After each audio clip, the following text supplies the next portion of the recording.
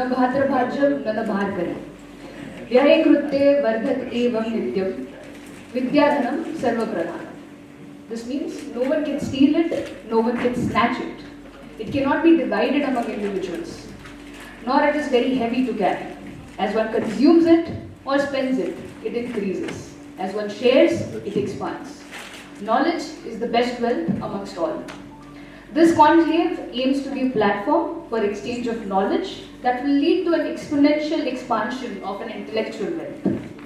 It gives me immense pleasure to be part of this very august gathering of individuals who are prominent academicians.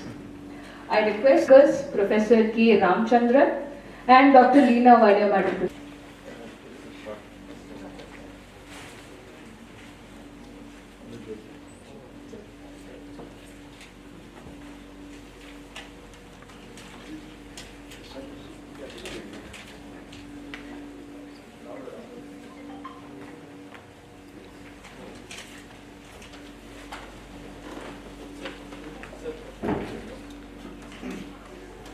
Last but not the least, I welcome all the delegates to a day full of deliberations and learnings in implementing NEP 2020 in higher education institutions. Shubham Karoti Kalyanam Arogyam Dhana Sampada Shatru Buddhi Vinashaya Deepat Jyoti Namostute. This means I fold my hands before the light that brings prosperity, auspiciousness, good health, abundance of wealth, and destruction of evil thoughts. The arrival of light, darkness disappears. I request all the dignitaries on the dais to kindly light the lamp and inaugurate the educational conclave, which will lead us towards the path of knowledge and intellectual prosperity.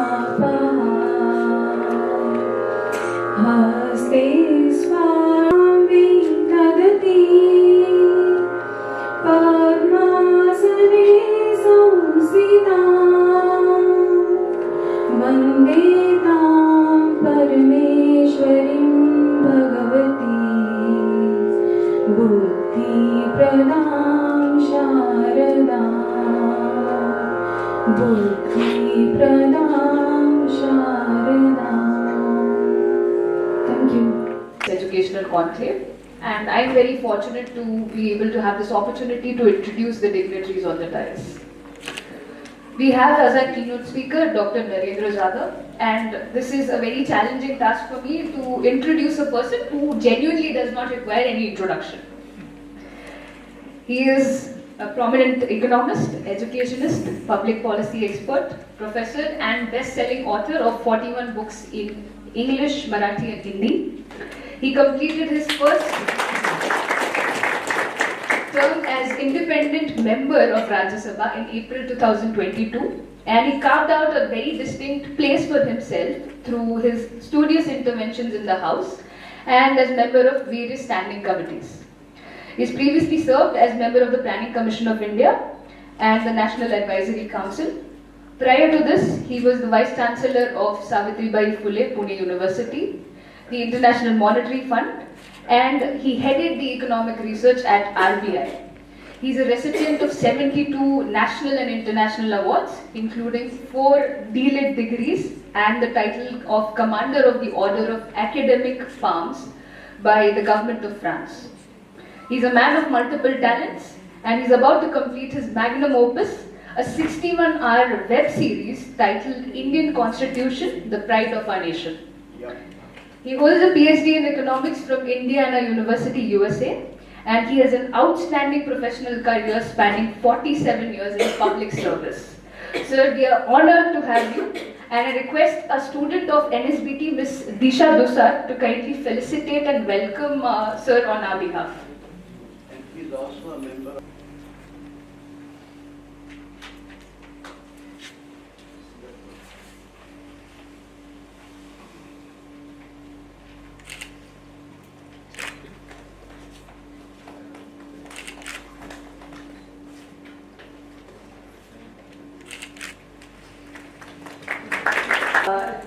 of the National Institute of Educational Planning and Administration, New Delhi.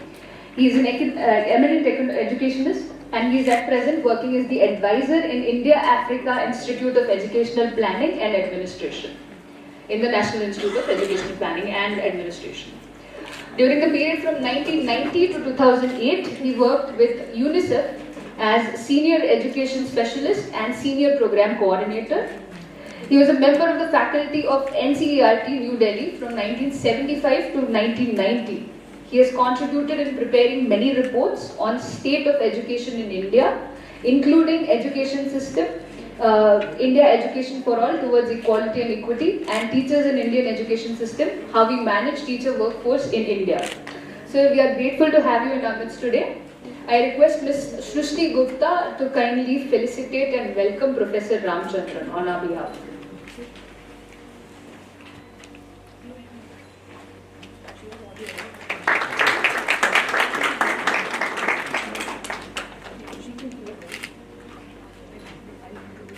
Take it back.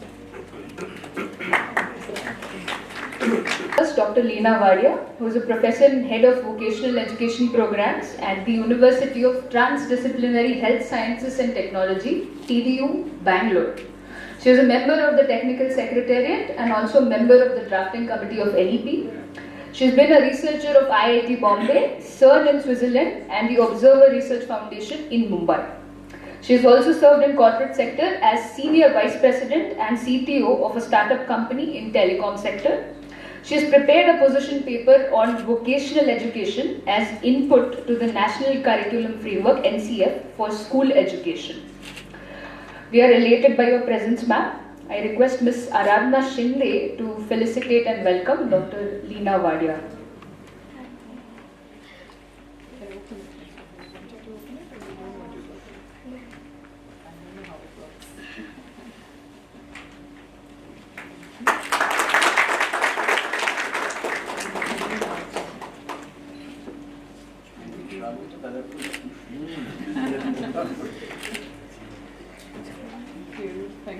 We have Dr.Shakila Shamsu with us. She's joined us online today. So I'll be introducing her. She was formerly the Officer on Special Duty for New Education Policy in the Department of Higher Education, Ministry of Education. She is also the Secretary to the Committee on Drafting the New Education Policy. She was the Nodal Officer for Government of India Scheme of National Mission on Teachers and Teaching, New Initiatives for Leadership and Academics Program, Annual Refresher Program in Teaching, that is ARPIT, and Faculty Induction Program that were implemented during her tenure with the Ministry of Education. She has held many senior positions as OSD in the Ministry of Education, and her core areas include educational planning and policy making, ICT and open and distance learning. She has an academic career spanning 39 years in teaching in University of Mumbai and IGNOU. She holds a PhD in education. She's a gold medalist in Masters of Political Science, a PG diploma in distance education, and a degree in law. Ma'am, it is a privilege to have you with us virtually for this conclave. And last but not the least, we have with us the Registrar of Mahatma Gandhi Mission University, Dr. Ashish Gadekar. He holds a PhD from Dr. Babasaheb Ambedkar Marathwada University, MBA from Georgia State University, USA, and he has a rich blend of experience in academia and industry. So it is an honor to have you. I request Heath Patel to kindly felicitate him on our behalf.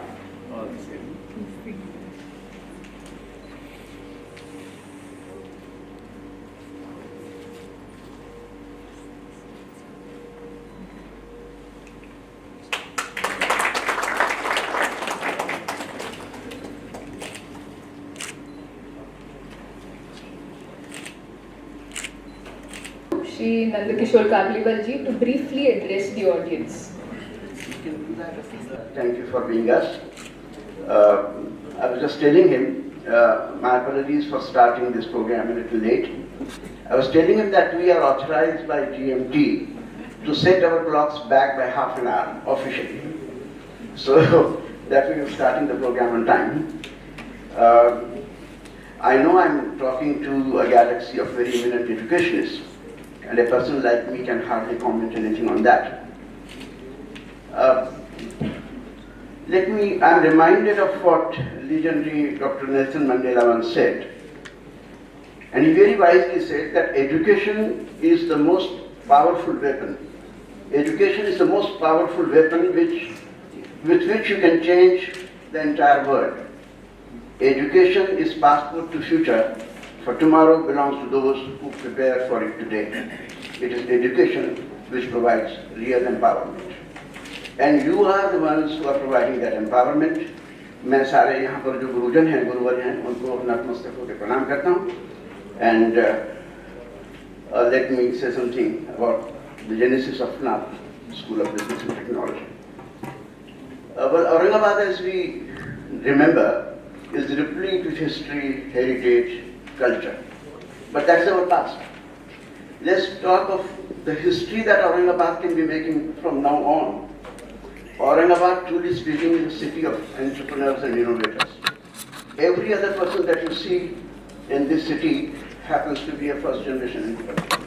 Even MGM University is a first-generation enterprise. And you see the way it has blossomed. So this is a city of innovators and entrepreneurs, and a new history can be made. Similarly, well, if you look at what happened in 1980s, the first wave of industrialization in Aurangabad came with Bajaj Auto coming in, and a lot of ancillaries came. A new wave of industrialization is about to happen in Aurangabad because of DMIC, that is Delhi-Mumbai Industrial Corridor, the Auric City.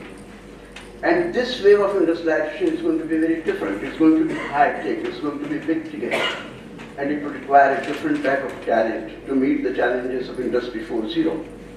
And where is that talent? Where is that talent? We often talk about the problem of employment, unemployment. But is it really true? It is really truly the problem of unemployment or unemployability. The fact remains that we as universities and colleges are turning out degree holders in thousands who possibly have no place in the society of industry. That paradigm has to change. That paradigm has to change. Unfortunately, in Aurangabad, we don't have the good fortune of having an IIM, IIT, IIT.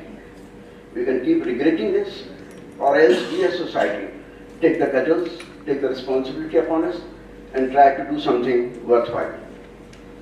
We at Nath Group, as you know, are a homegrown first generation enterprise deeply rooted in the ethos and soil of Marathwada.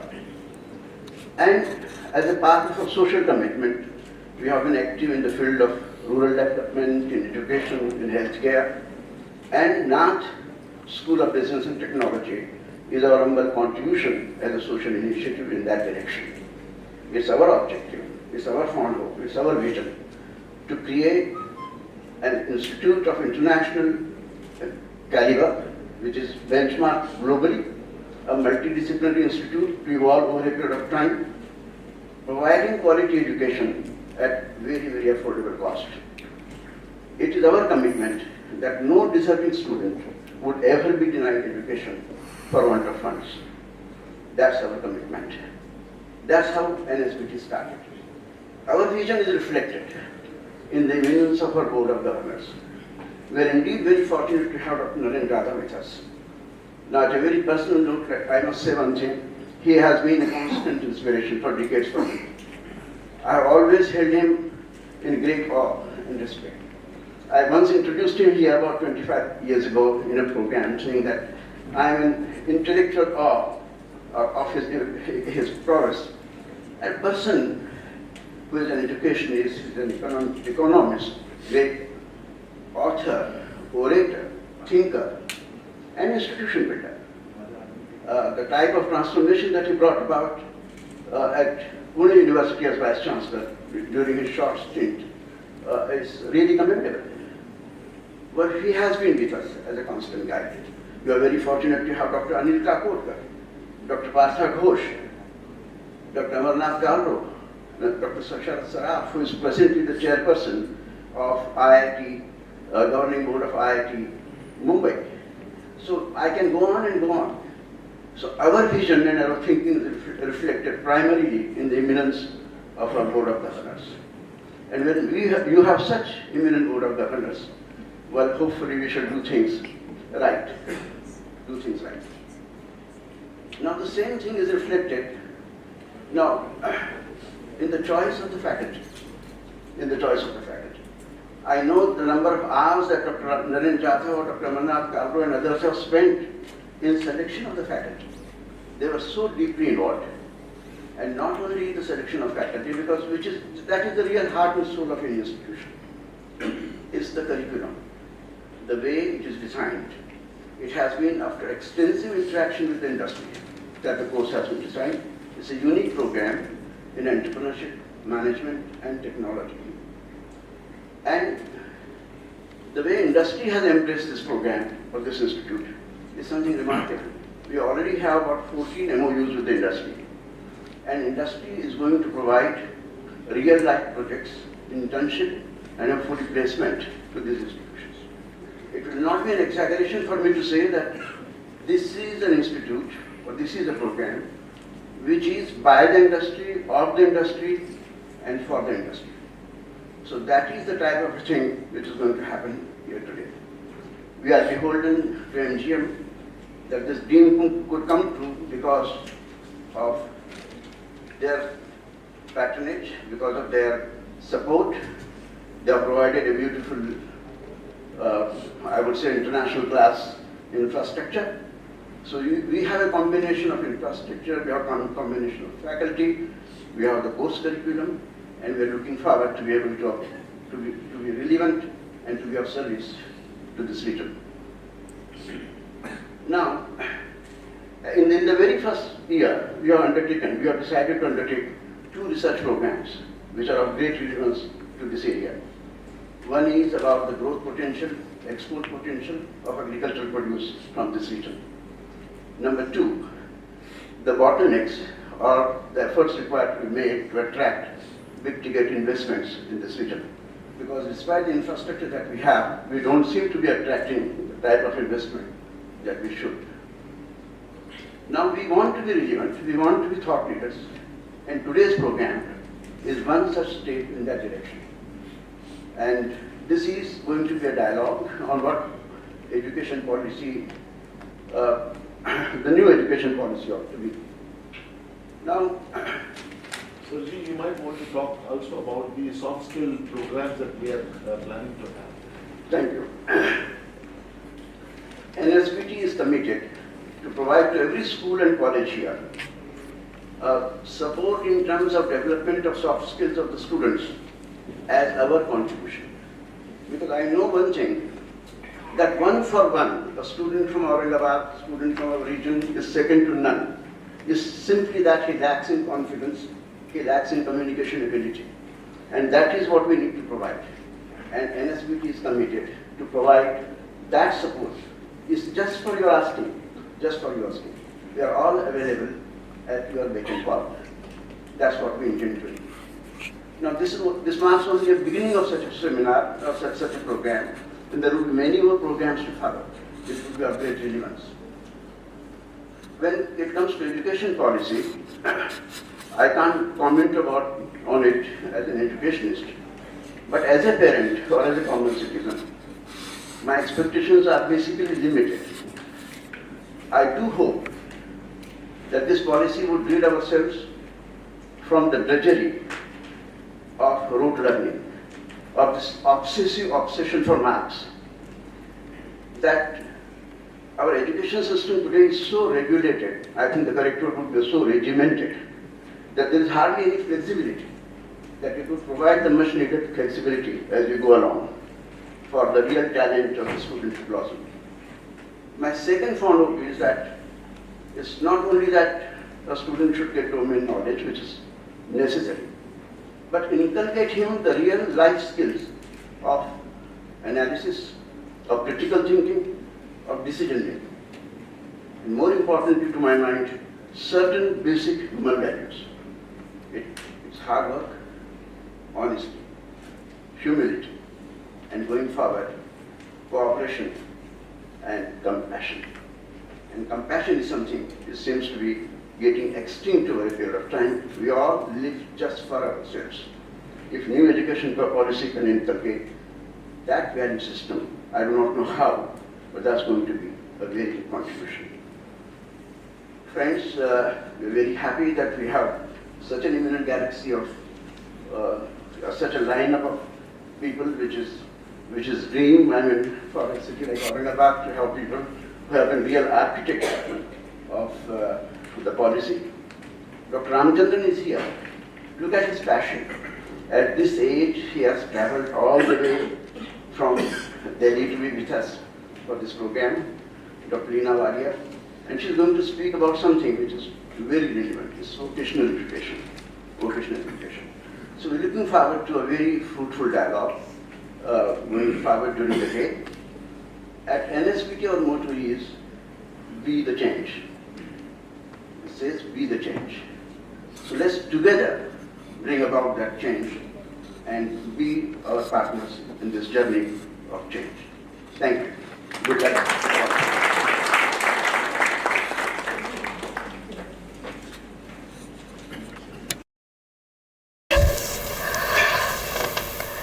We would actually like to take this opportunity to introduce you to the Nath School of Business and Tech. No,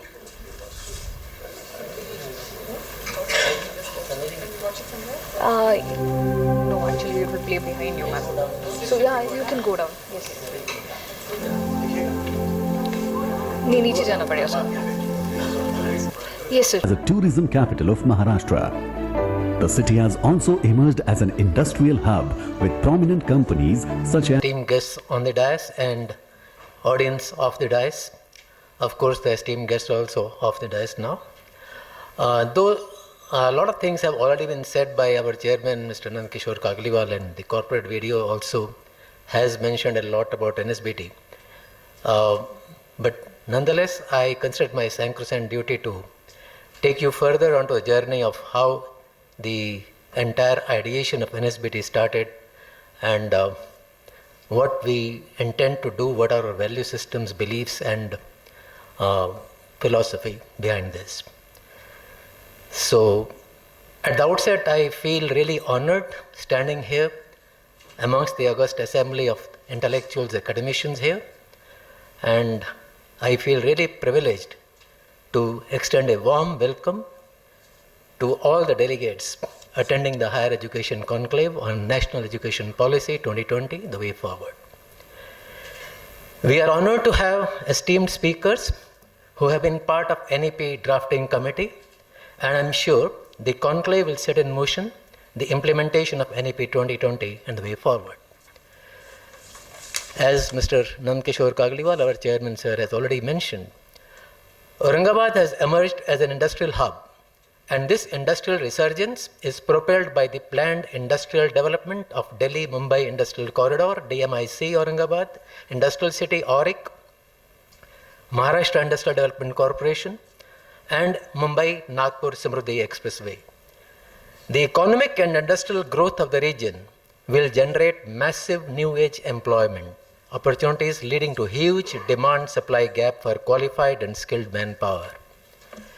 As part of its social commitment, the Nath Group has established Nath School of Business and Technology, NSBT, to address the demand-supply gap.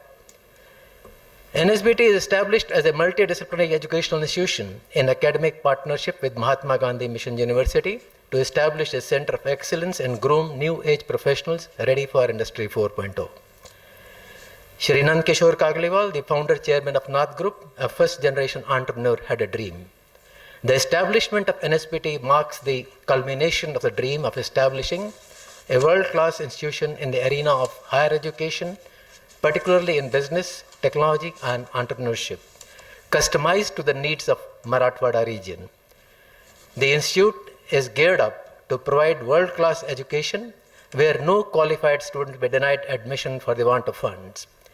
Change is the law of nature and of obviously life as well, and NSBT welcomes learners to be the change they want to see in the world through the most powerful weapon, education, not for living but for life. We aim to create a great learning environment for the participants of our programs by providing each participant with experiential learning experience.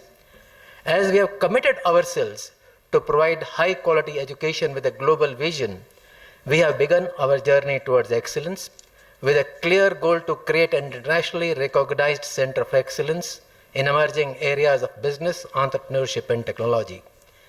We live our dreams through eminent personalities on our governing board, comprising of luminaries of national and international repute in the diverse areas of science, engineering, economics, management and entrepreneurship. The Board of Governors provides strategic directions to the institution based upon the following guiding principles. Diversity in terms of educational background, experience and professional expertise.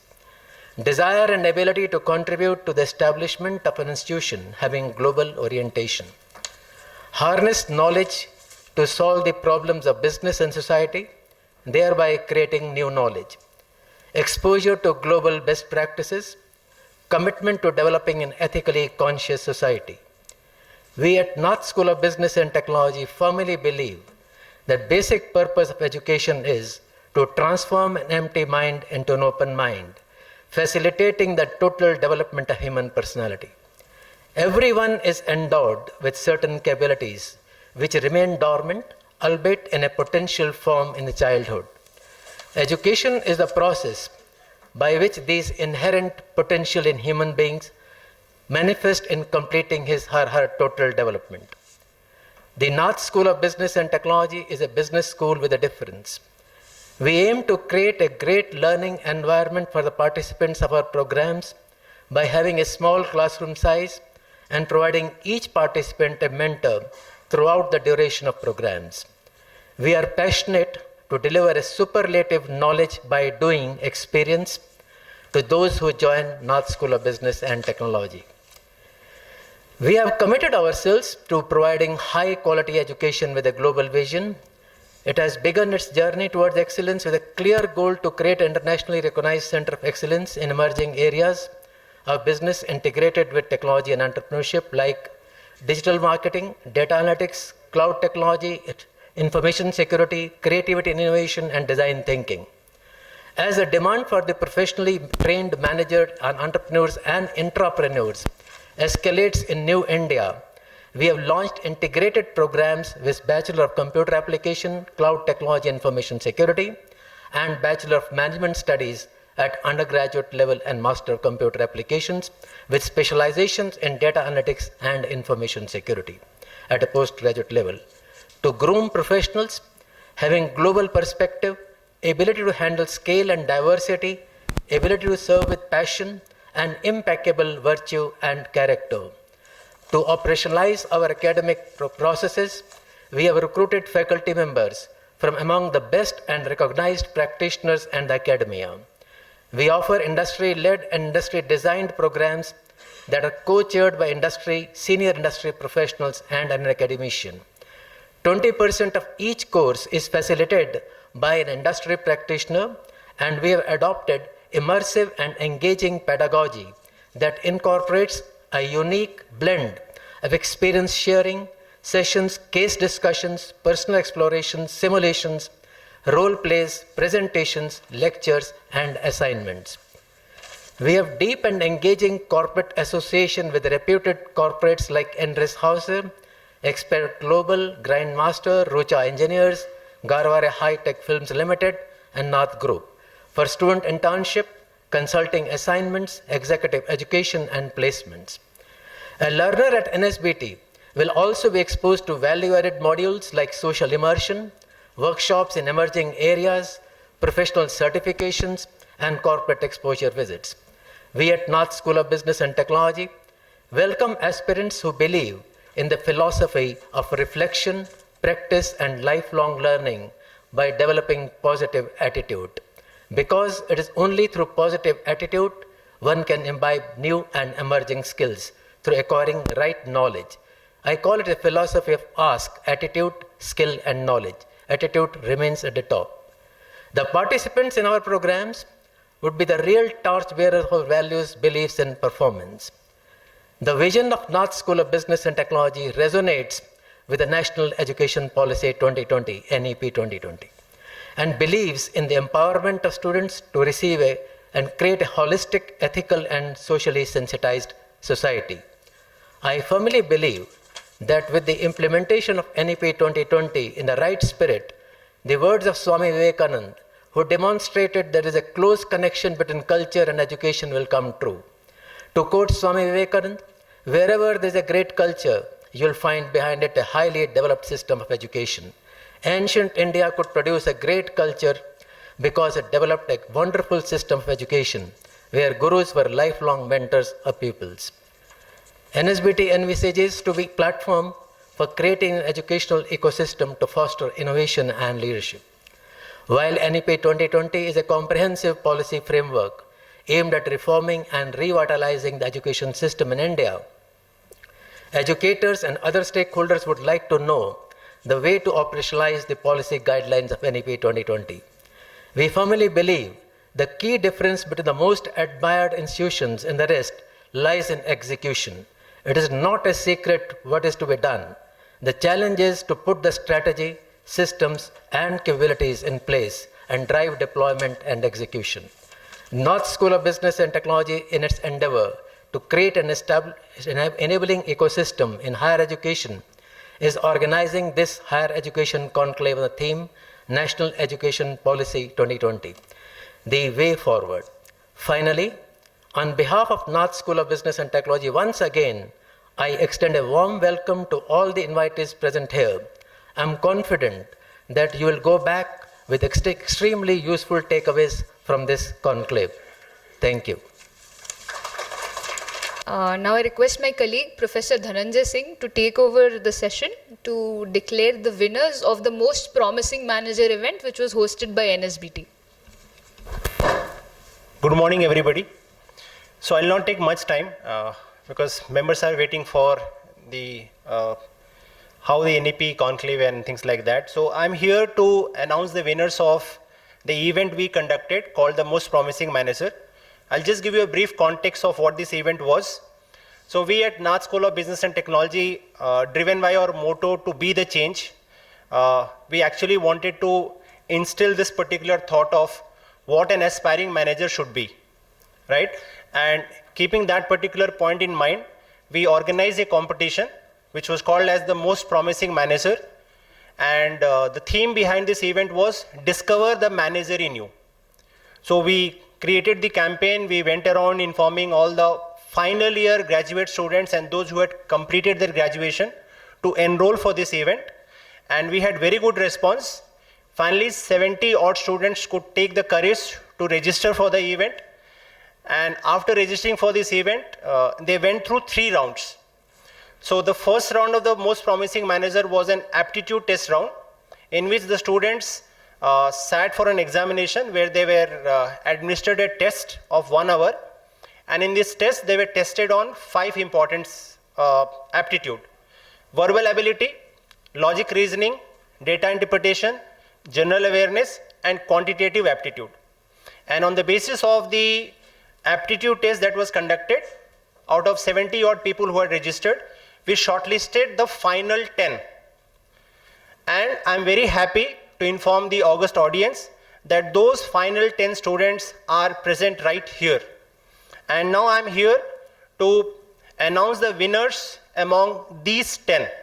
Now let me share with you what is the winning prize and how are these people going to be felicitated. So as part of the event, we had announced and we had declared that the first prize winner will be getting a cash award of 25,000. The second prize winner will be getting a cash award of 20,000. The third prize winner will be getting a cash award of 15,000. And then we had 7 consolation prizes because these people have cracked the aptitude test. They have gone through all this. So we also wanted to recognize their performance and their role in this particular competition. So first of all, I request all the 10 students who are sitting on my right here to just stand up at their place. Kindly stand up and request the audience to give a big round of applause.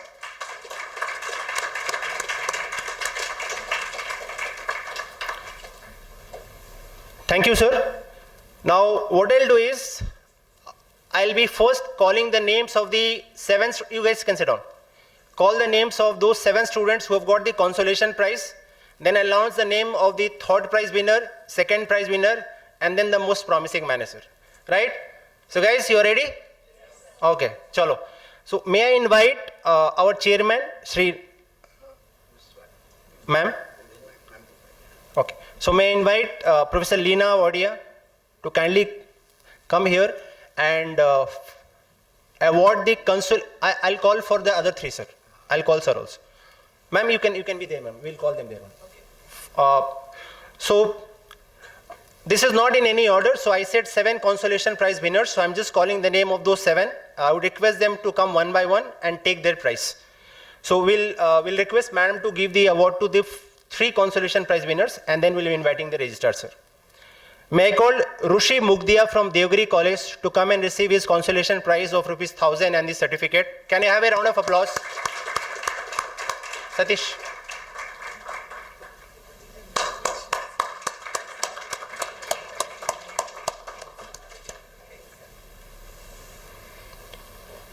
May I invite Yashashvi Mehta from Devgiri College to come and receive her consolation prize.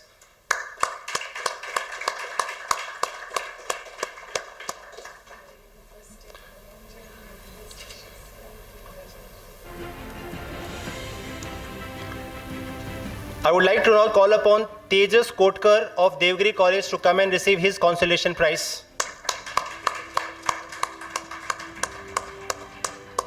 So the anticipation is building up.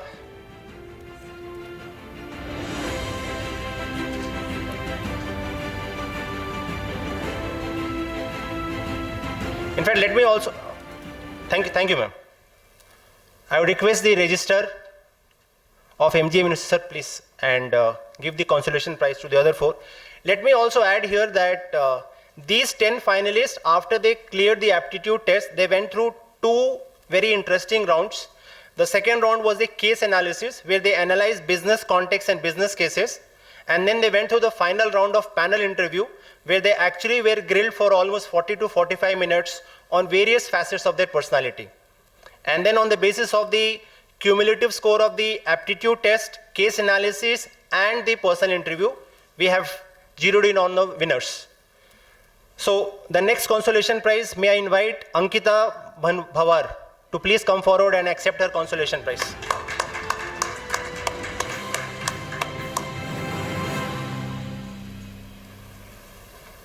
She is from which college?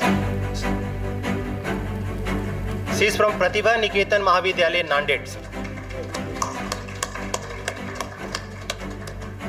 The next consolation prize winner is Isha Lakshmikant from Pratibha Niketan Mahavidyalaya, Nanded. Isha, please come forward.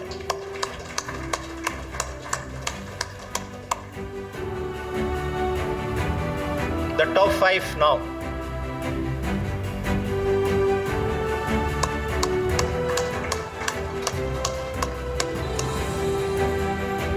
May I call upon Tejashwini Jadhav to come and receive her consolation prize.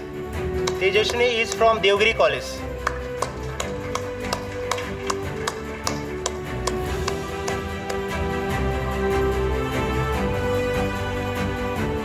Now I'd like to, sir, last consolation prize. Now I'd like to call upon Neil Sushil Deshpande from Sri Govind Singh Ji Institute of Engineering and Technology to come and accept his consolation prize.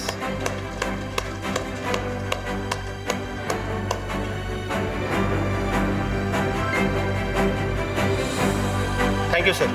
Professor Jadhav to kindly come forward and award the top 3 winners. So, sir, please come here, sir. I request all the 3 to come here. The remaining 3.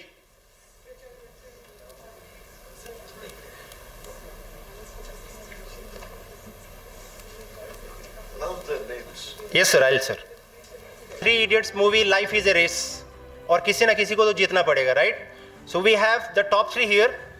The third rank or the third prize goes to Renuka Vasantrao Nirwal from KKM College. KKM College. She gets a cash award of rupees 15,000. Please come forward and accept your award. Satish Mode ke dena.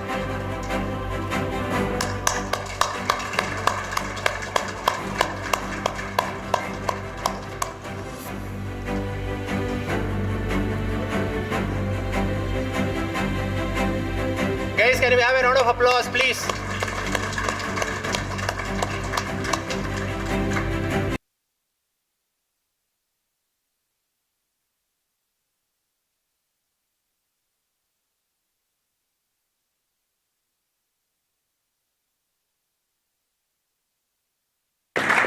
Ashwati gets a cash award of 25,000, a certificate, and we appreciate Ashwati and all the participants for having registered and participated in this event.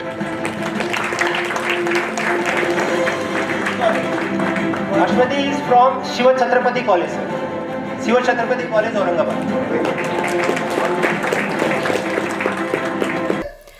Now the most awaited event, that is the keynote address. Education is the passport of the future, for tomorrow belongs to those who prepare for today. Education is the most powerful weapon that can change the world. Let us now delve into the new education policy, which will help us bring significant, substantial, and sustainable changes that will impact the world.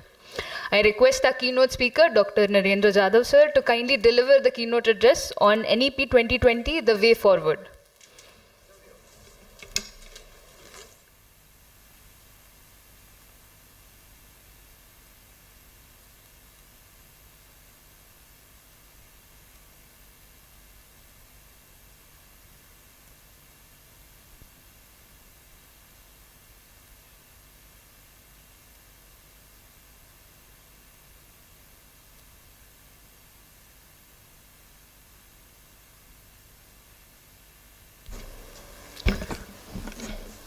Thank you for a very generous introduction.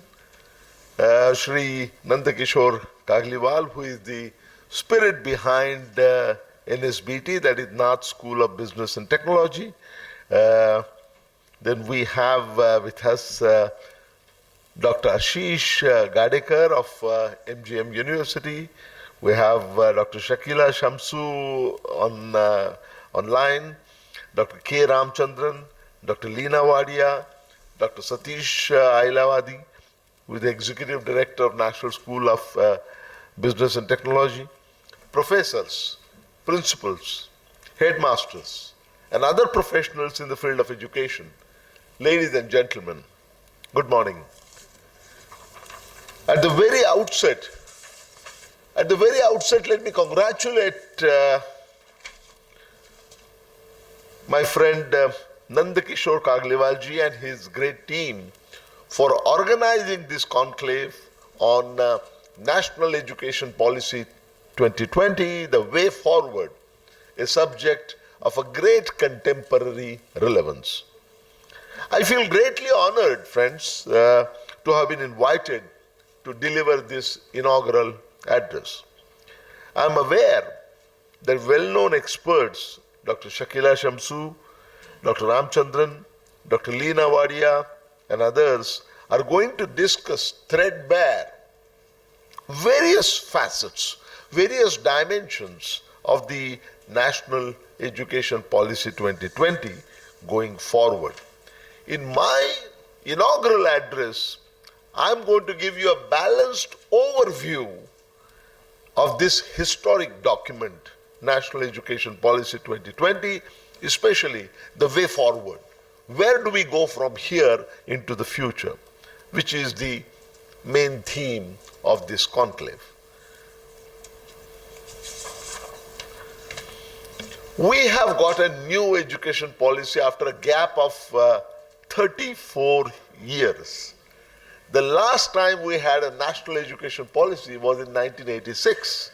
And after that, after a gap of 34 years, now we have a national education policy. Thank you.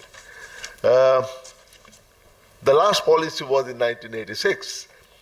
The National Education Policy 2020 is a culmination of a long-drawn process and is primarily built on the Herculean effort made in the form of a draft New Education Policy 2019,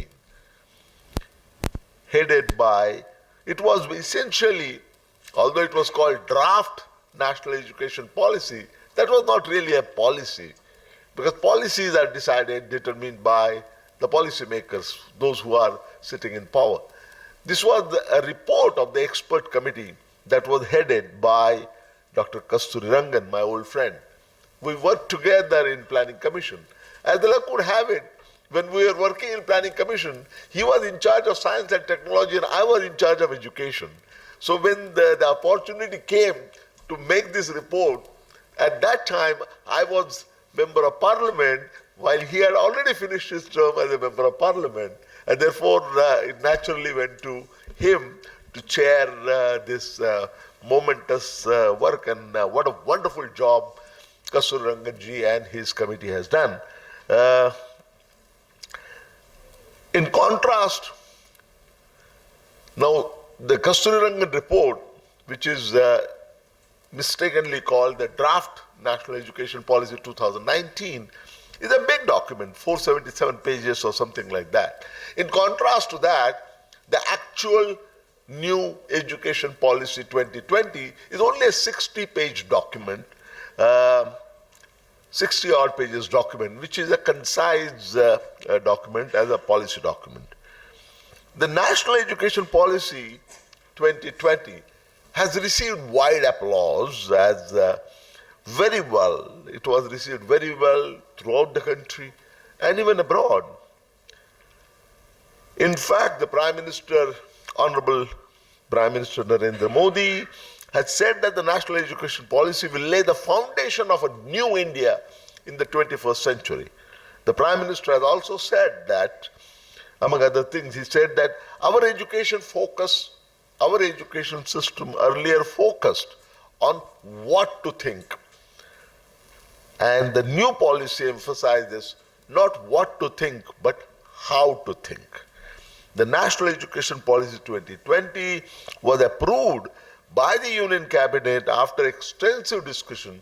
You know, the amount of feedback that they received on the draft education policy or the Kasturi Rangan report that ran into lakhs of comments from all over the country and abroad.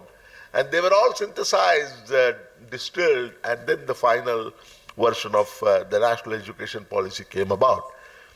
The Kasturi Rangan Committee report was the result of a monumental exercise suggesting several metamorphic changes in the Indian education system aimed at a future-ready generation of large and growing number of learners in India. Most of the path-breaking suggestions, most of the path-breaking and transformations or transformative reforms in the Indian education system proposed by the Kasturi Rangan report of 2019 have seemingly been approved in the new National Education Policy 2020.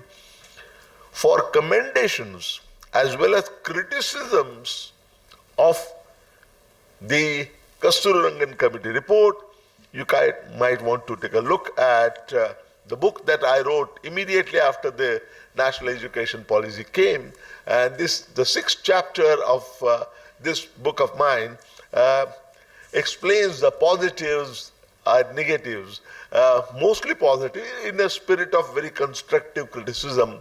It has been discussed. So at this stage, now that we have the National Education Policy, there are three questions that arise. One, what are the entirely new proposals of the new National Education Policy? Very important. See, there was 2019 report, a massive report, 477 pages, and now we have a 60-page final document that is a policy. Earlier was a report, and this is the policy. So the first question that arises, what are the entirely new proposals in the National Education Policy 2020 vis-a-vis the draft education policy or the Kasturirangan report of 2019? Second, what are the important proposals in the draft National Education Policy 2019 or Kasturirangan report which have been deleted or modified in the National Education Policy 2020? And the third question, which is probably the most important one, what are the things which are still missing in the National Education Policy 2020? So I'm going to focus on these three questions. First question is, what are the new proposals in the National Education Policy 2020 which were not there in the massive Kasturirangan committee report? Second, what are the things which were there in the Kasturirangan report but after due consideration which were dropped, deleted or modified when the National Education Policy came into being? And the third one, even after, nothing is ever perfect. There is always a scope for improvement. What are the things which are still missing in the National Education Policy 2020? If we want to take a futuristic look, what are the things which are still missing? That is the third question. I'm going to focus on these three issues in my inaugural address. To start with, what are the new proposals in the National Education Policy 2020? First one is mother tongue as a medium of instruction. The new National Education Policy 2020 document states, and I quote, wherever possible, the medium of instruction until at least grade 5, but preferably till grade 8 and beyond, will be the home language or mother tongue or local language or regional language. Therefore, the home or local language shall continue to be taught as a language wherever possible. This will be followed by both public and private sector schools. This focus on students' mother tongue as a medium of instruction is of course most welcome. Since the proposal applies to all schools, public and private, it would certainly reduce the chasm, the elitism prevailing in the schools, and this will act as a very useful harmonizer between the public and private schools. Continuation of the three-language formula is also welcome, especially with the specific assurance that no language would be imposed on anyone.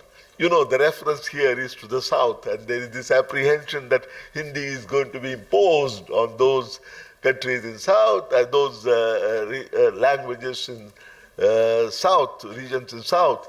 That's a constant fear for all these years. So it has been assured that no language would ever be imposed on any region. This formula would continue in promoting national integration. So that's the first new thing that the National Education Policy has done. What is the second new thing that they have done? They have thought about National Accreditation Center. This was not something that Kasturirangan report had talked about. Thank you. This was not something that the Kasturirangan report had talked about. Great idea. The new National Education Policy 2020 proposes setting up a national accreditation assessment center. National Assessment Center, not accreditation, I'm sorry. National Assessment Center with a view to making the assessment and evaluation in school education more holistic. And they have come out with a very good name. This government is very good at coining new names and new phrases. They call it PARAKH, P-A-R-A-K-H, which stands for Performance Assessment, Review and Analysis of Knowledge for Holistic Development.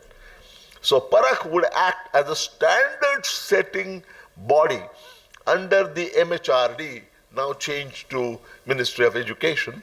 Earlier it was Ministry of Human Resource Development, now Ministry of Education.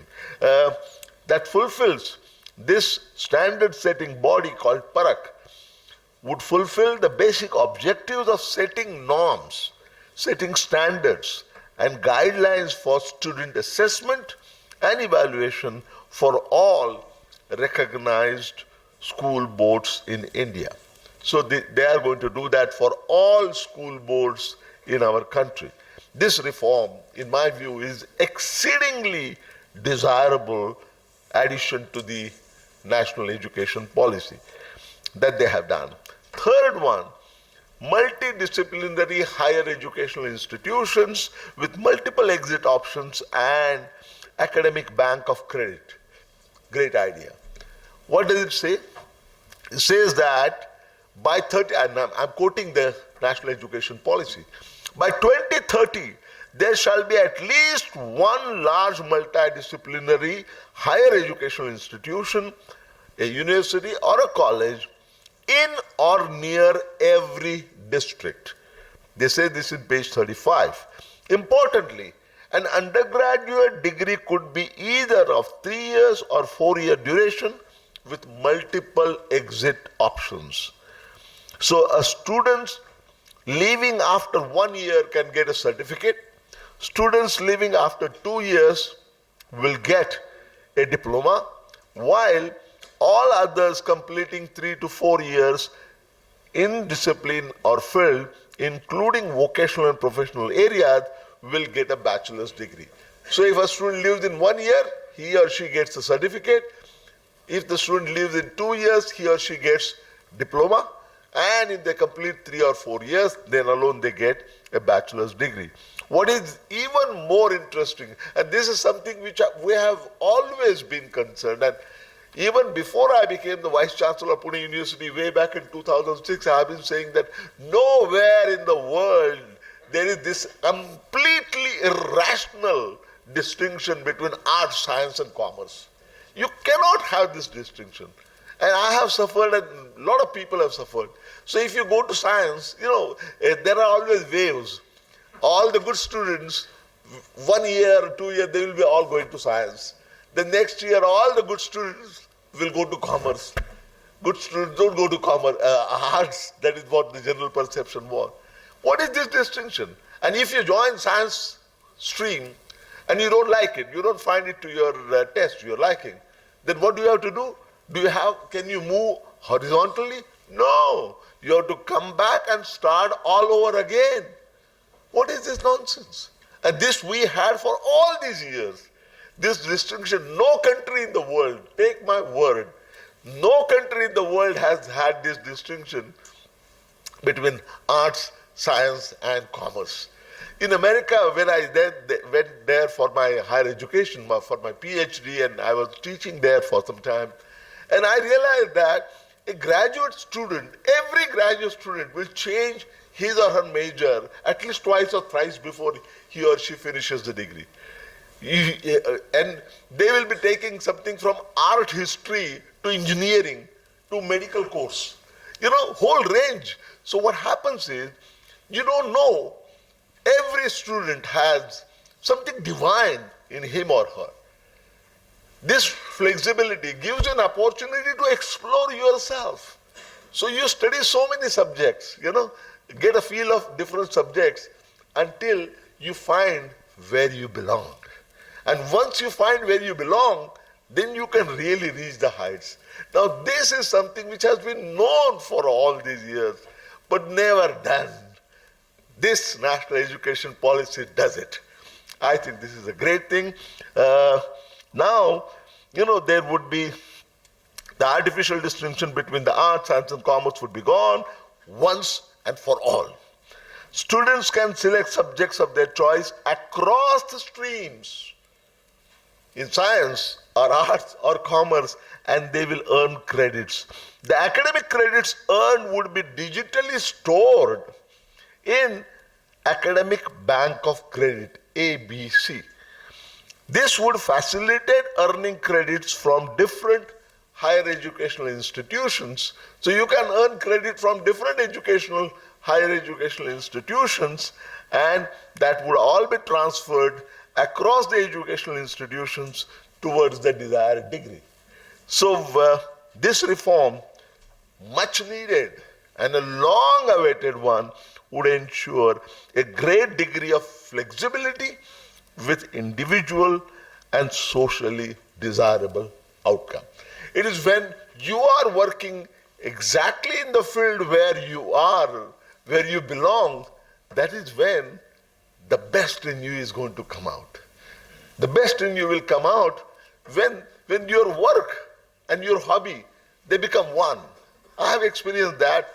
Kagliwalji has experienced that. That is a lovely, beautiful situation where you don't know where your work stops and your hobby starts, or where your hobby stops and your work starts. It all gets mixed up, and that is when you really achieve super results when these two are combined. This flexibility is key to let students find where they belong and then pursue that particular line of career.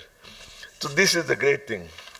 Now the second question, what are the proposals of the Kasturirangan report which were dropped by the National Education Policy? Yes, there are.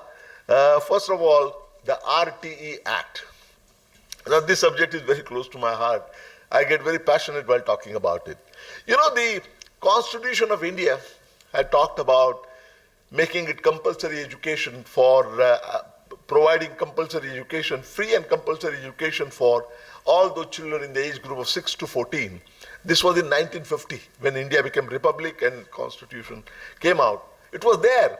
We took 60 years. 60 years to convert that directive principle into action. So finally in 2010, the act was made, Right to Education Act.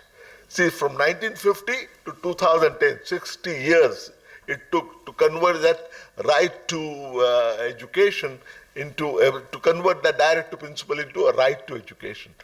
And I assure you, the implementation has not been proper at all. At all. In the last 10, 12 years, it is half-heartedly implemented. There is a very, very critical provision about 25% students in any educational institution being funded by the institution. Government will fund them at the rate prescribed, and every school or every institution has to take 25% students from the poorer, socially backward categories, those who can't afford it, and government will pay for that. Now this has been a very tricky, touchy point with many school administrators, many schools and managements, because they can't make the kind of money that they do with them. And this has been opposed. And over a period of time, they have tried to dilute that more and more and more. I regret to say that Kasturirangan report also tried to dilute that particular provision. And I'm happy to say that government has come out firmly and refused to dilute that condition, as was indirectly proposed, very cleverly proposed by Kasturirangan committee, because that could have been socially counterproductive. NEP 2020 does not indicate, what did Kasturirangan committee report said? That we should review some of these provisions. Review meaning what? Review towards what? you should review for better implementation, not for dilution, because this has taken so long. And so the committee, the National Education Policy says that no review of the RTE Act is necessary. If this means eschewing the idea of review of RTE towards its dilution, it would certainly be a welcome step by the government. That's what my feeling is. That's the first thing that was there.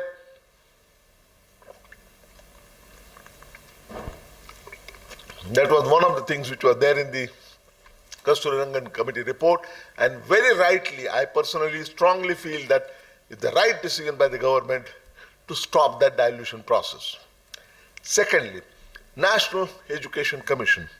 The draft 2019 policy, draft NEP 2019 or Kasturirangan Committee had proposed setting up of a National Education Commission at the national level and corresponding one at the state level. The new National Education Policy 2020, while the all-important proposal for National Education Commission has been retained, the state-level Education Commission is conspicuous by their absence. So what has happened is the Department of School Education at the state level will continue to be at the helm. Now, this change is going to be a hard sell to the states. Why? Because education was originally a state subject, and in 1976 it was taken over by center and put in a concurrent list. Now, states can say that this is running contour to the spirit of cooperative federalism. For states to play a meaningful role in fine-tuning the national education policy and its effective implementation, what the National Education Policy does is to talk about strengthening what is called CABE, that is the Central Advisory Board on Education. I was part of that when I was a member of Planning Commission, CABE. They are going to strengthen that, which means that states will have to, there would be a National Education Commission, but there would not be an independent State Education Commission, and states will have to influence the working of the National Education Commission only through the CABE, which is a loose group of, the council which meets periodically, the CABE, that is the Central Advisory Board of Education. This is something which it remains to be seen how states really going to take it. Another thing which I think that government did the right thing by dropping is funding of the education. You know, there was a Kothari Commission a long time back, 1966. Kothari Commission had recommended that out of your country's GDP, 6% should be targeted expenditure, public expenditure, not public and private expenditure. Public expenditure on education should be targeted at 6% of GDP. This was very important. Believe me, when we have our leaders, and it applies to all parties, they speak loudly about education, very noble comments are made. But when it comes to putting in money, they withdraw their hands. Can you imagine? 1967, the 6% target was set. It took us all these years, and we are still slightly above 4% of GDP. So we have a long way to go. 4% of GDP, little more than 4%. All these years, we have not gone anywhere near 6% of GDP. This shows that funding for education has been poor. Now, like every commission would reiterate that government is committed to reaching our target of 6% because it's politically correct to say that. Kasturirangan Committee has suggested one very good thing. They have said that there should be doubling of public expenditure on education as the ratio of total government expenditure from 10% to 20%. So to move toward that 6%, they came out with a specific proposal that if you take the government expenditure of center and state on education as the ratio of total expenditure, not GDP, as the ratio of total expenditure, which was at 10% presently, should be raised to 20%. This was a very good move to transit towards the 6% of GDP, but government in its infinite wisdom did not support it, and instead the National Education Policy 2020 appears to be content on merely reaffirming the commitment of achieving 6% of education, public expenditure on education as the ratio of GDP. So here, Kasturirangan Committee had suggested something concrete, but then government has dropped it. And I think, personally, I think it is a retrograde step. Now I come to the final point. What is still missing in the national education policy? Nothing can be perfect. There is always a scope for improvement. Here I am going to talk about three things which I think are missing, still missing from the National Education Commission, after National Education Policy, after going through all this. First is out of school children. You know, according to the census 2011, there are 80 million children in the age group of 6 to 18 who drop out from the school. The National Education Policy 2020 indicates that in 27-28, out of school children in the age group of 6 to 17 were 32 million. So they have come down to from 80 million in 2011 to 32.2 million. Both numbers are unacceptably high because, and these numbers are not correct, I will tell you why. Because they are only talking about dropouts. There are hundreds and thousands of kids who have never gone to school in the first place. So if you measure the number of people who are out of school, it includes those who have dropped out, those who went to school and dropped out, plus those who never went to school. So if you put together, that number is even larger than this number that they are talking about. Neither Kasturirangan Committee report nor the National Education Policy Committee, both of them do not go beyond the cursory recommendation that all out-of-school children should be brought back to the educational fold.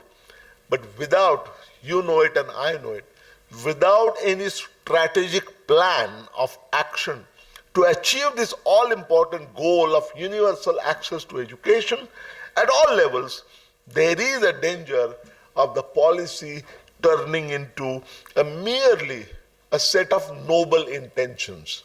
You know, you have a noble intention, but it has to be backed by a concrete program of action, ideally a timely program of action. That is missing. So it is only a palliative that it is our endeavor to get all the out of school children into the mainstream and back into the school. Now that is something which required much more than a mere reaffirmation of a palliative. Finally, and this is very important, listen to this, transition to education 4.0. You know, those of you who do not know what is 4.0, this is the industrial revolution, fourth industrial revolution, you can say. The first industrial revolution took place in 18th century when steam engine was invented. That was the original industrial revolution. You can say industrial revolution 1.0. Then there was a second industrial revolution when electricity was invented. That was the Industrial Revolution 2.0. Then in 1980, there was a third industrial revolution when internet was discovered, invented. So we are talking about that is the third industrial revolution or industrial revolution 3.0. Now, for the last 6 years, there is a fourth industrial revolution going on that is called Industrial Revolution 4.0. And it has a whole range of technologies. And the National Education Policy Report, NEP 2020, does talk about introduction of contemporary subjects like artificial intelligence, design thinking, holistic health, organic living and environmental education, global citizenship education, and so on. This is good, but not good enough, in my opinion. So I have stated that the new Education Policy 2020 and Kasturirangan Committee draft, supposedly these are visionary documents, but they hardly make any conscious effort towards the much needed transition to Education 4.0. We have to take the entire education level to 4.0. This is a document which talks about education, evolution of education field in 35 years. For 35 years you are giving a projection and you don't talk about the latest technology. This is wrong. This is not the futuristic one. So I had very strongly argued that corresponding to the ongoing industrial revolution 4.0, we have to change the education policy. And this should involve entire range of new age technology. And I call that, this expression is my own, new age technology. There is no one name. Dr. Mashelkar calls it disruptive technologies.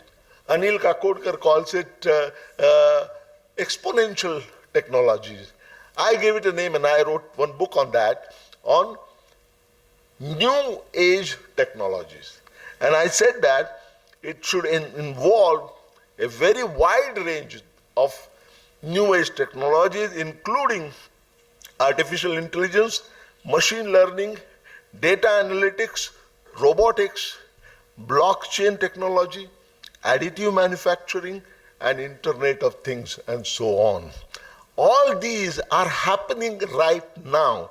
I have argued that the new age technology ought to find a place in curricula right from high school education. Sarji, we have to do something about this.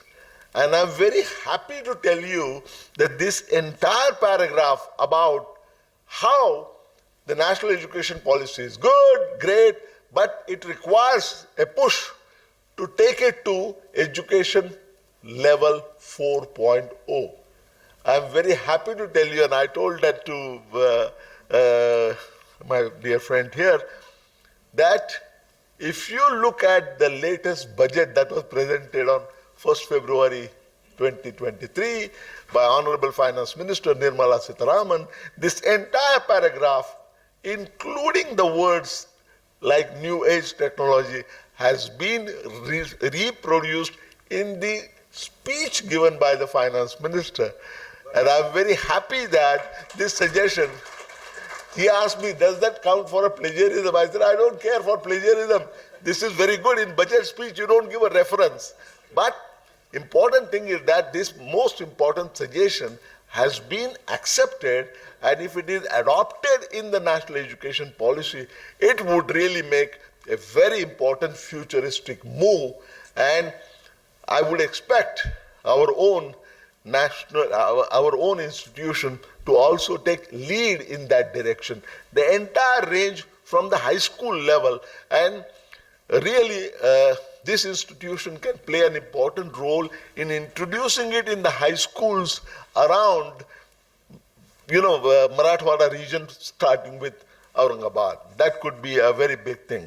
One final point there is that this is my passion, that everybody must know Constitution, what Constitution is, whatever be your area of work. you must know minimum of constitution. You know, once upon a time, we used to have history, geography, and civics, Nagrik Shastra.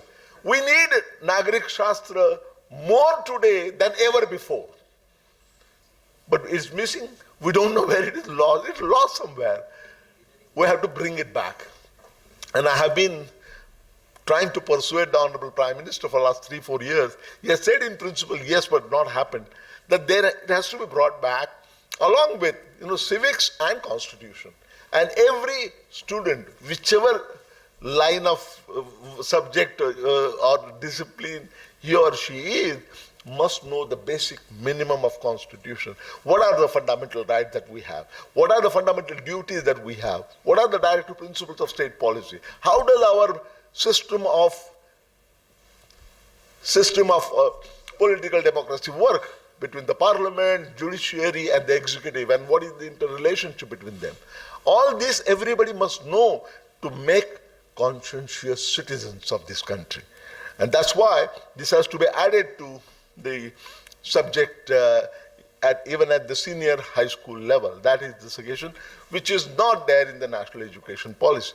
So I've talked about 3 things which were, added by the National Education Policy 2020, anew, which are very good, things which were said by Constitutional Committee, but not included or deleted or modified by the National Education Policy 2020, and finally, even now, there are things which are missing, and I have shared some of my observations on what are the things which need to be included. Some of them, as the Finance Minister tells us, are being accepted. So that said, I think we are in for a very rich discussion in the 2-3 sessions that we have now to understand the nuances, the nitty-gritties of different facets of national education policy, because this is something which is going to decide our life in the future.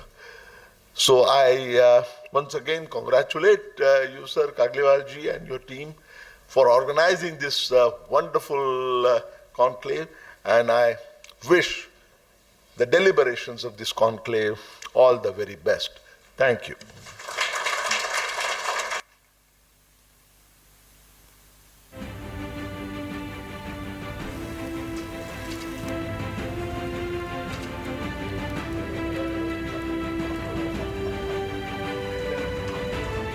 When you're online and the rest of you are all there in physical presence. But it is a completely different experience to listen to all the events that have been happening and seeing the felicitation of the award winners. I've been there since the morning, and I think it's been a very enriching experience to be a part of that program itself. I also thank Dr. Nandakishore to give me this facility of being able to join online. Otherwise, I would have been bereft of this opportunity of being part of a discussion on a very contemporary theme, as Dr. Jadhav sir has mentioned, on the National Education Policy 2020.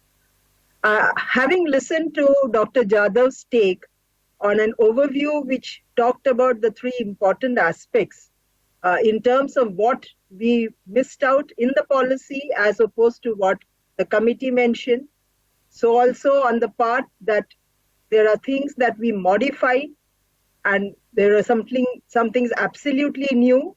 And I endorse his view on the aspect of the NEC being dropped out as being a major effort, as well as the state education commissions not being there as being a major sort of a dampener in a certain sense of taking forward the implementation of the NEP 2020. And I'm just responding to the keynote as well as on the enhancing the expenditure because Dr. Jadhav sir and myself work together in the Planning Commission, and these are some of the thoughts that we have shared during our preparation of the plan documents also. Now, having put that in perspective and just to put the sort of a continuation from where the keynote address had ended, and to act as someone who's sort of actually building upon the idea of holistic, integrated, multidisciplinary education. For then my other speakers, Professor Ramchandran ji and Leena to then talk about more detailing. I am just trying to situate the NEP 2020 in the rationale with which this was almost imperative to come about. And while many of you may already be sort of having thoughts on it, and I'm sure you all have thoughts on it, the context of the NEP 2020 is very significant. I am gratified that Dr. Narendra Jadhav ji had mentioned about the very humongous task of participatory consultations that went into the making of this policy, as well as the fact that, to be very frank, since we were having numbers on the committee's report where we had received about 2 lakh suggestions, the entire body of suggestions that we received amount to something like 7 lakh suggestions, which is a huge number, a mammoth number of suggestions. And Dr.Leena Wadia and others who are part of the technical secretariat know the exercise of sifting through these suggestions and arriving at keywords to really start zooming in on what could be the key recommendations that we need to incorporate within the National Education Policy 2020. It's also a fact that we need to understand that prior to the Kasturirangan committee, there were 2 efforts within the same exercise of having the committee for evolution of the new education policy by the late Cabinet Secretary T.S.R. Subramaniam ji, which committee report was also laid on the floor of the Parliament, a ministry exercise which is still there on the website, some draft inputs, some inputs to the draft National Education Policy. So it has been a mammoth exercise in the history of any policy making, education policy making effort. And finally, what we are seeing is that crisp document of 66 pages, which is a kind of a transformative document which will set the tone for change to happen by about 2040 if it were implemented in its totality. The word "if" it is implemented in its totality becomes very, very significant, because policies are always visionary documents, aspirational documents. And it is only if they get translated into reality, that gap between the policy and the implementation holds the key to the transformation that happens within the education institution.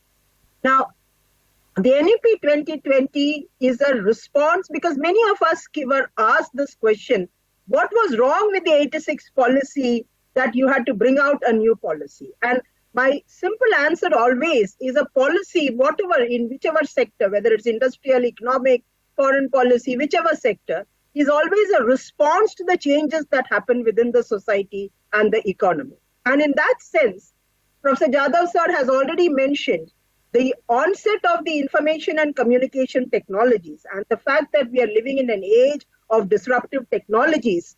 Look at new roles, job roles that our young students will have to equip themselves with, which means that they need to be empowered with the kind of knowledge, skills, and capabilities that hold them in good stead in the 21st century environment. And in the 21st century environment, the 2 criticalities of knowledge and learning both have undergone a lot of metamorphosis, in the sense that knowledge itself, when we say we move from an information-based society to a knowledge-based society, we are talking about the interconnectedness of knowledge disciplines. And rightly, as it was spoken by the esteemed speaker, this sort of artificial sort of differences that we make between arts, science, commerce, which has been sort of so irrational, has to be something completely taken away in a knowledge-based society. And understanding the interconnectedness of knowledge and the porosity of knowledge, as Professor Yashpal has mentioned, becomes very significant if our young students have to have the kind of range and the depth of the disciplines, which we are now using as the I-shaped graduates as against the T-shaped graduates, where you are talking of both disciplinary depth as well as a disciplinary range. And it is not that multidisciplinarity in a knowledge-based society is something like A plus B or 2 plus 2 kind of a situation. It is understanding the linkages across the disciplines, which is leading to evolving of new knowledge areas, It is also looking at the multidimensionalities of disciplinary boundaries, which if a faculty member and as a student, we do not appreciate and sort of equip ourselves with that kind of knowledge, we are likely to be out of the race altogether and to look at a future which is quite bleak of being jobless or underemployed. And it is in this context that the multidimensionality of knowledge, along with the multidimensionality of learning as an activity, where we are talking about the 4 pillars, as pointed out by the UNESCO report, commonly referred to as the Delors Commission report, which are the 4 pillars of learning to know, the cognitive, learning to do, the experiential, learning to live together and to live with others, a part of peaceful coexistence and sustainable society. And finally, learning to be, which is the self-actualization of individual talents and potentials. And this is the critical pillar of learning on which the NEP 2020 has articulated the bulk of its recommendations, which talks of individualization and customization of learning experiences, which is critical for optimizing individual talents of students. And to do away with this kind of hierarchy that we have created, that only learning maths or science or engineering or medicine is the holier than cow situation, and not recognizing talents that children have in languages, in social sciences, in vocational education, and so on. And therefore, the need for being flexible and the need for integrating disciplines is critical to the entire scenario within which we are situated. Now, I would just like to point out 2 more factors. One, at a national level, India boasts of having the largest youth population in the world today. And we are looking at a window of opportunity which we think would transform ourselves to really reaping the demographic dividend. You can reap a demographic dividend only if individual students are able to add on to their productivity levels, both at an individual level, at a social level, at an economic level, that contributes to national development and global goals. Otherwise, you are staring at a very bleak future which can be disastrous.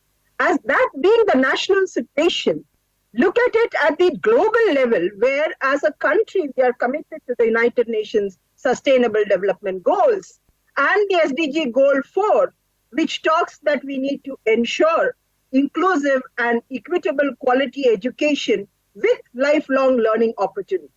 Now, they look at this national perspective and the international perspective, and the fact that we are living in a knowledge-based society, we are driven by disruptive technologies, we are looking at the multidimensionalities of learning and knowledge, and you must have an education system which should be able to recognize and identify the unique potential of every child and contribute to his or her holistic development. So the 22 cardinal principles outlined in the NEP 2020 starts with this very first important principle, which leads to all the recommendations in terms of flexible choices of curricula that students can take, flexibility in the teaching learning methodologies, flexibility in the medium of instruction and the language options, flexibility in the assessment tools and the evaluation methodologies, all with an idea of moving towards holistic, integrated, multidisciplinary education. Now, NEP 2020 looks at learning or education in a single continuum.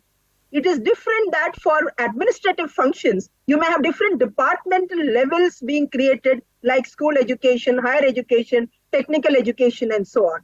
As far as the journey of a student is concerned, in the trajectory of education trajectory that that student is undergoing, it is one single continuum. And that is what the NEP 2020 emphasizes upon in terms of understanding the interconnectedness among the subsectors and realizing that learnings that happen at the higher education level are greatly impacted by the learnings that happen in the school education. Now, the school education, when we talk about a new paradigm, a curricular paradigm of the 5+3+3+4, we are looking at a very strong case of a robust early childhood care and education based on the empirical evidence that neural networks develop maximum in the child's brain between the ages of 0 to 6, and that no learning can subsequently happen unless the synaptic connections are developed in the brain in this tender age between 0 to 6. And the need to abstain from formal learning but use joy-based, discovery-based learning in that tender age so as to really develop their creative spirit, their thinking abilities, their abilities to draw connections, to understand and to perceive that cognitive abilities are sort of maximized at that age.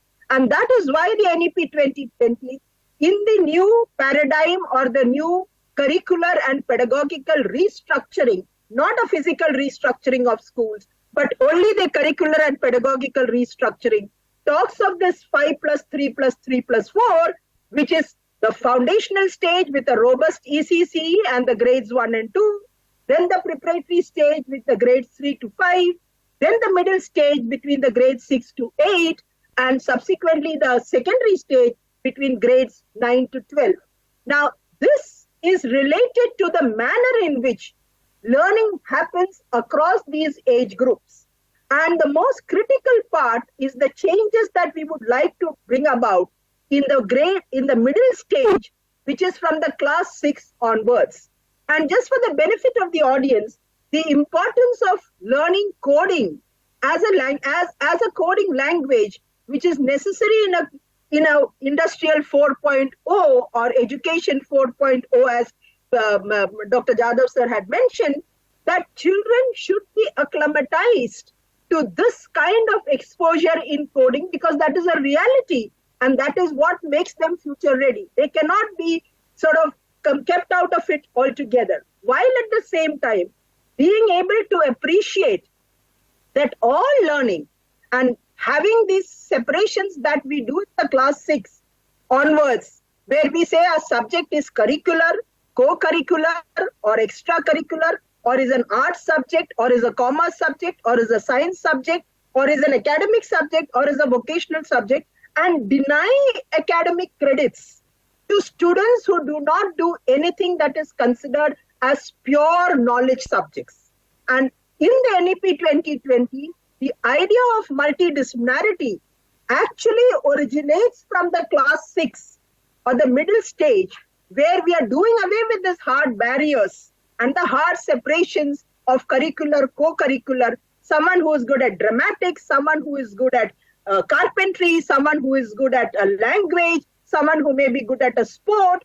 All of this is being encouraged, and academic credits will be given to all these domain areas, because we would like to see multiple talents of children actually getting optimized and not denying students because that student does not do well in only maths or science, and therefore maybe sort of, you categorize that student as being a duffer or use words which are not real.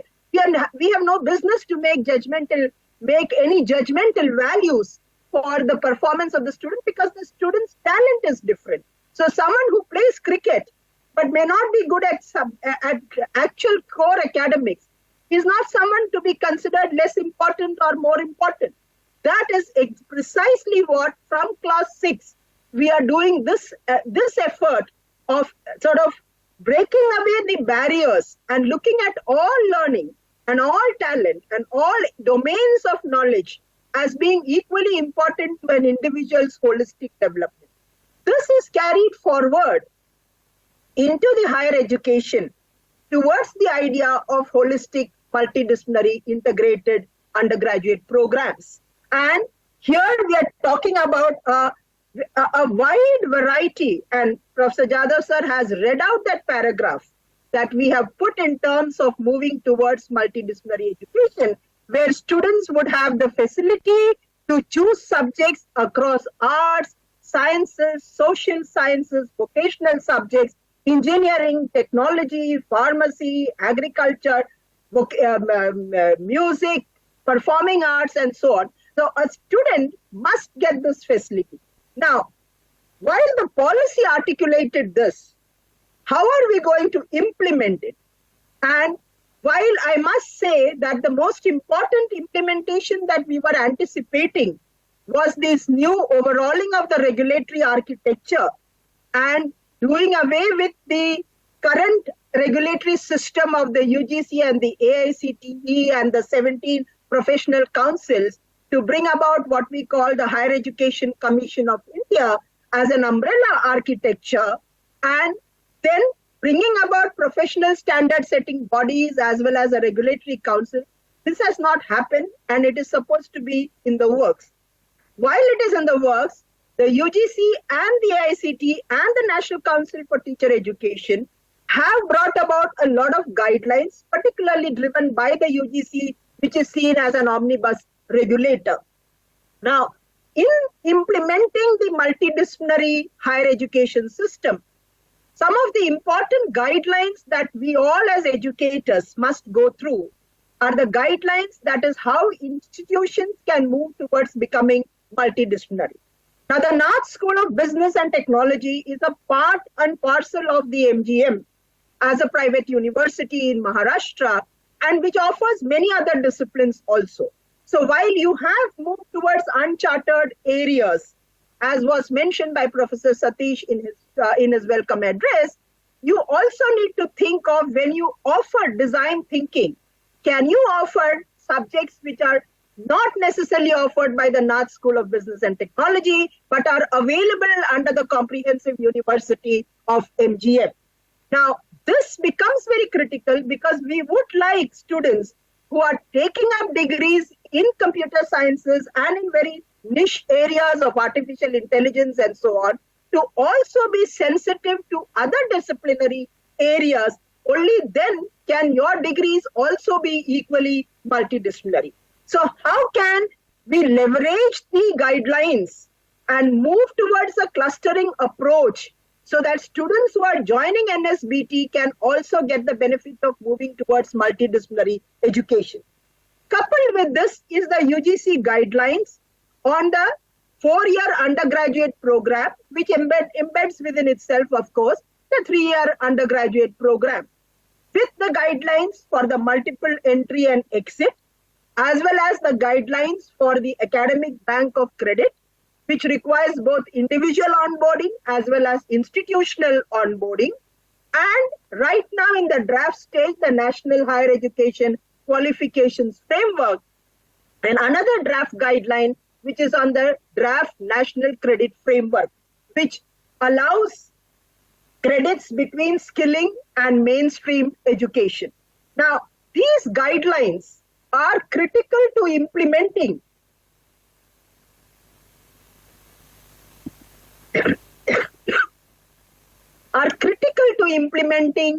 this whole, I would say, paradigm shift from discipline-specific degrees to multidisciplinary education.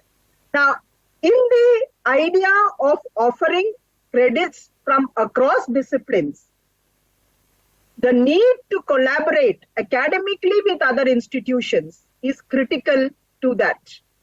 Also, the NEP 2020 allows for mobility across modes of learning also. Now, that is again the second flexibility. The flexibility is across multiple institutions to do multiple courses. The flexibility is also in the modes of learning, in moving from face-to-face learning to open and distance learning and online courses or MOOCs courses. So, I'm sorry, the UGC in its guidelines during the COVID said 40% of the credits can be through online courses.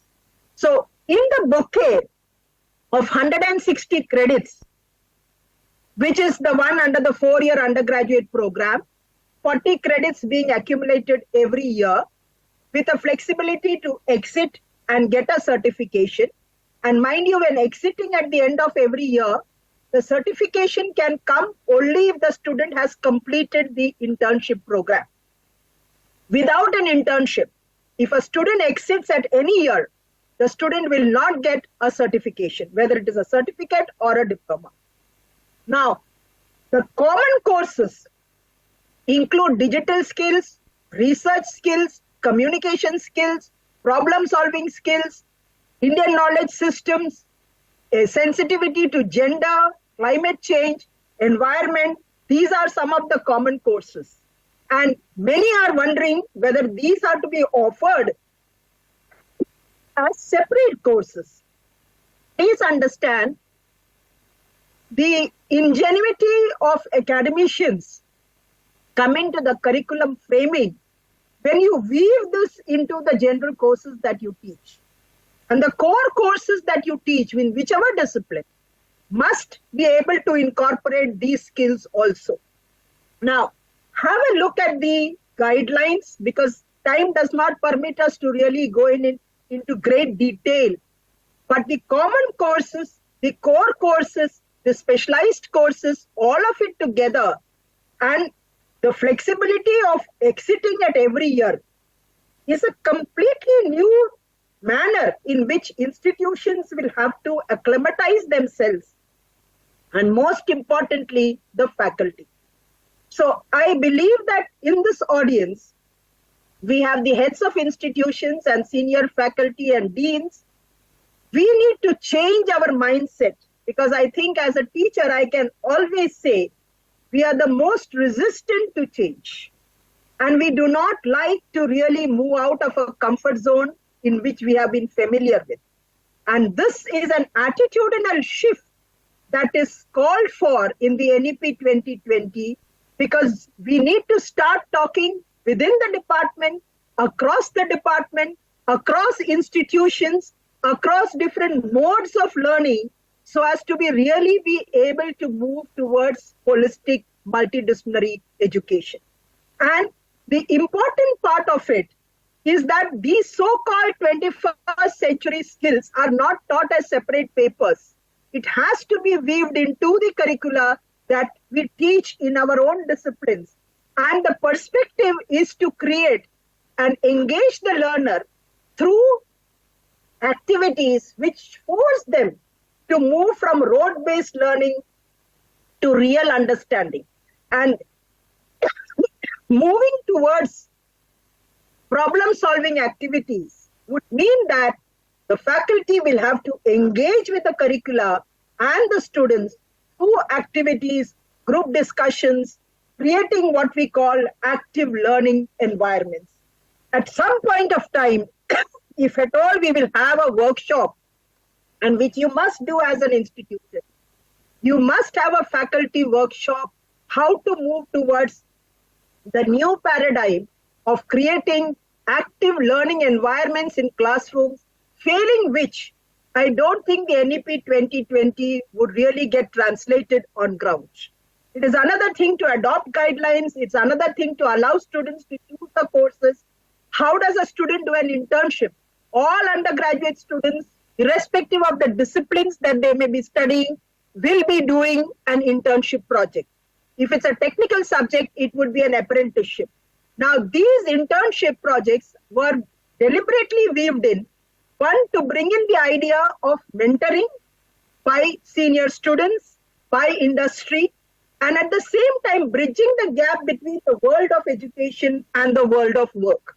Now, this criticality of making our students actually becoming job ready and moving and addressing this major criticism that we are facing, that all our graduates do not possess the kind of employability skills, is sort of addressed by this internship that we have weaved into the undergraduate program.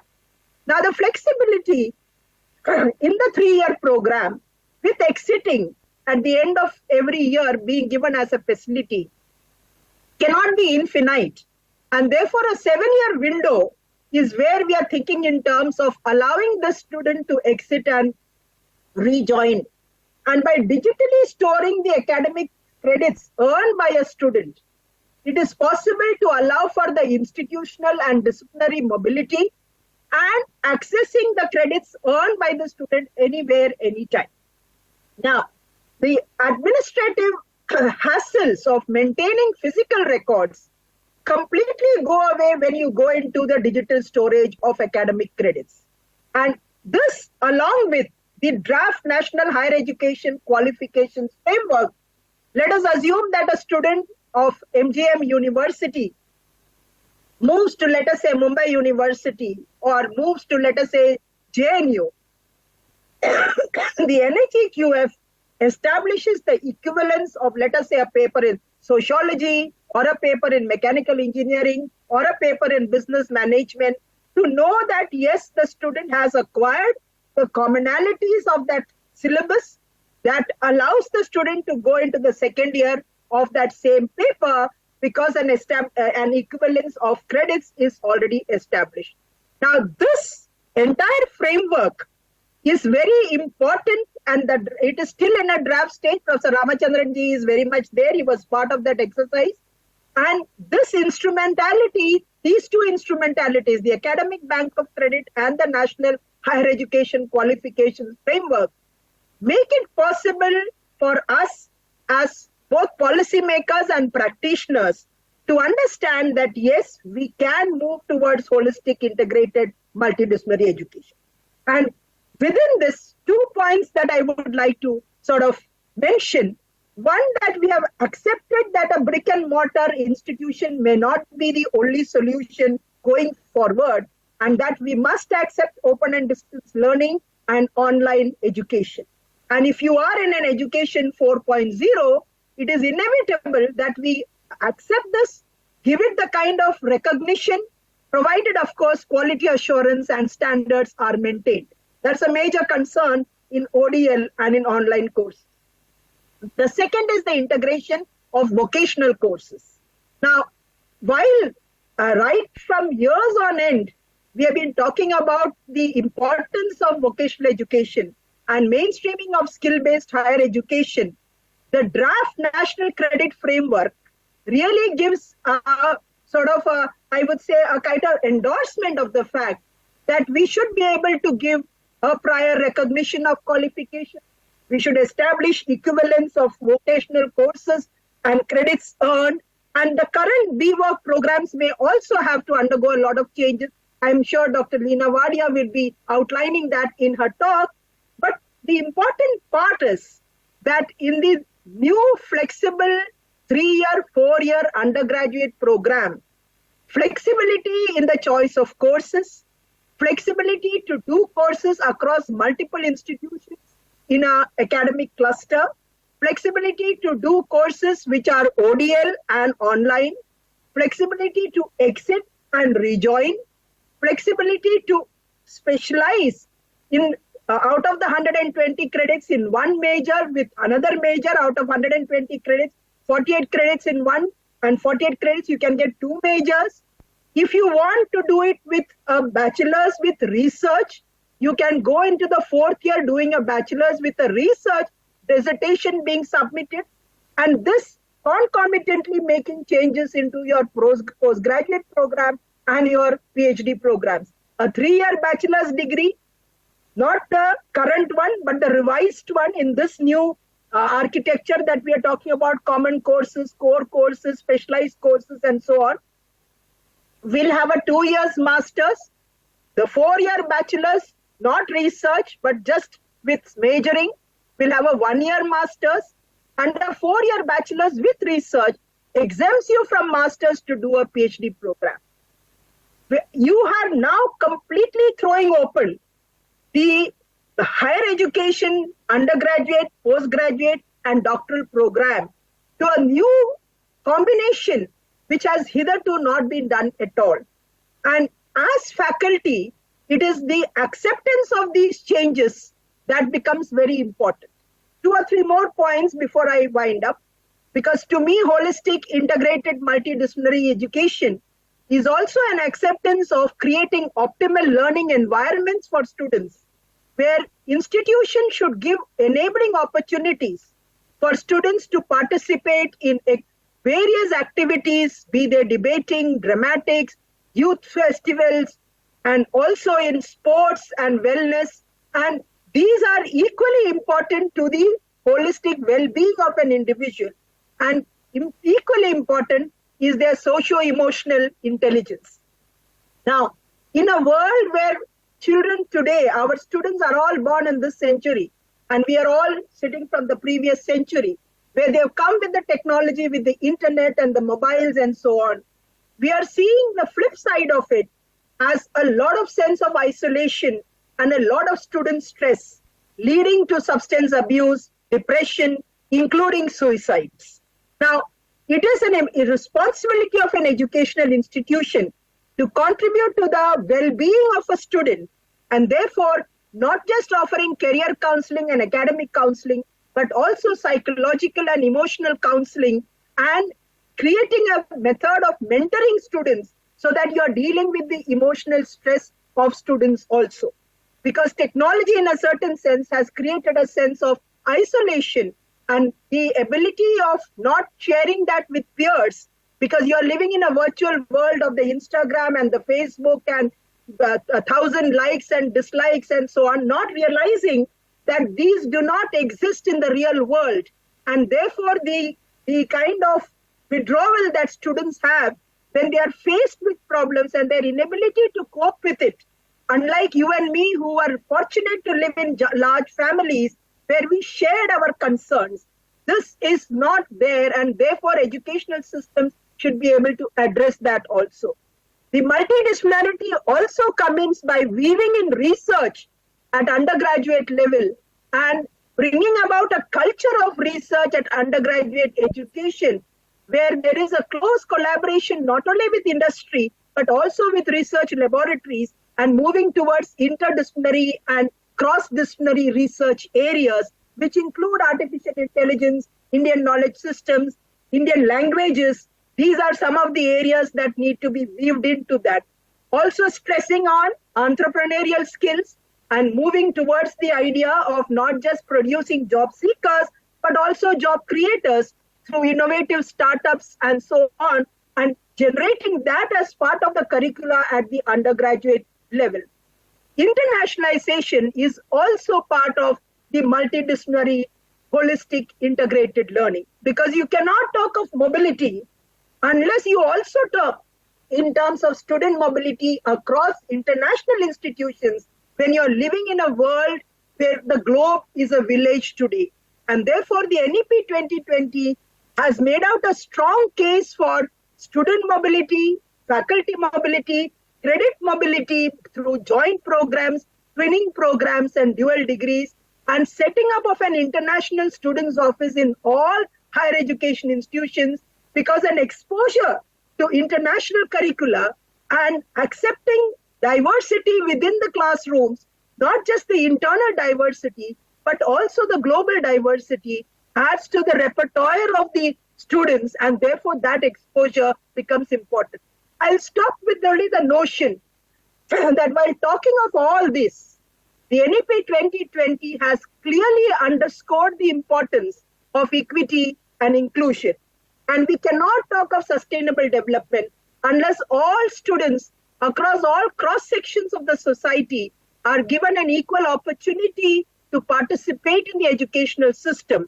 And we have used an omnibus term, the socially and economically disadvantaged groups. And this is again a deviation from what we wrote in the Kasturika Rangan Committee report, where we use the term underrepresented groups. But because of greater palatability to the word socially and economically disadvantaged groups, we have used that to include the so-called marginalized sections, which include women, transgenders, scheduled castes, scheduled tribes, OBCs, linguistic and religious minorities, children with disabilities, both physical and learning disabilities, children coming from vulnerable sections, to make use of many efforts of special education zones, of inclusive funds like gender inclusion funds, and asking private institutions, and since I'm speaking to MGM University and Nath School of Business and Technology, that private institutions have an equal responsibility, social responsibility, in providing freeships and scholarships to ensure that no meritorious student who does not have the means is denied access to higher education. Now, all these efforts must, as rightly pointed out, be a coordinated effort, not just by the government of India, but by the state governments at the institutional level, and by each one of us as stakeholders, as teachers, as HODs, and heads of institutions, so that the NEP 2020, supported by the implementation guidelines, actually get translated in a phased manner, so that by 2035, not only do we achieve a GER target of 50%, which is about 75 million students, but also that we bring about this whole changes of moving towards an integrated, holistic, multidisciplinary education. I have really not been able to touch upon it more in detail, and especially since I'm online, I'm sure its attention span would also be a major issue. But thank you for that opportunity, and I'll be there for the interactive session and for the remaining sessions to hear from other speakers as well as be a part of the discussion. Thank you very much, and I once again congratulate Nath School of Business and Technology, particularly Jadhav sir, who made me involved in this particular exercise to be a part of this conclave. Thank you very much.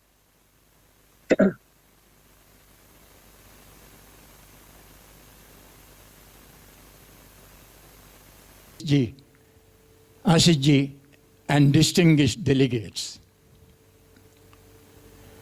I had prepared a PowerPoint presentation. I'm not using it. We have a joke.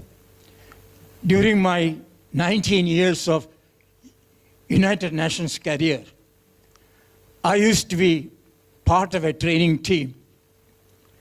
And my training team leader used to tell me, Ramchandran, when you make a presentation or a lecture, if you don't want to use your head, use overhead. And that overhead is the PowerPoint. So I thought, today, I'll use my head. And that's what I'm trying to use it. When we were drafting the National Education Policy 2020, I must also give you a secret. I was also part of the group which formulated the 1986 policy as well. And I am one of the surviving members of that group.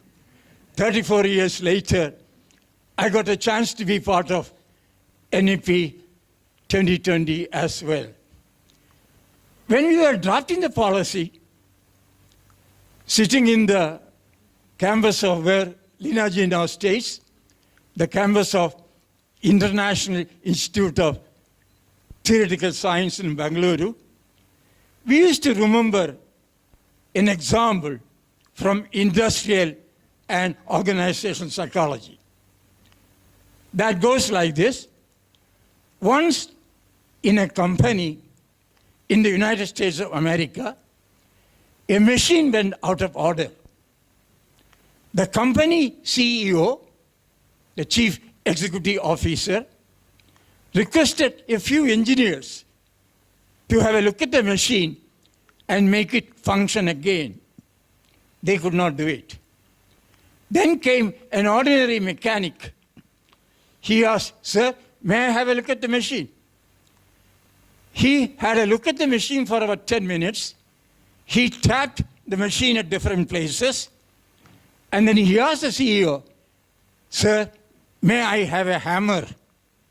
A hammer to hit." He was given a hammer. He hit the machine at 3 places. And the machine started functioning. He diagnosed that the problem was with some kind of jamming. And that diagnosis was very important. And by hitting the machine 3 times, the machine started running again. He went back and sent a bill for $1,000. The CEO asked him, "For hitting 3 times, you are charging $1,000? He said, "Sir, for hitting 3 times, I am charging $30, $10 per hit. But to find out where exactly should I hit? I'm charging $970.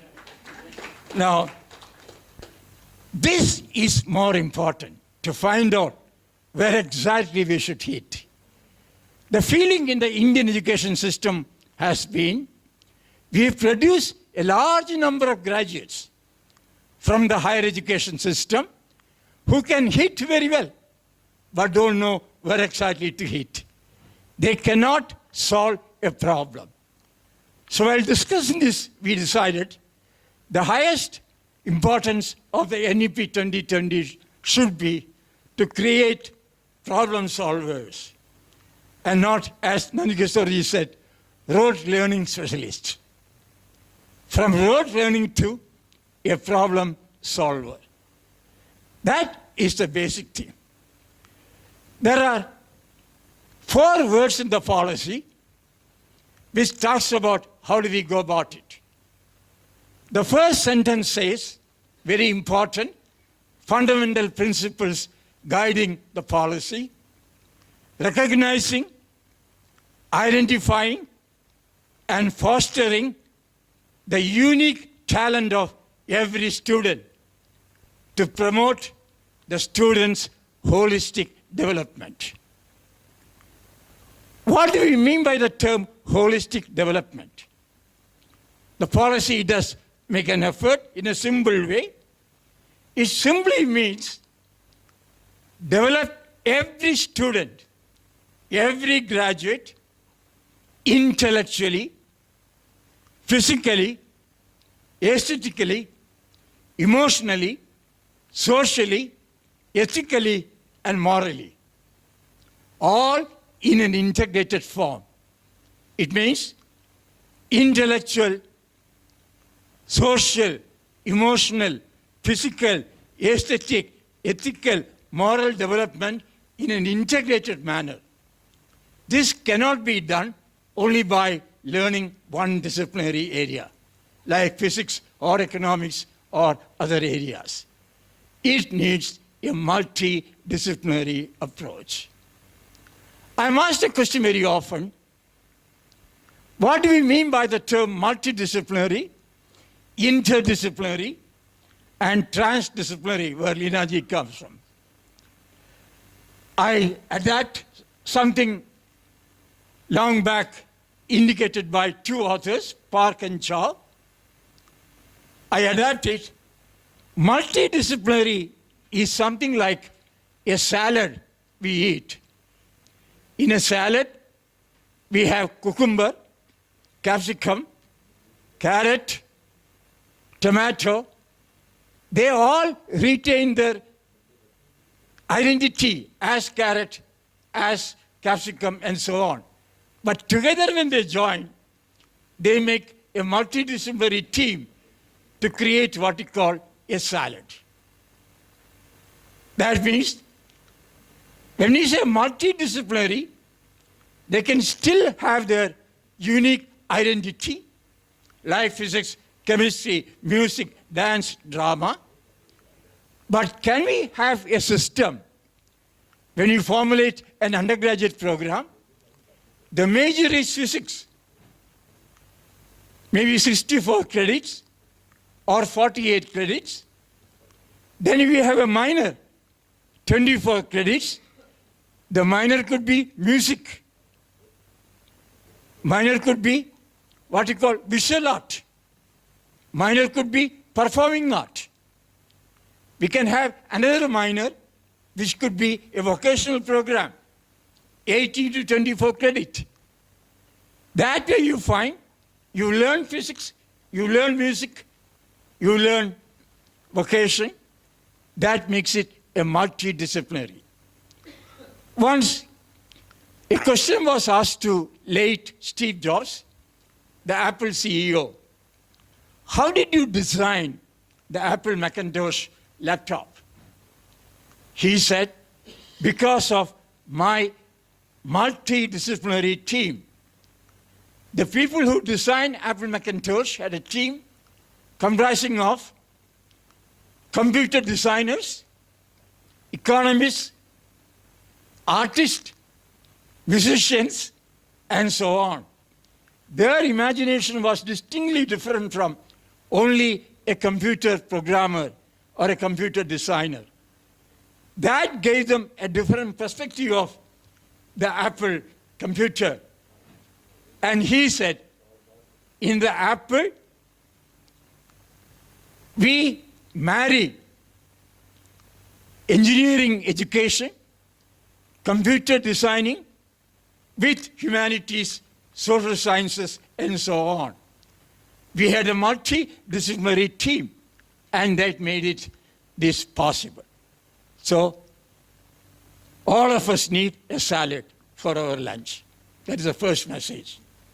Second, what do you mean by saying interdisciplinary? Interdisciplinary is something like our sambar or dal tadka, dal makhani. You look at the gravy of dal makhani, you can't distinguish between the ingredients of dal makhani. They all join together to give you a taste of dal makhani or dal tadka or a sambar. That means disciplinary boundaries are broken. They join together to seek solutions to a problem. Like gender studies or women's studies, it is a multidisciplinary, interdisciplinary program. You look at Bachelor of Business Administration, it is interdisciplinary, not just one area. So we look at that in an interdisciplinary form. The third term I used was transdisciplinary, where Leena comes in. It is like a piece of cake. We eat cake for a breakfast. You can't distinguish between the ingredients of cake at all. They all gel together to give a composite taste of what you call the cake. That means a problem is looked at in a composite manner, comprehensive manner, to seek solution to that. And that is what we call transdisciplinary program. She is talking about the medical system, a transdisciplinary areas of work.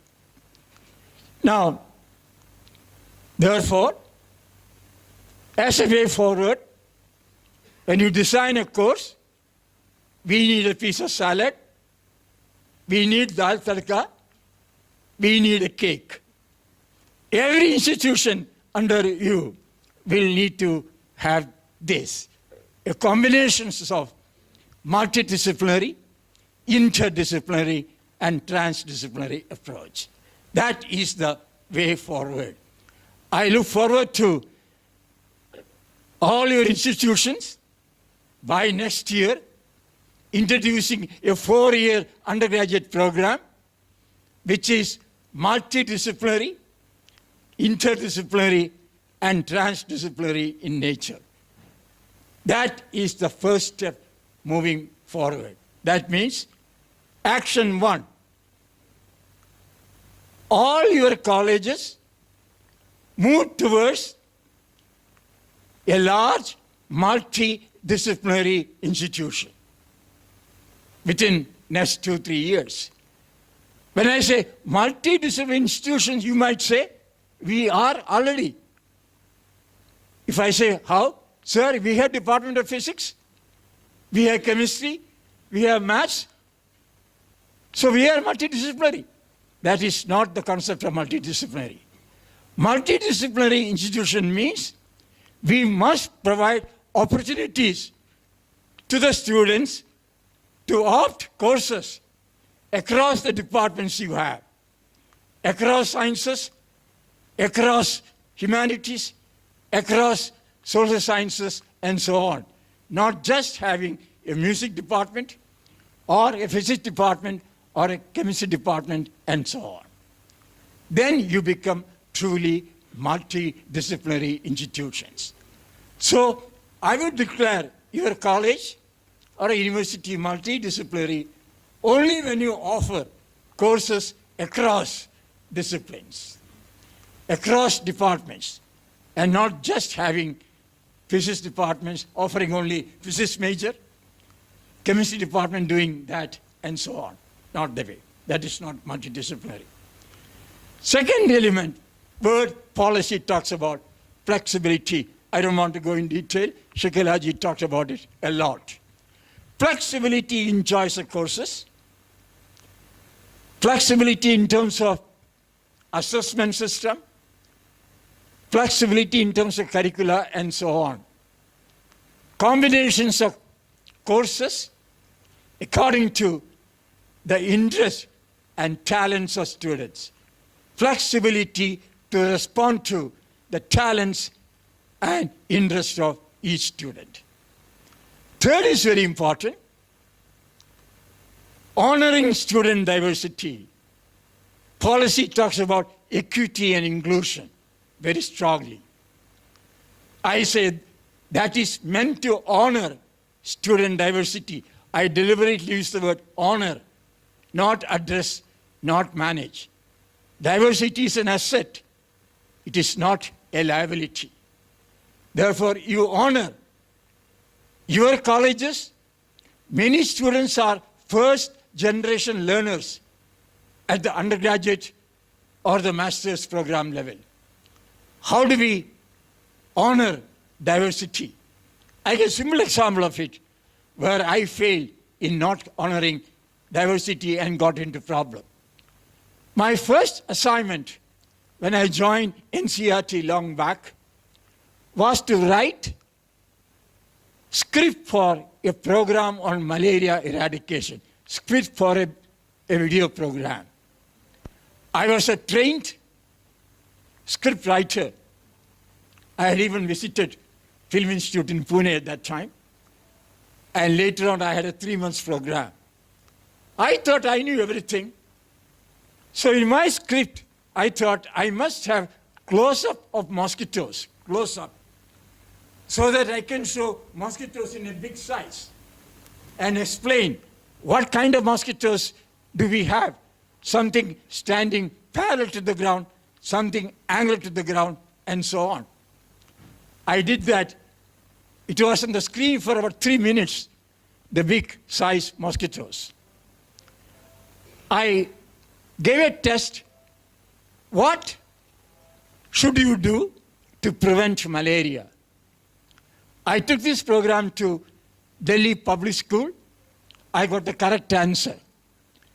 I took this program to Sambalpur in Odisha, a backward, economically backward area.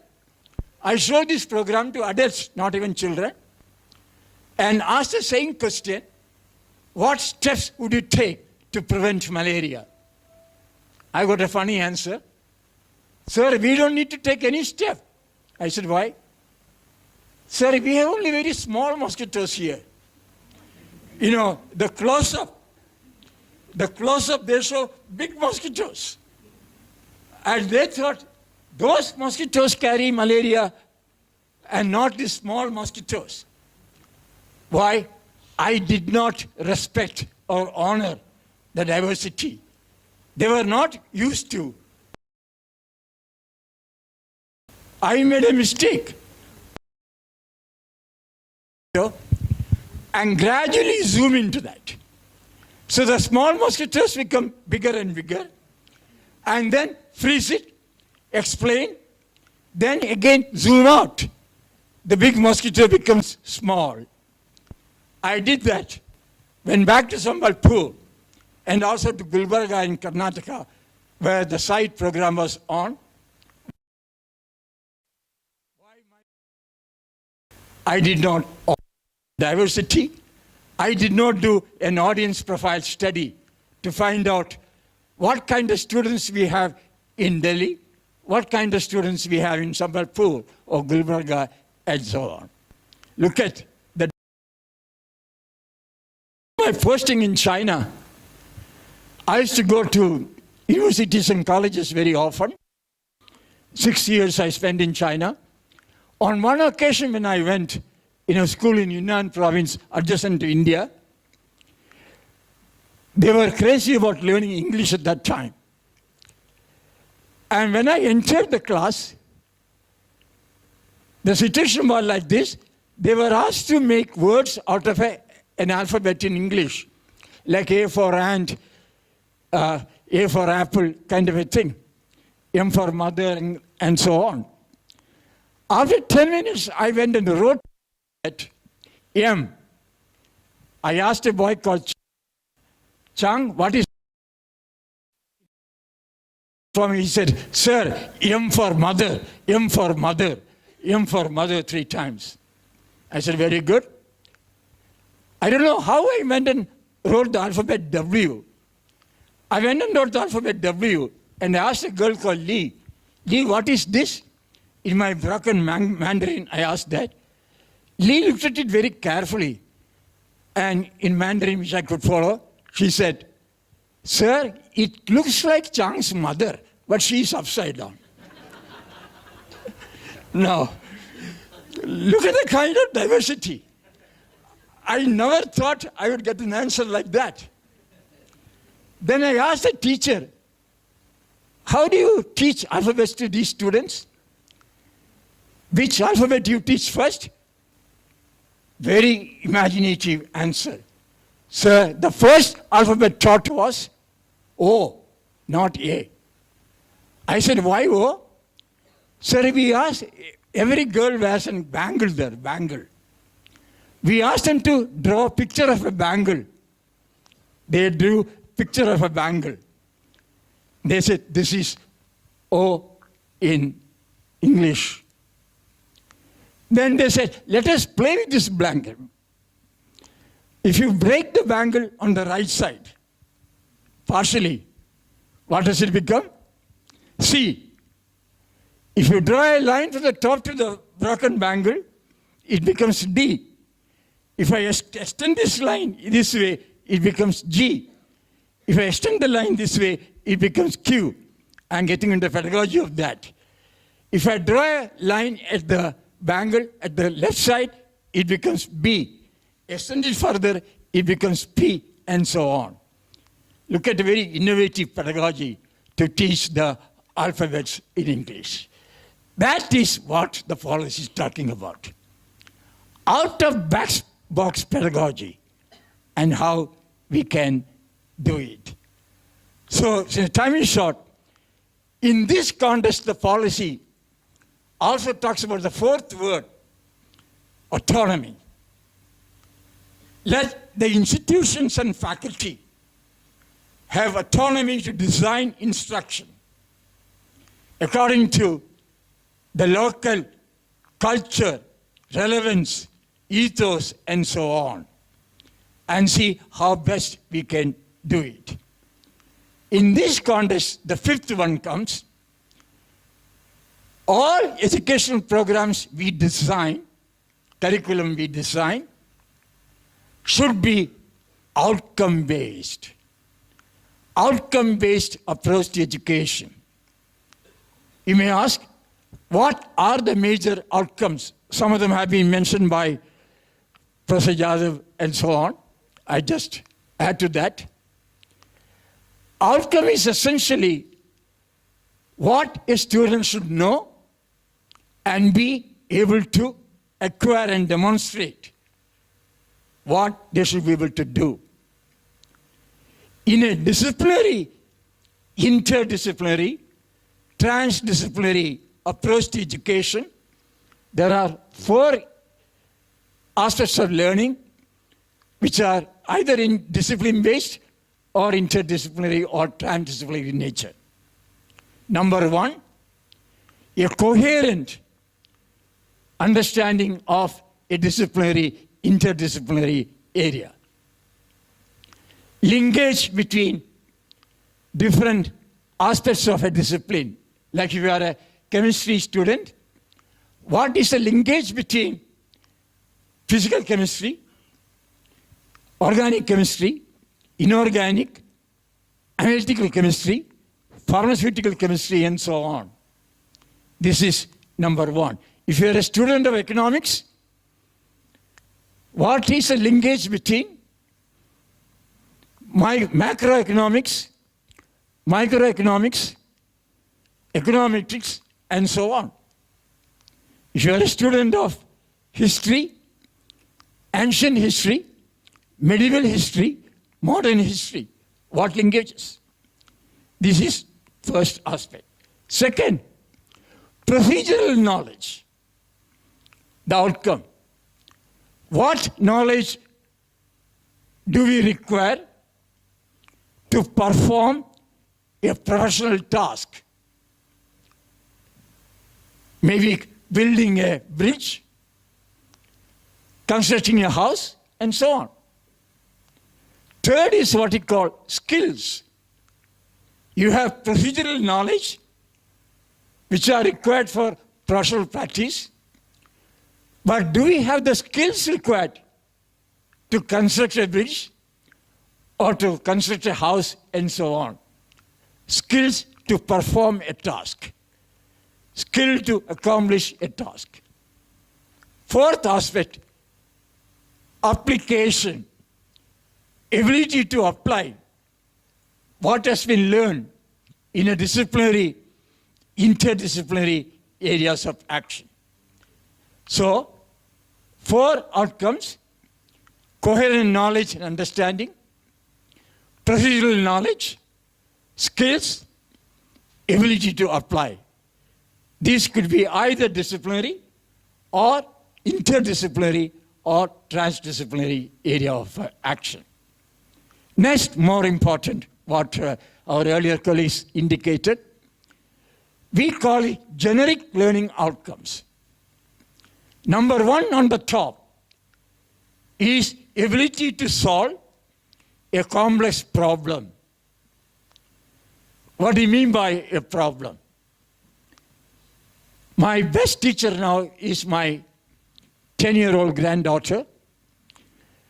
When she came first time to India about 3 years ago, I think she was 5 years ago, age of 5. I asked her, where are you coming to?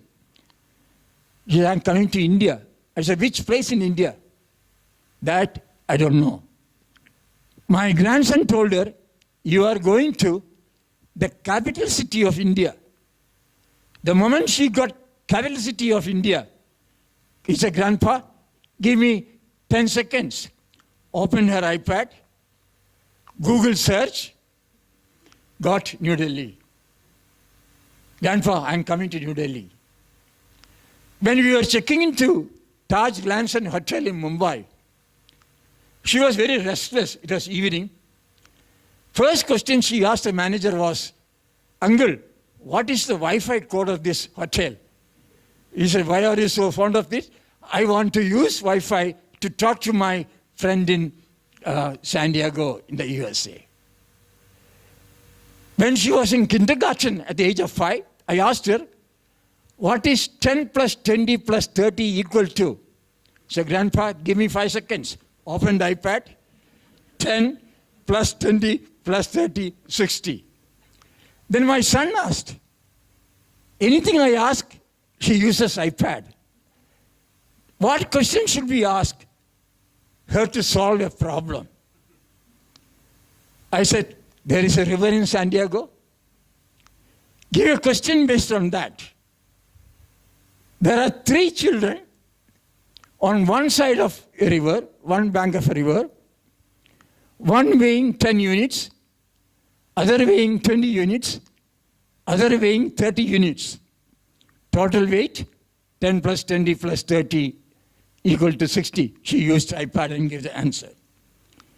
They crossed the river using a boat, which can take 60 units of weight, and come to school, which is on the other bank of the river. 3 of them came to school in the morning. Afternoon, when they want to go back home, they found the big boat using which they came capsized. That was not available. There was only a boat which could carry 30 units of weight, not 60 units of weight. So I said, how do you go? Immediate answer came, Grandpa, all 3 cannot go together. We had to devise some other methods. She took 50 minutes, came back with an answer. Grandpa, now how do we go? He said, first, 10 and 20 will take the boat, cross the river, and 10 will remain. 20 will bring the boat back. Second trip. 20 will remain. 30 will take the boat to the other side. Third trip. Then 10, student being 10 will bring the boat, and 10 and 20 will go back again. A problem solved. A very innovative. This is what we call problem solving. But we all make a mistake. 3 weeks later, I asked the same question to her. She answered in 3 seconds. I said, you took 50 minutes on that day, now only 3 seconds. Grandpa, it is in my memory. All that I am doing is rote learning, producing from my memory. No problem solving. This is what we all do in curriculum transaction. We think we are giving us problem solving question, but if it was done in the coaching center or in the college, that becomes symbol recall item. No problem solving. Many of the students who go to coaching class and enter IITs with a rank, they are of this nature. You think they are solving a problem. Actually, they are just reproducing using recall ability. I talked to a few students who are CBSE rank holders studying in America. I said, what difference you find between what you learned in India and the United States? They said, sir, there we could pass exam going to a coaching class. The rigor was not there. Here I can't do that. The rigor is very high. So the principle is, as teachers and faculty like you and me, never repeat a question. If you want to test higher order problem solving, never ask a question which was asked during first semester, second semester. You do new questions every time, design. Challenge to you and I as faculty for that. This is number one. Second, critical thinking. Professor Jadhav's discipline.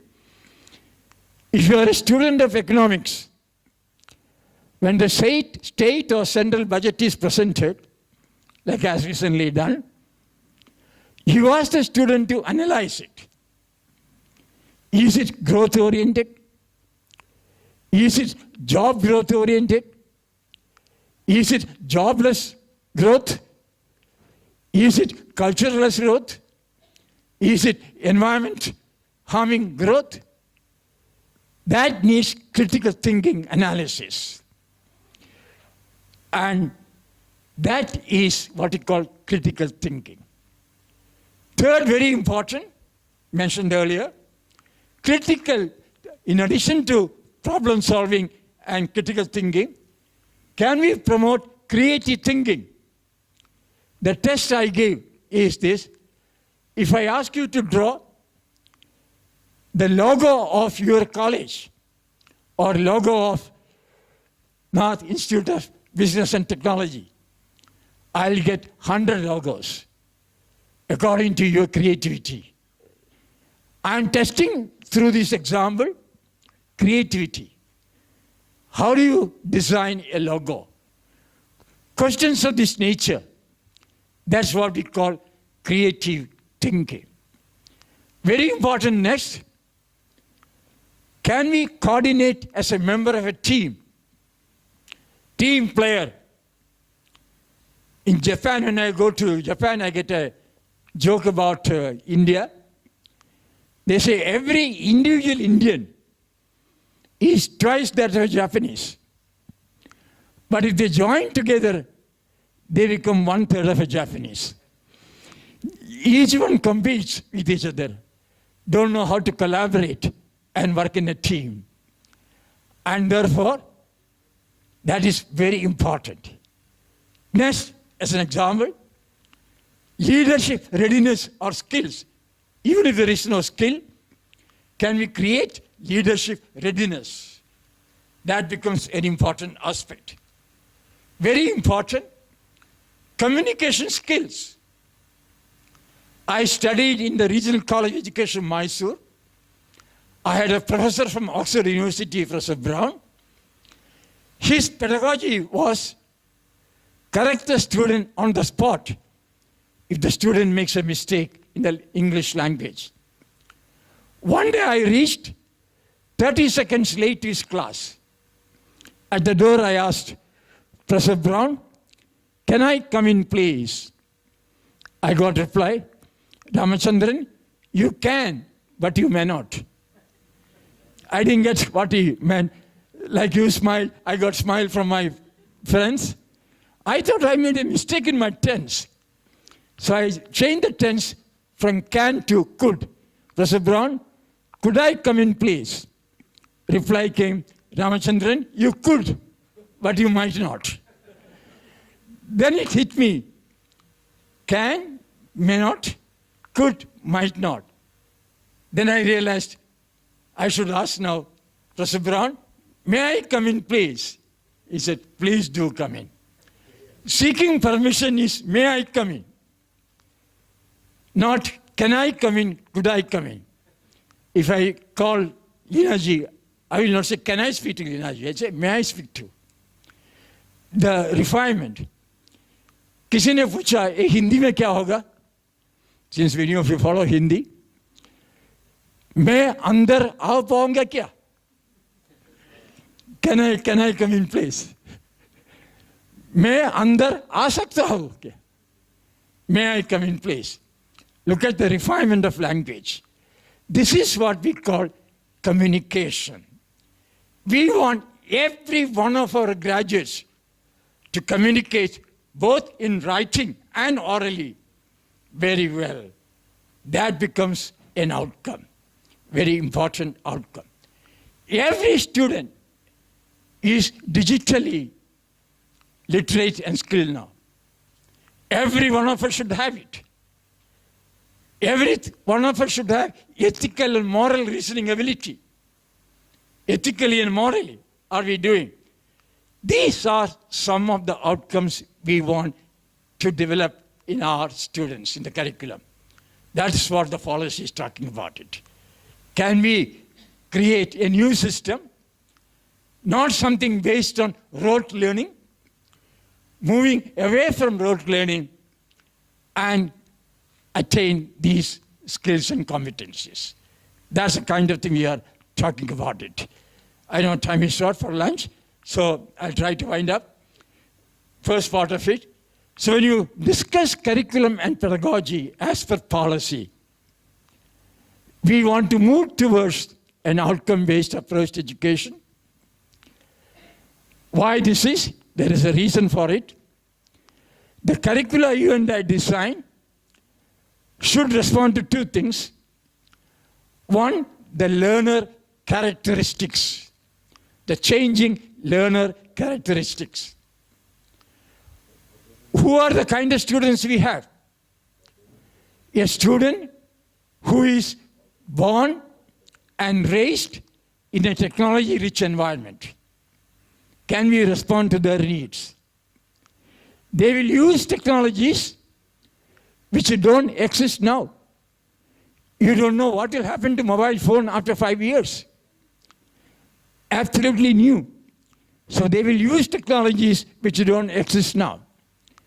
Third, very important, they will enter jobs which don't exist now. New jobs. They are digitally literate and skilled. Teacher to internet.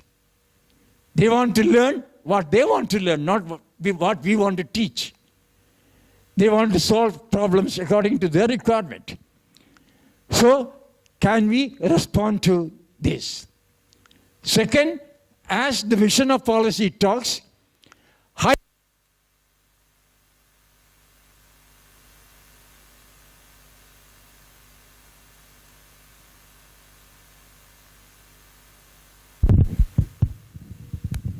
six parameters. Number one, anything you and I teach should be relevant to the learning needs and the national development goals of our country. That is one aspect of quality. Second, what we teach must be relevant to the objectives we want to attain. Second parameter of quality. Third, whatever you and I transact should be mediated by effective teaching learning practices. Fourth, mediated by appropriate learning resource inputs and so on. Next, very important, the system or the program should be equitable. That means equity is now an important aspect of quality. Next, you can get quality by spending too much money. Can we ensure the quality with the optimum resources? Resource efficiency is an aspect of quality. Then, very important, anything you and I should be able to promote or facilitate the achievement by students of the defined or expected learning outcomes. It means quality has quality of learners, quality of learning environment, quality of teaching learning process, quality of learning contents, quality of assessment processes. These are the parameters of a quality education program. Can you and I, as a way forward, try to create an education program which are quality-oriented, which foster quality education in all our institutions? That is the highlight of the policy, important again. Maybe I'll stop at this stage. If the lunch is ready, we'll come back and continue this again. Thank you for your kind attention the first time. So. Lunch break. Lunch has been... Institutions to multidisciplinary institution number 1. 2, introduce 4-year undergraduate program, which will have multiple exit and re-entry options. I'm deliberately using the word re-entry. This exit is not a norm. It is a special cases. If you exit after first year, you expect them to come back during the next 3 years and complete the program. That's the reason I'm using multiple exit and re-entry options, not just multiple entry and exit. So we must provide, you may ask, how do I do it? 10% superannuary seats. Let me tell you reality.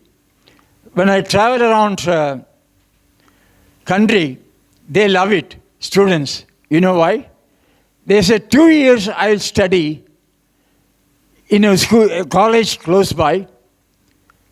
3rd year I want to move into high-ranking institutions. Their exit is not for exit purpose. They want to change the institution. This is going to happen. Quite often I am asked a question, multidisciplinary, does it mean jack of all and master of none? The answer is no. We would like a student to major with about 64 credits, sufficient depth, along with minors, which would make the program what you call multidisciplinary. I look forward to your colleges when you give economics as major, musicology as minor, vocational program as a minor, 18 to 24 credit, along with courses on languages, around 8 credit for languages, which will be focused on proficiency creation, communication skills, not literature and so on. Then I am asked a question, does it mean the language will lose its importance? Answer is no. Those who want to pursue studies in language, they can either opt for a minor in language, Marathi, a major in Marathi, minor in physics, and so on. So major may be Marathi, minor could be economics, physics, or music, and so on. This is the flexibility we are talking about. The other question asked to me was, what shall we do to enhance quality? I normally give 7 parameters. All of us will pursue our programs to achieve what we call number 1, student excellence. Number 2, academic excellence, which includes 3 aspects. 2A, curricular excellence, learning contents excellence. B, teaching excellence. 3 or C, what we call assessment excellence. Excellence in assessment, policy talks very clearly, one sentence. Assessment as learning, assessment of learning, assessment for learning. Assessment as learning means the kind of student assessment you do, it is also an assessment of teacher. What changes should I make to make my teaching learning process more efficient and effective? Assessment of learning, the kind of summative assessment we do. Assessment for learning, I am asked a question, who does it? Assessment for learning. I give example of the hairdresser, the person who dresses our hair. She or he has a comb, a scissor. Cuts with the scissor, the comb moves to find out whether I have cut it properly or not. Again cuts, again the comb moves. Formative evaluation. About 30 times this scissor and comb interaction takes place. At the end, what does he do? A mirror at the back, especially in rural areas. He asks, Madam, is it okay? Sir, is it okay? This is summative assessment. So like a hairdresser, we do assessment for learning. Have I cut it properly? Or when I prepare dal tadka, how many times do I taste? Is the salt okay? Add a little more. Is pepper okay? Add a little more. At the end, if I prepare something, I'll ask Leena ji, can you taste it, and say, is it okay? That is summative assessment. So, one change we need is introduce assessment as learning, of learning, for learning. That change all of us have to bring about. Third, faculty excellence. That is why we call faculty development program. But faculty development program currently is centered around training. And faculty tells me, sir, we are trained, overtrained, but nothing changes. So can we have different components of faculty development? Number 1, training, of course. Induction program before they join the college. Refresher program, periodic renewal of content and so on. Third, can they be exposed to what we call exposure to expert lectures, exposure to demonstration lessons by excellent teachers, that is faculty development, Can they create a learning resource center within a compact area so that they can refer to? That is faculty development. Can we facilitate action research in the classroom? That is faculty development. Can they participate in national seminars, national conferences? Can they participate in international conferences? So 7, 8 aspects of faculty development, not just one.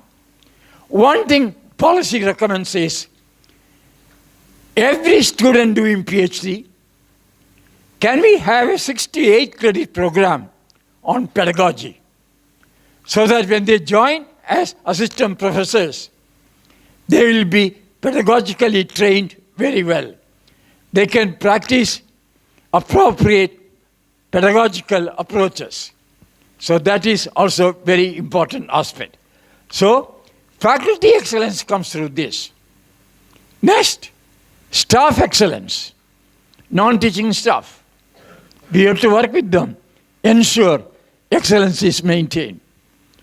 Next one, very important, excellence in research and scholarship.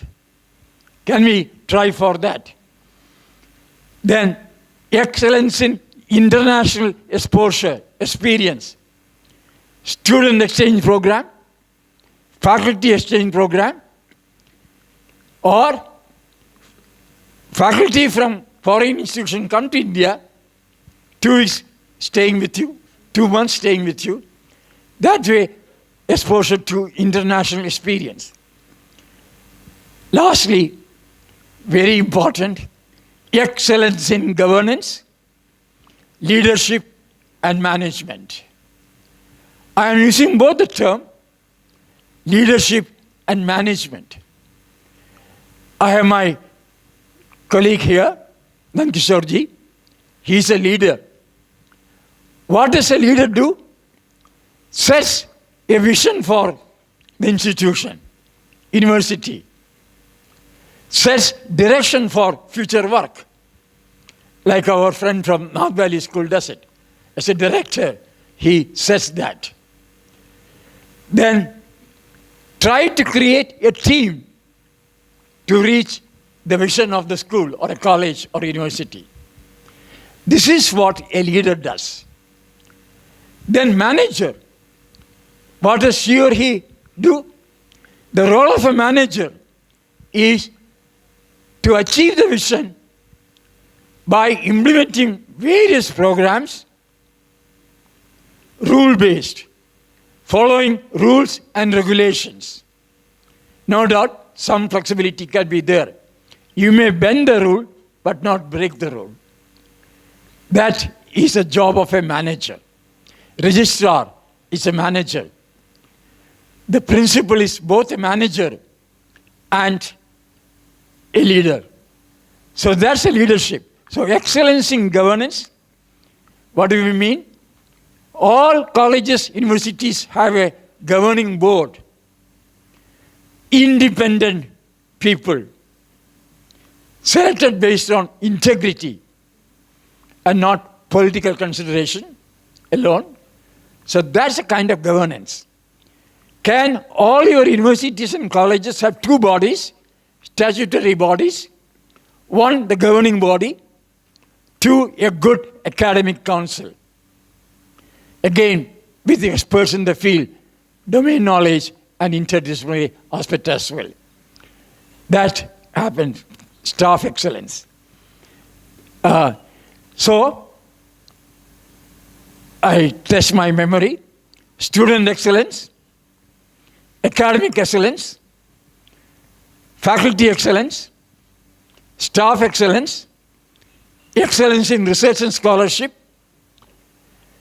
excellence in governance, leadership, management, international exposure to international best practices or global best practices. All of us have to attend this. You may ask a question, why policy talks about large multidisciplinary institutions? There's a reason for that. We looked at international best institutions in the world, top 20 institutions in the world. I asked once a Harvard University president, what should we give you to make a university world class? This was about 20 years ago. He replied me, give me $2 billion and 100 years. I'll make it world class. I asked, why $2 billion? I looked at internationally top 20 universities in the world spend $160,000 per capita cost for a student per year. 160,000. I looked at Indian institutions, universities, including IIC Bangalore. The expenditure varies from $6,000 to $22,000. With the PPP, adjusting for inflation, IIC Bangalore must be spending around $25,000. Whereas top international universities spend $160,000. Faculty expenditure, they spend $500,000 per year. India average $50,000. We need money. Without money, it can't be done. That's what he meant. Why this 100 years, I asked him. He said, look at the top universities in the world. They were all set up in early 19th century period. In India, we had only 6 universities in 19th century.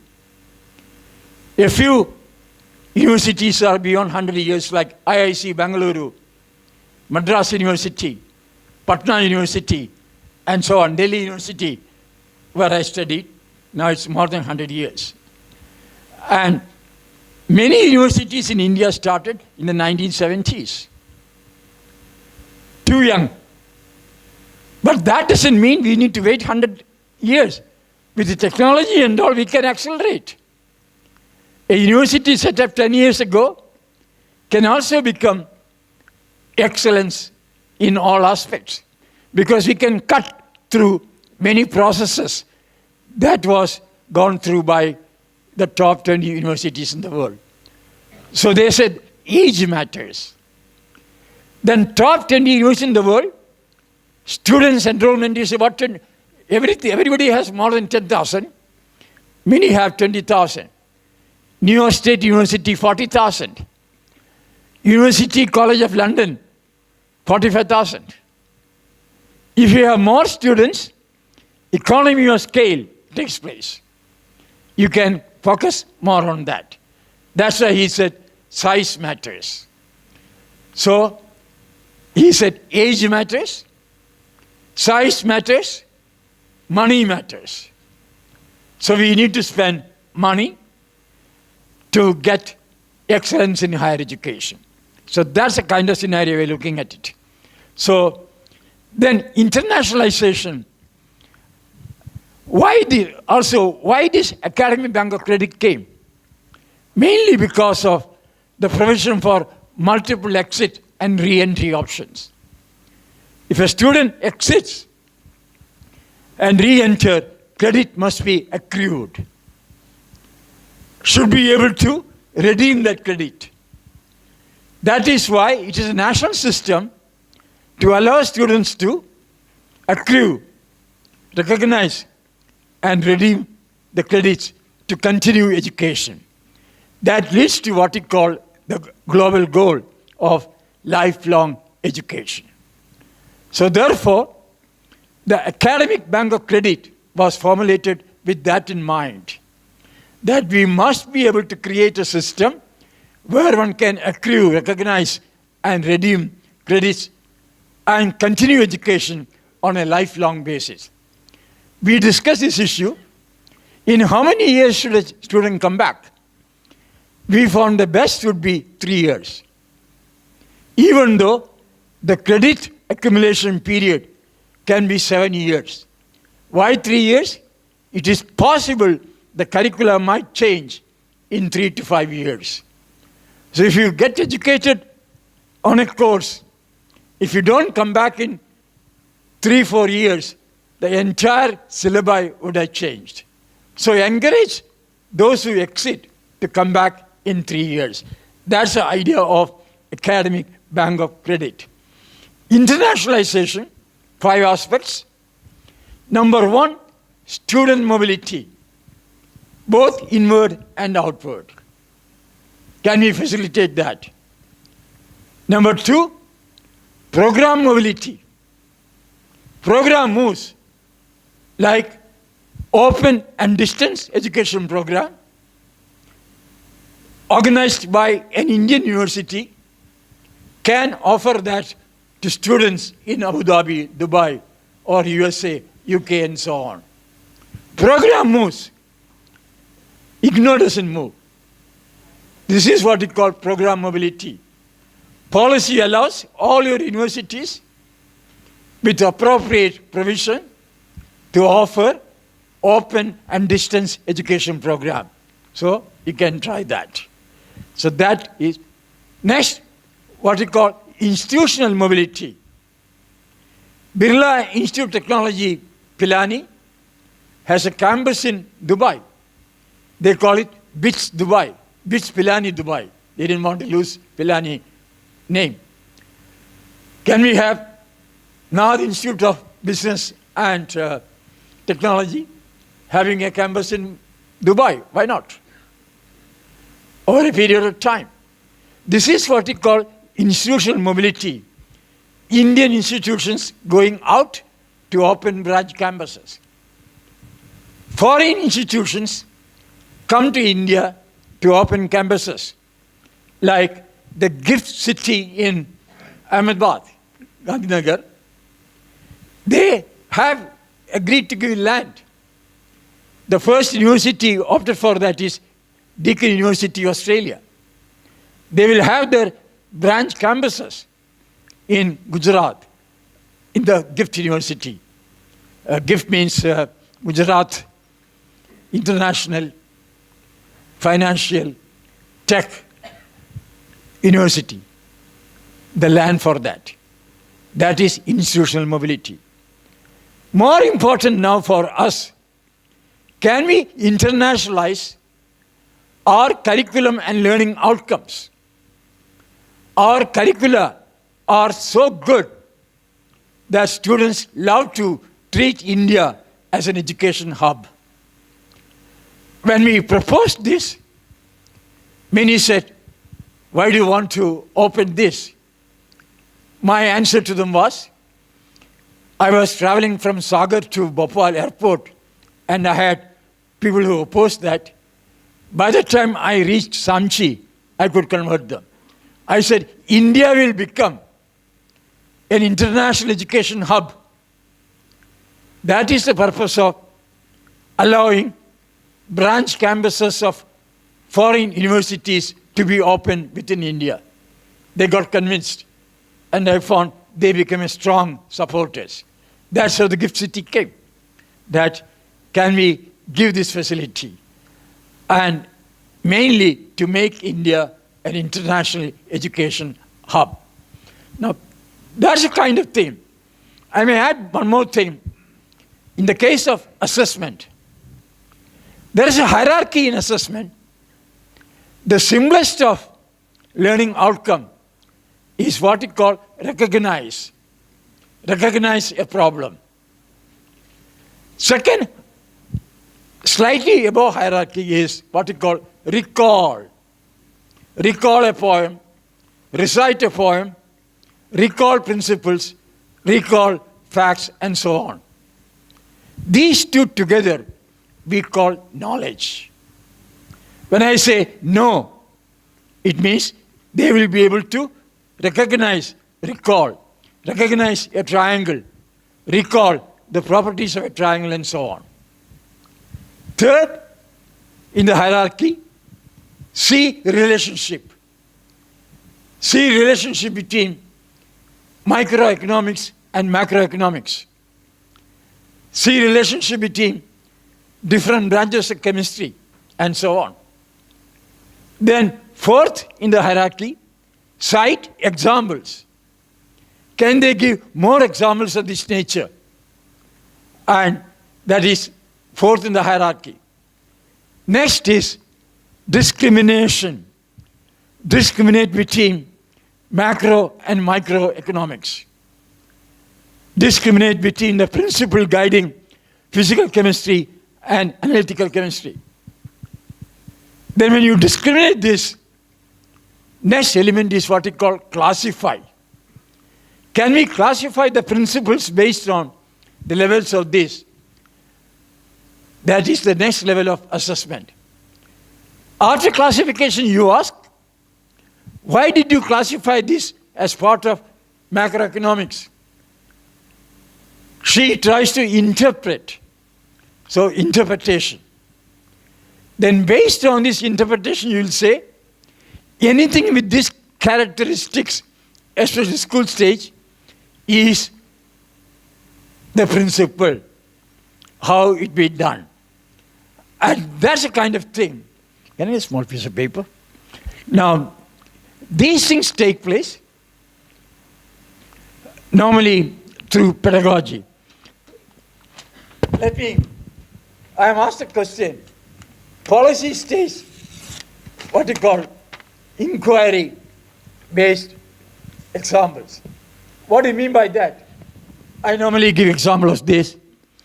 A small piece of paper, if I blow from here, what will happen to this paper? Will it remain as it is? Will it go up? Will it go down? As a student of science, I'll say, I don't know. Let's try. Let me see, let me try.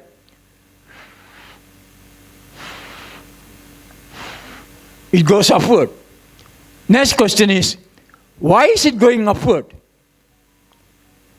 It will take some time to explain. Below the paper and above the paper, when I blow, what changes?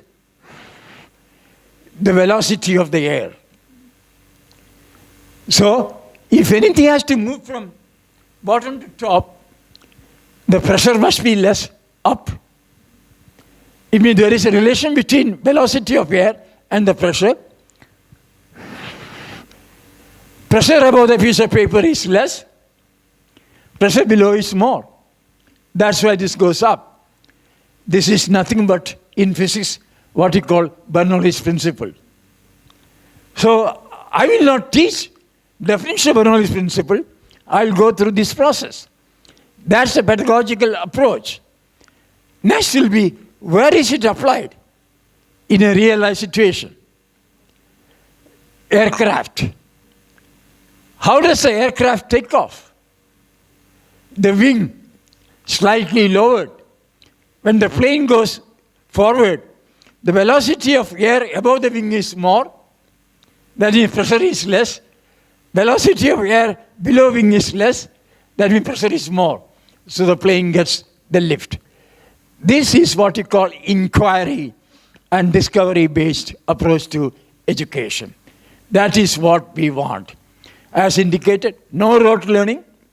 Let the students discover what happens in this case. That is the approach to assessment and so on. So, internationalize learning outcomes and curricula. Then you will get more. I have been a benefit of internationalization of higher education in India. I saved my life through that. During my posting in Sudan, I was going to a rebel-held area called Daya in Sudan. My pilot got the coordinate wrongly, helicopter person.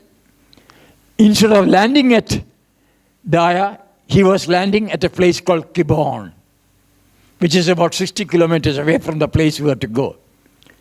He looked through the window and said, "Sir, there are more than 300 people pointing their guns at the helicopter to shoot us. What shall I do?" I had to make an immediate decision to go upward or to land. I said, land.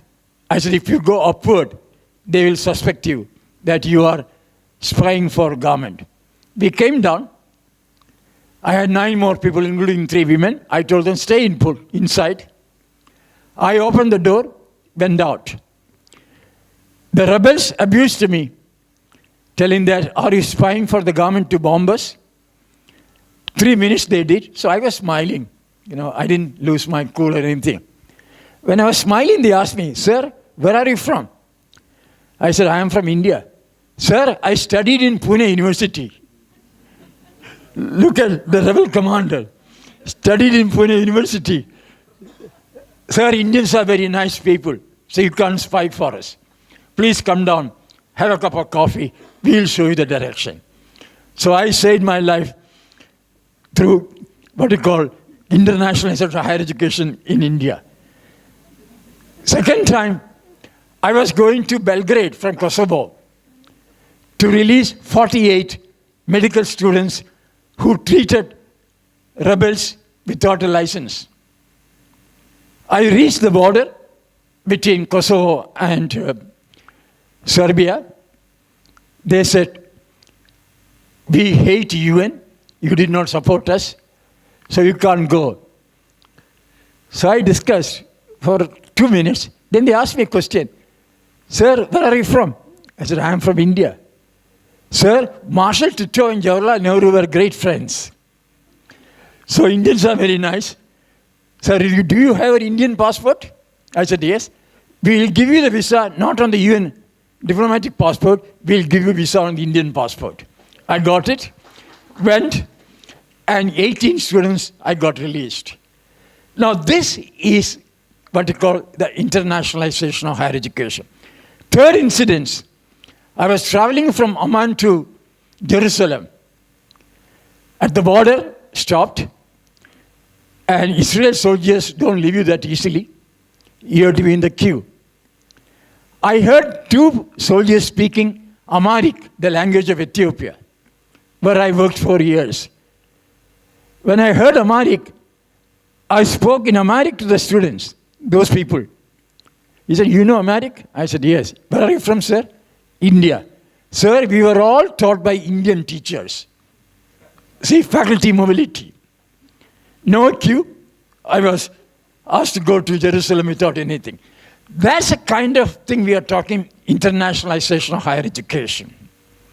That can we have, I think, as the latest G20 theme, Vasudhaiva Kudumbakam, resonates one family, one future, one earth. India had that.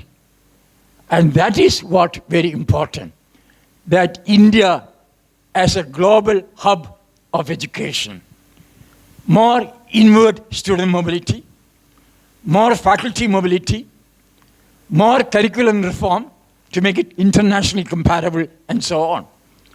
And that's what you and I have to do, that to make our programs more relevant and enthusiastic.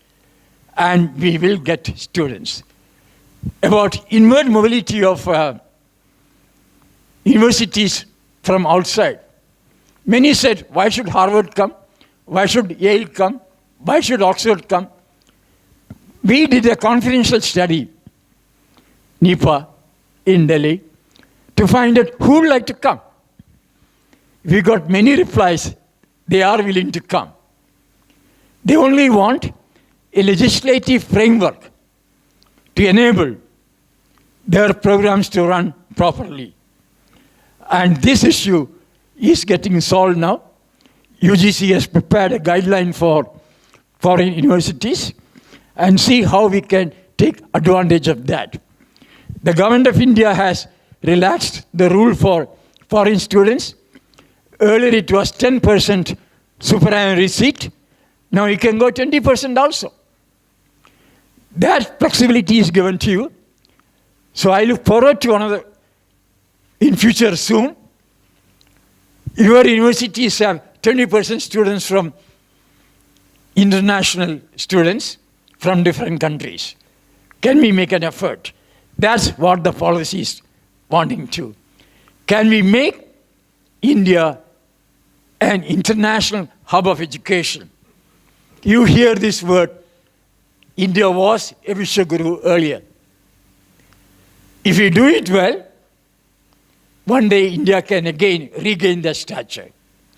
But we need students to come to India, and when they go back, they become our ambassadors. Say, India, education is fantastic. Can we do that? So in policy, therefore, we are talking about curricular and pedagogical reform. We are talking about academic bank of credit to facilitate multiple exit and re-entry options. I stress upon that re-entry options. They must come back. Then we must promote internationalization and see how we can do it. And we must promote a multidisciplinary or interdisciplinary or transdisciplinary education. So, challenge before us. Action 1, convert our institutions to multidisciplinary institution. Number 2, introduce multidisciplinary programs. Number 3, take massive revamp our curriculum to make it outcome-based, the kind of outcomes I indicated earlier. All students do it. Like we have a university in Bangalore, Srishti University, a design institute. After all the exam, they have an interview of students to find out have they attained the expected graduate attributes like critical thinker, creative thinker, problem solver, skilled communicator, digitally skilled in the trade, ethically and morally sound, reason. If they don't, we say, can you continue for 2 more weeks to improve your communication skills and see how it can be done. That will be the scenario for us. So, challenge for you.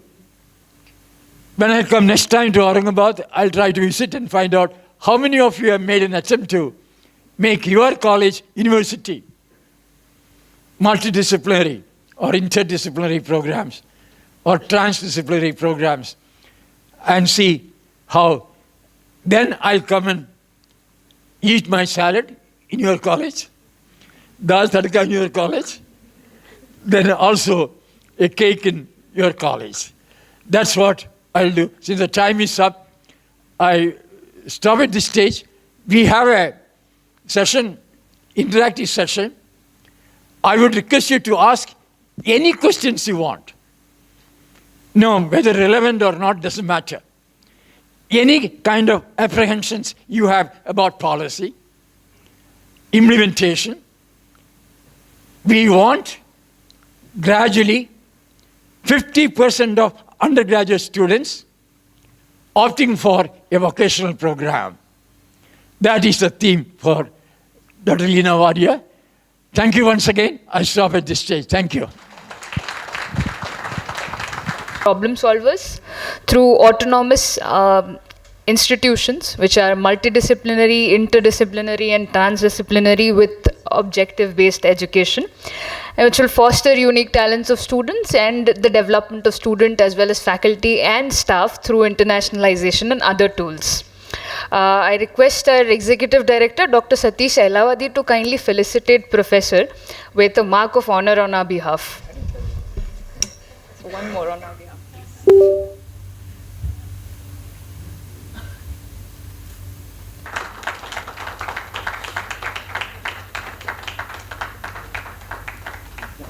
Session and so on, but Dr. Ramchandran has electrified all of us, so I think that is a huge advantage. Also, you know, but I do have disadvantages because Dr. Ramchandran is a very hard act to follow, also Professor Narendra Jadhav and so on, but I'll do my best. And last but not least, Dr. Ramchandran said that if you want to use your head, don't use overhead. But I am using overhead and I hope to use my head. I will do my best, okay? So let's begin. I always start every talk of mine with the vision statement of NEP 2020, because I think that it is a good way to reflect on what is it that we are trying to achieve. And if you see, the vision statement says that the purpose of the education system is to develop good human beings capable of rational thought and action, possessing compassion and empathy, courage and resilience, scientific temper and creative imagination, with sound ethical moorings and values. All these were discussed in the morning today, especially by Dr. Ramchandran. It aims at producing engaged, productive, and contributing citizens for building an equitable, inclusive, and plural society as envisaged by our Constitution. So we want to develop good human beings, and we want to develop productive and contributing citizens. Okay, and so then of course the NEP goes on to say that the creative potential of every individual needs to be developed. It is based, the NEP is based on the principle that education must develop not only cognitive capacities, and cognitive capacities are both the foundational capacities of literacy and numeracy, and higher order cognitive capacities, which we've been discussing a lot, like critical thinking and problem solving, but also aesthetic, social, physical, moral, and emotional capacities, like Dr. Ramchandran said. So let's reflect a bit on this vision statement, just to digest it. What it is doing is focusing on the individual student. Yeah, and it speaks almost entirely about building only character qualities and competencies. We are not talking about, do you know this or do you know that principle? So we are not talking about anything that we've been examining in our endless exams that we've had in all these years, So we've neglected the building of character qualities and competencies, even though these are the most valued characteristics in industry. Industry people will often tell you that, please don't worry about the domain knowledge. We'll teach the kids domain knowledge. You give us kids who know how to communicate, who know how to collaborate, and we will do the rest, So that is where we are. So all these characteristics that I read in the vision statement, these are, compassion, empathy, courage, resilience. All these are what are generally known as life skills, soft skills, 21st century skills. But this is distinct from vocational education and skill development, as is used in the country. So the word skills is actually overloaded, and I want us to appreciate the difference, okay? So I want to just show you two pictures. This one I found in 2015. It's from a World Economic Forum report of 2016 called New Vision for Education, and what it says is the description of what the 21st century skills are. And here you see that there are, let me see my mouse. So there are these 4, competencies that we are talking about, which are very, very important. Competency is distinct from skill in the sense that it's more than skill. Professor Ailavati talked about, knowledge, skills, and attitudes. So that's what competencies are. They are always described in terms of action verbs. And then you have the character qualities. You want to enhance the curiosity, the initiative, the persistence and grit that allows people to recover from failure, adaptability, leadership, and so on. Okay, so this is one framework. There's another framework that I came across later on, in some years later. So UNICEF created a framework called Comprehensive Life Skills Framework for India. This is, I think, around 2020, and it is based on, the 1996 Delors report, which Dr. Shakila referred to this morning. At the turn of the century, around the mid-90s, many countries came together to imagine what is education in the 21st century, and they came up with these 4 things that Shakila talked about: learning to know, which is combining broad knowledge with a small depth in a small number of subjects; learning to do, which is mostly occupational skills, but also ability to deal with situations at work. Your co-workers and your bosses and things like that. Learning to live together, which is learning to live as a community, share resources, appreciate interdependence, manage conflicts, all of that. And learning to be, which is the most important, developing your own personality, So here, if you look at this thing, what UNICEF has done is that classify them into 4 groups. Learning to be is empowerment, learning to do is employability, learning to know is learning, and citizenship, you need empathy and participation. Employability, you need decision-making and negotiation skills, and so on. Why am I talking about all this? I'm talking about all this because I just want to say that we in India have not adopted a life skills framework for ourselves. We are using these words. They mean different things to different people. And what is this, all the complete set of words, that descriptive framework that we will use, we've not settled on. I think we will get it when the national curriculum framework for school education is finalized, and or when the national higher education qualification is finalized. But I drew Dr. Kasturi Rangan's attention to this, that look, we as a country need to have a common language to describe these soft skills or life skills that we are talking about. Then the question comes, can these be taught? I mean, can you actually teach critical thinking? Okay, and the answer is yes. The same World Economic Forum report, it's a report that talks about how to use technology to teach, but it has given a whole list. I don't want to get into the details. It's not very important. They have given you ideas about how to go about building these competencies and these personality characteristics. So it's known how to teach them. So, for example, for critical thinking, they want you so these are all based on pedagogies. They're not papers, content to be studied. This is modification of pedagogy to, for example, teachers giving constructive feedback on project work and or any other presentation that the students have made, a portfolio that the students have submitted to develop critical thinking. Communication, they said, create a language-rich environment. What do we mean by that? I'll give you a personal example. My daughter studied undergrad in the US, and she told me that in the first 2 years, she was in quotes, camped out at the writing center. So first, I was really surprised to know that US universities, many of them have writing centers. It's a place where there are many experts who write well, and students can bring their writing to them and they get feedback on, how you can improve it. So the concept of a writing center is a very good idea, because in India, we don't teach writing very well. And, you have industry coming to us and saying, I've hired a PhD in biology and he or she cannot write, and writing is a very important part of communication. And as Dr. Ramchandran said, that the nuances of language, the refinement of language, the ability to speak and write without being impolite or aggressive, or the ability to negotiate, all that is part of a language-rich environment. So these are very important things that we have to pay attention to.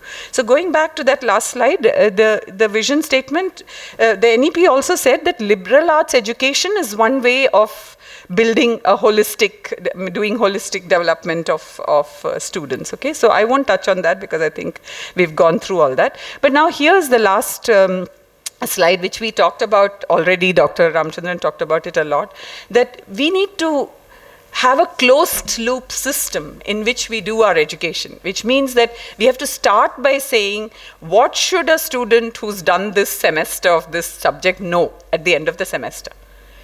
If we sit down and write that, the teachers know what is it that they're aiming for, the students know what they're aiming for, and you can evaluate at the end that have you actually reached where you were aiming for, right? So the learning objectives, so now the National Higher Education Qualification Framework, some of you may have seen the draft document that comes, relies heavily on learning outcomes. So you create the learning outcomes, then you develop the curricula and the instructional strategies which are tailored towards those learning outcomes, that because you know what you want the child to know. Okay? You spell it out. Today we don't do that. The syllabus comes from the affiliating university and the colleges just teach it. You're not asking yourself what is the child supposed to know at the end of it. But we need to do that. Then we develop instructional strategies accordingly. Then you deliver the instruction, you embed ongoing assessment, and Dr. Ramchandran beautifully described assessment for learning, off learning, and so on. And then you provide appropriate interventions to help all the students catch up, those who need interventions, track the outcomes, and then go back and revise the learning outcomes. And this is not a single loop. This loop has to be gone through multiple times, and that's how you will refine a course also. Just like you refine language, you refine courses. So I will not touch on the need for liberal education. Both Shakila and Dr. Ramchandran have done a good job of it. I just wanted to say that multidisciplinary and holistic education, one other person who talks very eloquently about this topic is Dr. Kasturi Surirangan. He has written a very beautiful Foundation Day lecture for NEPA, in which he talks about his own experience of what is a multidisciplinary or interdisciplinary or transdisciplinary. Dr. Ramchandran explained it to us in terms of food. Let me just tell you the quick example. He says the COVID-19 vaccine development and delivery into the arms of so many million Indians is a great example of multidisciplinary work where the disciplines are independent, but their interfaces are well defined, and there is proper handover, and you get a chain that works towards a particular goal, actually. And then he talked about how, I don't know if you know that he's written a very famous, he was also chair of a committee that wrote a famous report on the Western Ghats, on how to balance development requirements of people. People want to build more and so on, but at the same time we can't lose forest cover, otherwise we'll lose all our rivers. So he had a team doing Western Ghats report, and he talked about how, he had to make all the team members sit down and thrash out issues. The economist will say something, the environmentalist will say something, the policy person will say something, the politician will say something. So you have to harmonize it because there are no well-defined interfaces. So he explained that. Another very important example he gives from his own life is landscape archaeology. So he, as a space person, he had an interest in GIS, Geographical Information System, looking at satellites and looking at the Earth from above.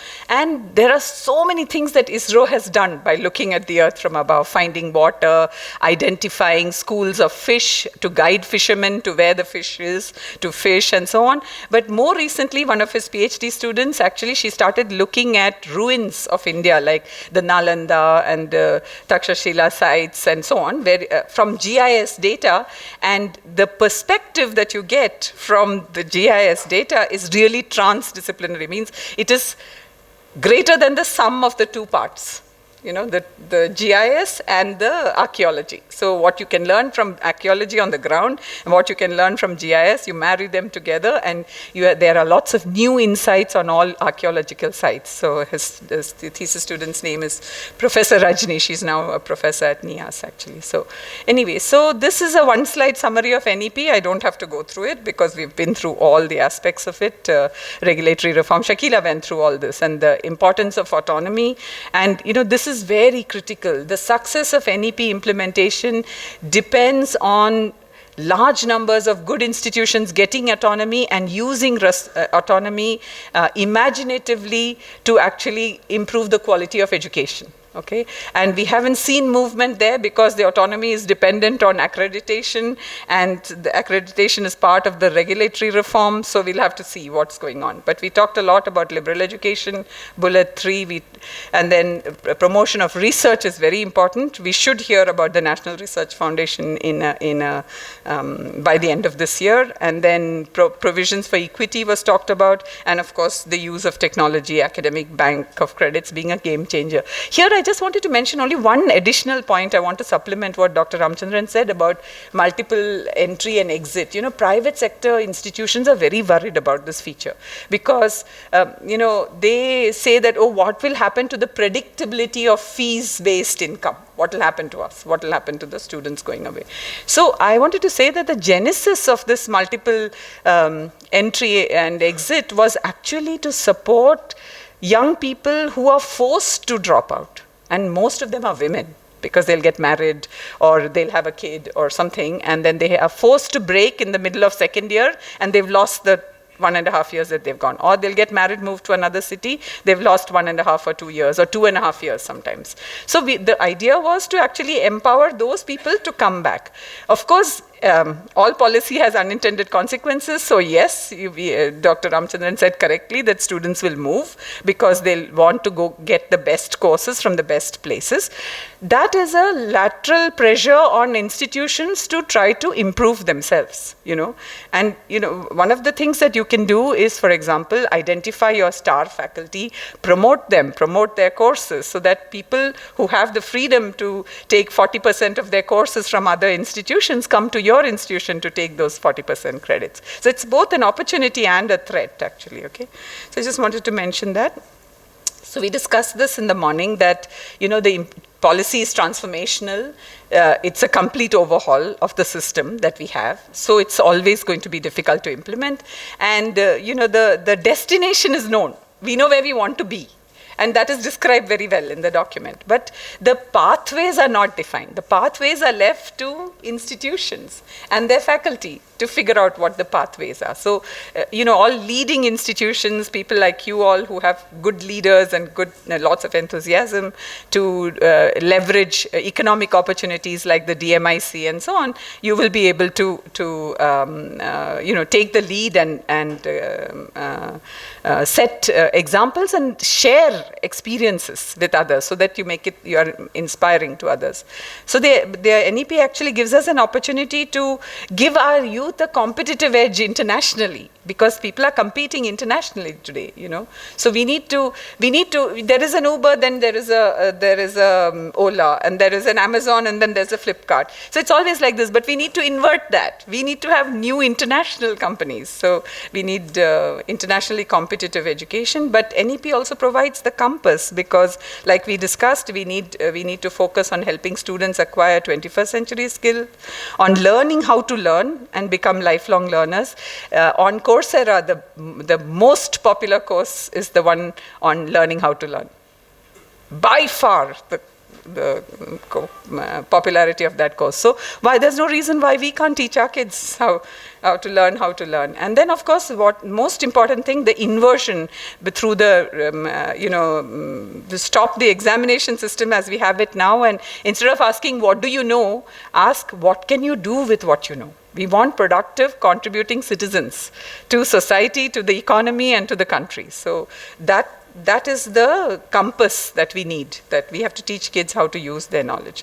And that's not a moment too soon, people like us, our generation, post-war generations, did not have the problem of poor air quality or lack of access to clean drinking water and so on. But we took it all for granted. But our kids' generation are going to have to cope with this. There is reduced groundwater. How do you share scarce resources? There's more automation, so there are fewer jobs. There's lots of inequality. There's lots of divisions and so on. And India as a country, because of our geography, because of the Himalayas on top and the peninsula, we are very vulnerable to all aspects of climate change, unpredictable monsoons, the melting of the glaciers, rising sea levels, evaporating groundwater, and so on. So, we have to keep these in mind. We want our students we talk about how to make students innovate, but unless we innovate, our students cannot innovate. We have to teach by example. So our courses, our delivery, our approach, we should introduce them to societal things. So our government is taking a lot of interest in the SDGs. So I just wanted to, we've all seen this picture, it's splashed around everywhere, right? So what is more interesting is this picture that Niti Aayog actually monitors all the states on how they are making progress on SDGs, okay? And this is old data, 2019-20. There is data on Niti Aayog website 2021-21-20, but I brought this one because it's a very nice pictorial comparison of states and comparison of how states are doing on various SDGs. Now look at this one. If this is completely red, okay? So all the states are doing bad on SDG 5. What is SDG 5? SDG 5 is gender equality. Okay, we are doing really badly. And then what are we doing well in? If you look here, this one looks very good, so all green actually. And if you look at that is clean water and sanitation. Do you all believe for 1 minute that every state is doing well on clean water and sanitation? Niti Aayog is actually encouraging states to do well, so they are marking them high. But, so then if you see the reds and the yellows, and you really worry about how many other SDGs. So this is no hunger, zero poverty, good health. Look at this. This is bad. Education is very patchy. Number 4 is education. So, so we have a long way to go, and we need to solve our own problems. And in NEP, and of course, number 8, this one, SDG 8, is actually about decent jobs and decent work and economic growth, work that relates to economic growth. And that one also, number 8, we are not doing that well, mostly yellow and some greens actually. Anyway, so Shakila read out the definition of quality education. The SDGs give us a template to think about what to teach, especially in post-COVID era. And so the definition is inclusive and equitable quality education and lifelong learning opportunities for all. And out of every goal, every SDG has multiple targets with it. And you know, the education, quality education has 10 targets, out of which 4 of them are about vocational education. Okay, so let's talk about vocational education. I have many slides, I'll run through them quickly. This one is about schools. In schools, we are doing, NEP has done something very, very, very important, which is to say that there are 2 branches of vocational education. The first is exposure, which we as parents also do. We take the kid to the Mela and we take the child to see the potter making pots, okay, and with the wheel and so on. Or we take the child to the puppet thing and expose them to different vocations, okay. And the NEP has said that we should start in grade 6, and vocational exposure can keep going through your life, through degree and everything. So short courses that talk about a particular vocation. It can be 1 week, it can be 2 weeks, it can be whatever length, but it's an exposure line. The other one is about students going into the world of work. So they want to, there are, you know, GER is 27%, which means out of every 100 kids in the age group of 18 to 23, only 27 go to university. So 73 don't go to university. So they look for jobs after 10th standard or 12th standard, sometimes after 8th standard. So you need to give them some education that gives them a first step on a ladder in a profession. So we want schools to think about what are the courses that you can offer to students at the school level, okay, and those will have to be at NSQF levels, various national skill qualification framework levels, 1 to 4, and you know, the program is on now. There is a Samagra Shiksha Abhiyan that is going on, where central government is funding vocational education for the world of work for students of 11th and 12th grades, and in some states 9 and 10, but they are funding 1 million students. But we have more than 65 or 70 million students in the country in 9, 10, 11, 12. So it's a drop in the ocean. Okay? So we have to worry about more schools taking up vocational education. So, you know, if a school is in a rural area and there is a health center there, then you can maybe train some people to take jobs in health center. If there is some jute industry, you can train for that. So you have to train for the local economies, basically, you know. And in higher education, of course, apprenticeships and internships are crucial. The design thinking and innovation, there are lots of clouds over. So, but all of us in this room, we can try to do our best to do all the things that we can do without waiting for regulatory changes and various things to happen. So, but there is a lot you can do, like Dr. Ramchandran listed, that you can, you know, open your disciplinary borders, change the way you evaluate students, change the way you teach them, and so on. I'll stop here. Thank you.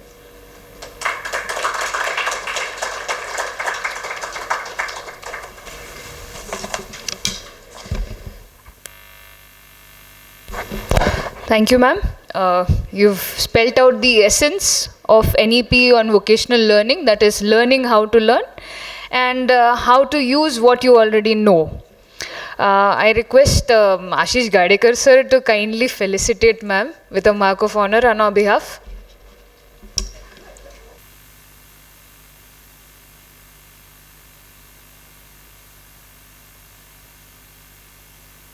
Concurrently, all 7 areas, like student excellence, academic excellence, faculty excellence, research and scholarship excellence, and so on, all together. And nothing will happen if you don't reform governance, leadership, and management. So what we want is concurrently attack all aspects and not one after the other. That will help us identify the kind of deficiencies we have and what can be done. Thank you for asking this question. Very important for that point of view.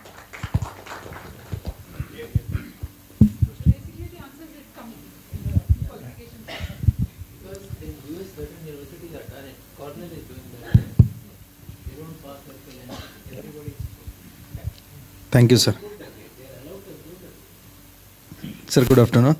Myself, Dr. Ganesh Dongre, Principal for Chhatrapati Shahu Maharaj Shikshan Sanstha, College of Polytechnic. We know that the structure is 5334.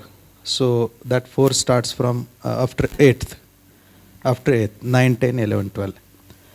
Basically, the Diploma in Engineering and Technology course, it starts from after 10th. So the entry qualification is after 10th.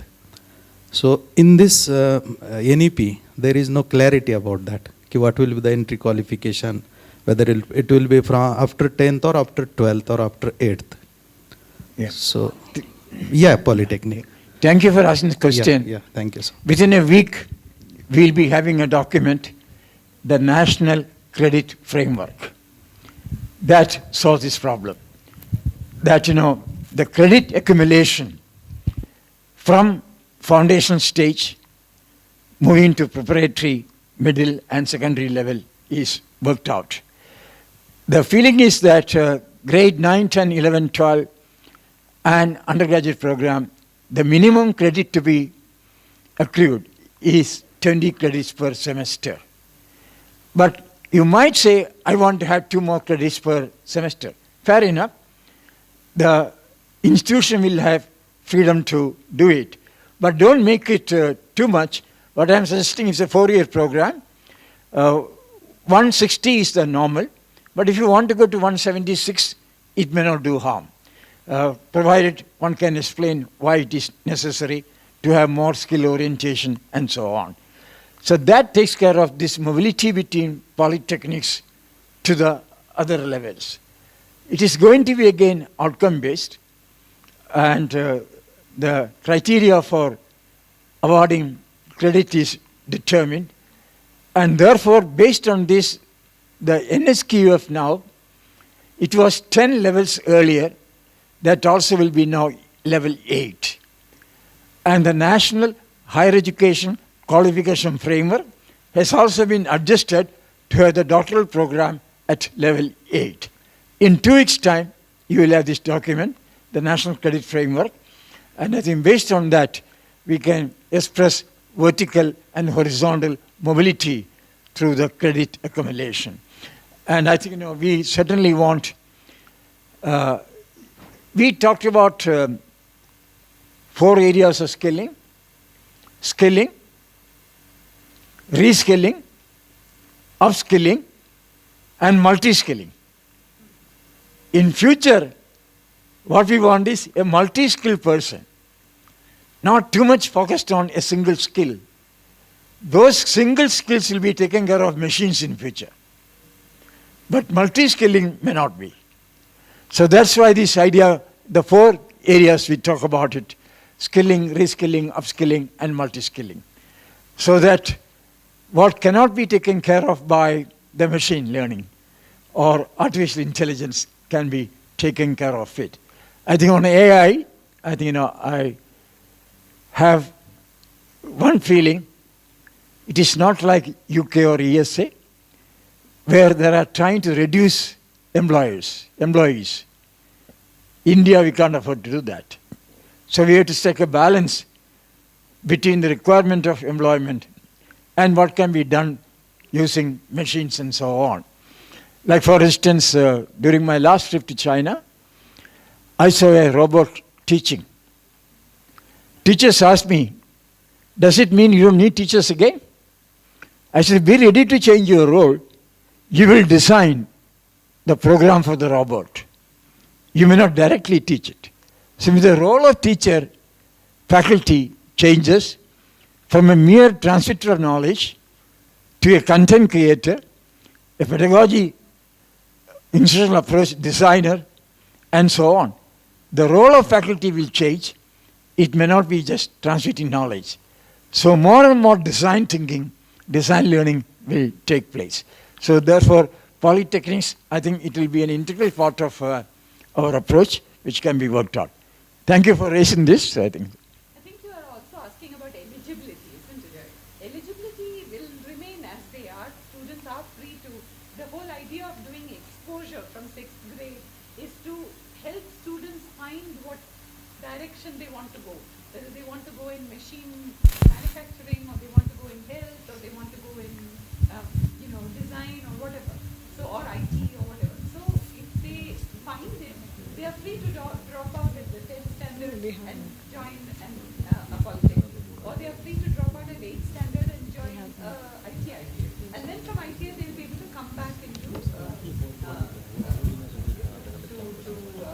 higher education, conventional higher education. So what he said is that the credit framework will actually mesh everything together. Only eligibility criteria, what is the base pass, those things will remain. And then institutions will have to say prerequisites.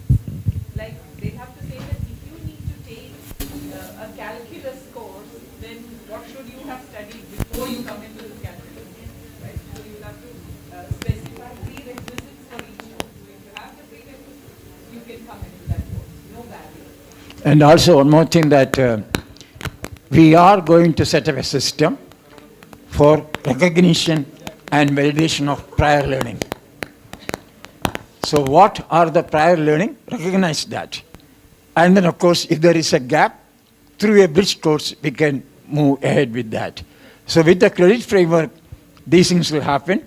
A lot more bridge programs, a lot more recognition of prior learning, validation of that will take place. We are now discussing who will do this. So therefore, that is yet to be decided. Can every college do this? Or should there be a centralized state level system or a district-based assessment system to assess prior learning and recognize and validate that? So a lot of changes are going to take place in next 2-3 months' time. More questions? As I told you, you can ask any question you want. Hello. Good afternoon, sir. Actually, I do have 2 questions. The first one is related to the, as you told about recall ability and problem solving ability. Right now, as we are going through the conventional assessment systems, means as Ailavadi sir just told that every student has to go through the, is it his pass or fail? So instead of that, as I am from professional education system, so is it possible that we can focus on the problem solving ability? Because what I think that if any of the problem arises in the industry, the student doesn't need to just solve that problem without getting any references. Obviously, he is having freedom of getting knowledge and getting everything, whatever possibilities are there, and just to solve that issue. So can it be possible to inculcate these all things in the assessment system of education, so that we could analyze that, is it my student have got all the knowledge what I was expecting, rather than giving him a question paper and asking him to write down without getting any references. He will have all the questions or all the references and he will solve my problem. So from that I can understand, yeah, my student have got or not. So is it in NEP this process is thought or not? This is the first question. And second question is that as we are speaking about the institute mobility, means student can transfer from one institute to another. Just currently right now we can see that most of the institutes, whichever popular are there, so that particular institutes are getting their seats full. So if some of the students are interested to again switch to that institute, so what could be the criteria for seats availability? Because if that institute is already filled with their seats, so how that interested students can get their admission to that particular institute through this institute mobility? So is it any variation in intake is thought in this NEP? So these are the 2 questions. Thank you. I'll answer the second question first. The answer is yes. What you are talking about is 10% superannuary seats in every college, university. That will help this transfer from one college to the other. Every college can think of 10% superannuary seat.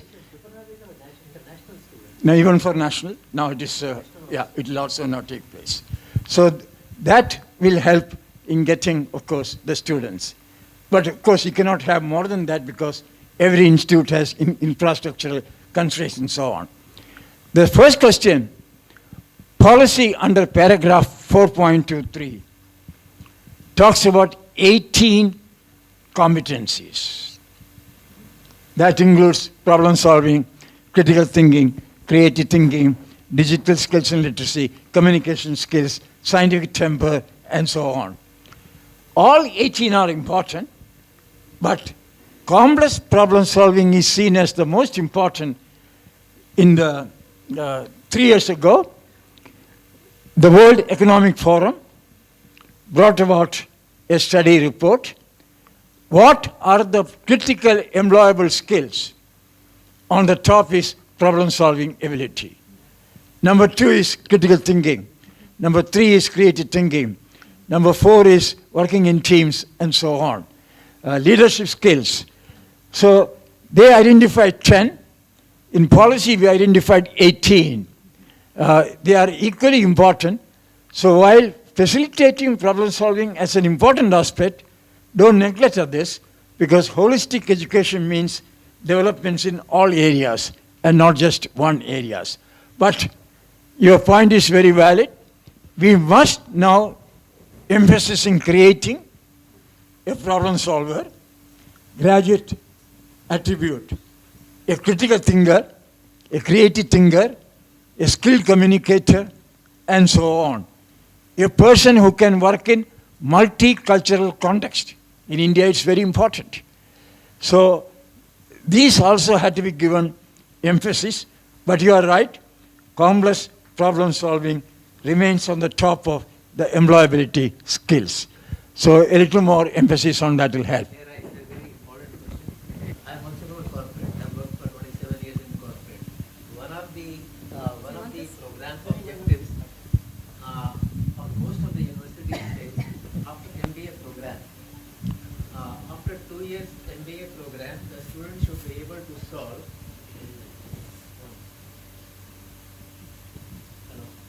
Use this.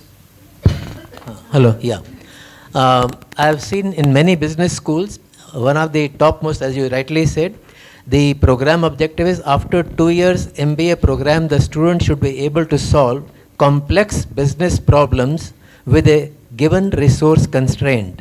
And coming from the corporate, I can tell confidently, even CEOs, after 10 years, they break their heads in solving complex business problems, the resource constraint. So how do you think that after 2 years, a student is BCom and he does 2 years MBA, and you expect him to solve complex business problems with a constraint?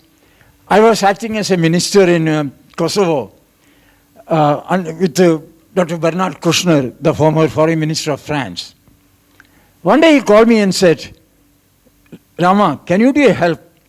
Pristina, too much of traffic, jam. Can you find a solution? I said, how many vehicles? 70,000 vehicles. I met my IPS colleagues, 9 of them I had at that time. I said, can you do something tomorrow? He said, yes, sir, no problem. Sharp 9:30, we'll be on the road tomorrow. In 50 minutes, we'll solve the problem. They did it in 50 minutes. Then Dr. Bernard Kouchner asked me, how do you manage that? I said, Dr. Kouchner, your police is engaged in trying to avoid drunken brawl. How many? 20 people. In India, we do 2 lakhs people, 200,000 at the same time. We are very good at managing. In Delhi, we have 8 million vehicles. What is this? 60,000 vehicles? So Indians are very good at managing large-scale thing. And therefore, that is our strength. Crowd, like the largest crowd ever I have seen was when Sheikh Mujibur Rahman passed through Calcutta. Over 1 million people. Even those who did not follow Bengali, people like me, listened to rapt attention. His oratory was fantastic. So the Indian management, I told my students, yes, we are much better than you in managing large-scale things. Now the question comes, the course design of management. This morning I was joking to Professor Sadish. 3-4 years ago I was in IIM Trichy. They asked me, what is the main principle of management? I jokingly said, do what I say, don't do what I do. This is a principle of management. So we need to change that exercise and then see how we can do it. I have been with IIM Bangalore and all 2011, the major in-depth conference, and my request to our management friends are, use as much as of Indian cases. Many are now trying to do it. It's a challenge I throw. And not just Harvard cases alone, but we can have Indian cases where we solve large-scale problems. I think perhaps the courses we do may have to do this, the complex problem solving in a business, especially in the context of a business person now is required to work 12 time zones. Sitting in India, the person runs business in USA to New Zealand. 12 time zones. We don't teach that in the course. Why not? How do we handle a business varying in 12 time zones? Things have changed drastically, and I think perhaps my answer to Professor Sadish should be difficult but not impossible. Let's make an effort through curricular reform. Thank you for raising this question. Very good. Thank you. I would like to add something to your question. See, the point you are making is that why can't we do it? You can do it. See, if you are part of MGM University, a university is an autonomous body. You can decide within the university, within your academic council, whatever is the processes that you have, that if autonomy flows from the management to the faculty, and you are the faculty in the classroom and you are authorized to evaluate the students the way you think they should be evaluated, provided it is documented and you don't do unfair things, you should be free to do what you said, which is allow a student to attempt a problem. And the solution is, the passing is not when they solve a problem. The passing is when they have attempted it sincerely enough to identify the challenges and say, okay, this problem is much harder to solve than I thought. It will take, much longer, but I have understood how to think in a situation like that. That this is a model I'm approaching, this has these problems. Let me think about 2-3 other ways of approaching. And if I have learned that much, I should pass, right? Because like he said, corporate head honchos cannot solve some problems for a decade. You can't expect a student to solve it. But you have to expect a student to learn how to think about such a problem in such a situation. That's all we are asking. And you're free to do that. You're free to do that without, if you're part of MGM University, a university is an autonomous body, you're free to do that starting tomorrow. Shakilaji, we are discriminating against you. Please do join. Yeah, thank you. I was actually listening to this interaction, and I thought on a couple of points I'll just add my observations. And since it's easiest to respond to the last question on a question where we can use problem-solving techniques and assess our learners, I'm just reaffirming what Leena said. The teacher is the most autonomous. And I personally, as a teacher, always believe that the teacher is the king or the queen in the classroom.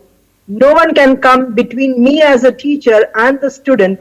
In the way I engage the curricula, I assess how that student has learned and the way in which I may use methods to assess that problem-solving skills that the learner has. I don't think as teachers we use that autonomy to the best extent possible. So as a result, we are waiting for some guidelines and we are waiting that this can be done, this cannot be done. That's just not necessary. You are autonomous. As a faculty, you are free to deploy any methods of assessment to evaluate how much that student has understood, what manner you would like, whether it is a quiz, whether you're using computer gamification, whether you're taking them for an outdoor activity. Any of these techniques are acceptable, but like we said, these needs to be documented so that there is a feeling of some sort of a rigor in that, and that freedom is not, because in some cases we tend to think that maybe, and there is nothing wrong, somebody might be accepting enough to even do that. I've had teachers who taught me like that, but because systems require certain documentation, you may have to document that. The other point was what the gentleman sitting right across in the front was asking about the eligibility to join the courses for the Polytechnic and the ITIs and so on.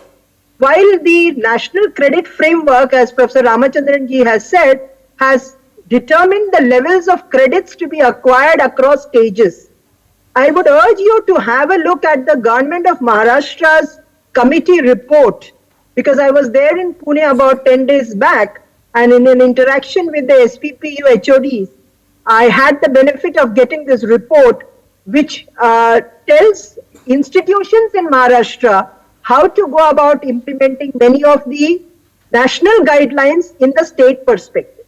So since it is a subject in the concurrent list, and you as higher education institutions, colleges and universities are bound by the Maharashtra, within the jurisdictional framework of Maharashtra, the overarching guidelines, which are more in the nature of giving you a framework, is there from the UGC and so on.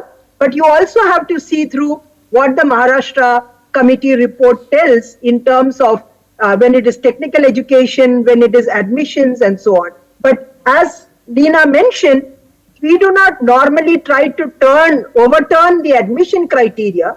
We only need to ensure that the minimum levels of credits are there for a student to join the next level. So these two things I thought I need to supplement, and I just make an observation to one instrumentality which none of us mentioned in our discussions, and which the NEP is highlighting as a very important document that institutions must prepare, and that is making an institutional development plan, which is nothing but a strategic plan of action where every higher education institution, be it a college, be it an institution, be it a university, will work for itself through a collegiate exercise involving faculty, students, senior management, civil society, industry, academicians, scientists, the corporate sector, all of them together, including parents also, coming together to create for its own institution where you would like to see yourself going forward 3 years, 5 years or 7 years from now. And that is a living document. That's a living, evolving document which you need to sort of create a goal and an objective, and then see what are your strengths and weaknesses, how you can leverage some of the opportunities, how you can mitigate some of the threats, and then move forward towards achieving. Whether Nath Business School of School for Business and Technology would like to de-link from MGM University to become by itself a teaching intensive university. I'm just throwing it open to you. So whether you would like to create an institutional development plan moving forward to become sort of having an identity of your own to become a teaching intensive university, or whether MGM University over 7 years would like to become a multidisciplinary education and research university. So there are so many pathways that we have laid open, and please create and work from today onwards for creating an institutional development plan. Many of your, whatever concerns and apprehensions and, actual on-ground situations that you may have to assess will all get sorted out in the exercise of formulating a very robust institutional development plan, which is not to be made as a report like government reports and kept in the archive, but has to be, and I say that having seen government reports being in the archives, but has to be an evolving document which is a point of reference that you reflect upon, make the mid-course correction, review it, and then move forward. So please make an effort to make an IDP. Thank you. Thank you. Dr. Shakila Shamsu, ma'am, Professor K.Ramchandran, sir, what kind of knowledge you have provided us is a very useful and fruitful. My question is that whenever we will join to particular institute for a research, and that institute, they first, before going to start our research, they will ask, you go to mathematics department, you do 2 coursework, then only I will assign problem to in that particular, in your subjects. Means my intention is that to make that the research maths is very essential. And how for that your multiple entry, multiple exit without knowing that the basic fundamental. Because in all IITs and IICs, only after he and she is perfect in mathematics, then only they are going to allow to work for a research, and that is essential. I also agree with that. But once in this field, because most of the times, and the second, when we will define our problem, they will say that you go through the different countries, peoples, those who are working on that topic. And when I observe, lot of people, thousands of paper only on an antenna. I am working, for example, I am computer science student. From a computer science, there are 40 subjects. In one subject, data mining, again clustering, there are 20 algorithm, classification 20 algorithm. In that one, again one part, we have to make the research. But in that case, how this multiple entry and multiple exit will work? Because without mathematics, if somebody diverted to the other field, how he can make the progress? Means with respect to research, my opinion, it may fail. I want answer this. And also one more, what I observe, sir, if I listen from different people, when I listen your conventions, I thought Dr. Ramchandran, definitely he is a science faculty, and professor, both the professor may be non-science faculty, means you people are convincing what kind of knowledge, separate or domain expertness, acquired or based on your experience. You are saying, but what about that, the common consensus, means while building the NAP 2020, whether they have considered all kind or all domain peoples? Thank you for raising this question, very important. Thank you. What the policy envisages through the 4-year undergraduate program is one area in depth with about 64 credits. The other could be minors. Now, what is proposed for research is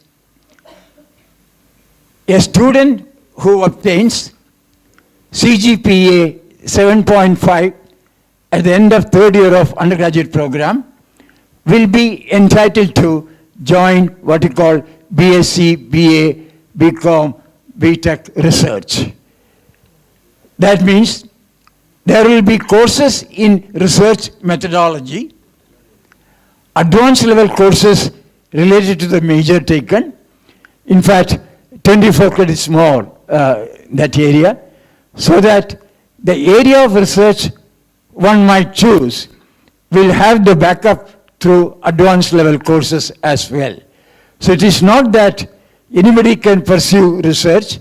There is an entitlement criteria, CGPA of 7.5 at the end of 3 years, and additional at least 12 credit courses on advanced level courses. In that area, they will take up research. That means if you opt for mathematics as a major, the research area would be something related to that. Researching science, everybody require math. Yeah, Yes. so yeah. After 3 years, B and C may change their interest. Depends on their... No, that doesn't happen. See, let me tell you. Because of their great interest. No, we can clarify. What yeah, we are saying is... See, what we will do is, switch with a bridge course. Like if the research program needs mathematics, there will be bridge course provided for that. There will be bridge course. No, sir, actually we are not saying, the NEP is not saying that anybody can move to anything. NEP is not saying that. I think you are assuming that anybody can switch at will. It's not that. The point is that if a student wants to switch... My example is, after joining engineering 1 year course, her friend says that this is not good. Huh. That time you will change. Yeah. But you are expecting that reverse, reback also. Then he or she may not change there. Or after 2 years again they want to switch their back original. Then what will be about the expertness, their knowledge? Sir, I'll tell you one thing. Let me tell you that, practically, we want 64 credits to major in a subject. If a person leaves, comes back, a 64 credit still remains valid. If he or she doesn't have, they'll have to take what you call BILS program. It's not that the 64 credits will be undermined. To take up 4th year undergraduate program, one needs 64 credits in the domain or interdisciplinary area of action. So it is not that anything can happen like that without bridge courses. The 4-year undergraduate program framework, which you might have seen, described this in very clear area, that one subject area depth, 64 credits. One minor, minimum 24 credits. So therefore, if somebody wants to change, take my example of my son. He went to do computer science in the United States. After one semester, he sent a message to me, throughout my life, I'll be sitting in front of a laptop. I'm not enjoying it. So I sent a message to him, even if you want to become a thief, doesn't matter, but make sure you have competence to ensure you are not caught by a police. It means outcome. He said, I want to do economics and mathematics. He did that. 3rd year he reached, he said, now I want to do some computer designing also. Did that. So instead of 160 credits, he did 176 credits. That flexibility is allowed. That through bridge program, summer internship program, summer courses, and so on. That is the spirit of the policy. That go by student-centric approach. The ACB, Academy, or ABC, Academic Bank of Credit, the spirit is that it is student-centric. It is not that, as Leena rightly said, we must have a prerequisite. If the prerequisite is not attained, they can't go upward. To gain a prerequisite, we can offer the bridge program. Let me also tell you, a question comes to very often. The fee charging universities, they say we charge the fees only for 160 credits. If the student wants to take 180 credits, the 20 credits, they have to pay fees for. The private university, there's a logic thing. So now, they ask me, what shall we do? I said, fix the fee by credit, per credit. The Ambassador University, Delhi, where I am on the academic council, we fix the credit per credit. Per credit, 1,200 rupees. So 40 credits means 48,000 rupees. So if you want to take more than that, you have to pay additional fee as well. So these are some implementation modalities. We have to look into that how do we offer superannuary seat, 10%, 5%, decision to be taken by the university college. That is why the term autonomy. We want faculty and institutional autonomy within the broad guidelines of National Higher Education Qualification Framework, within the broad framework of National Credit Framework. Within that, you have freedom to adjust. Thank you for raising this question, very good. So I think, thank you. Yes, sure.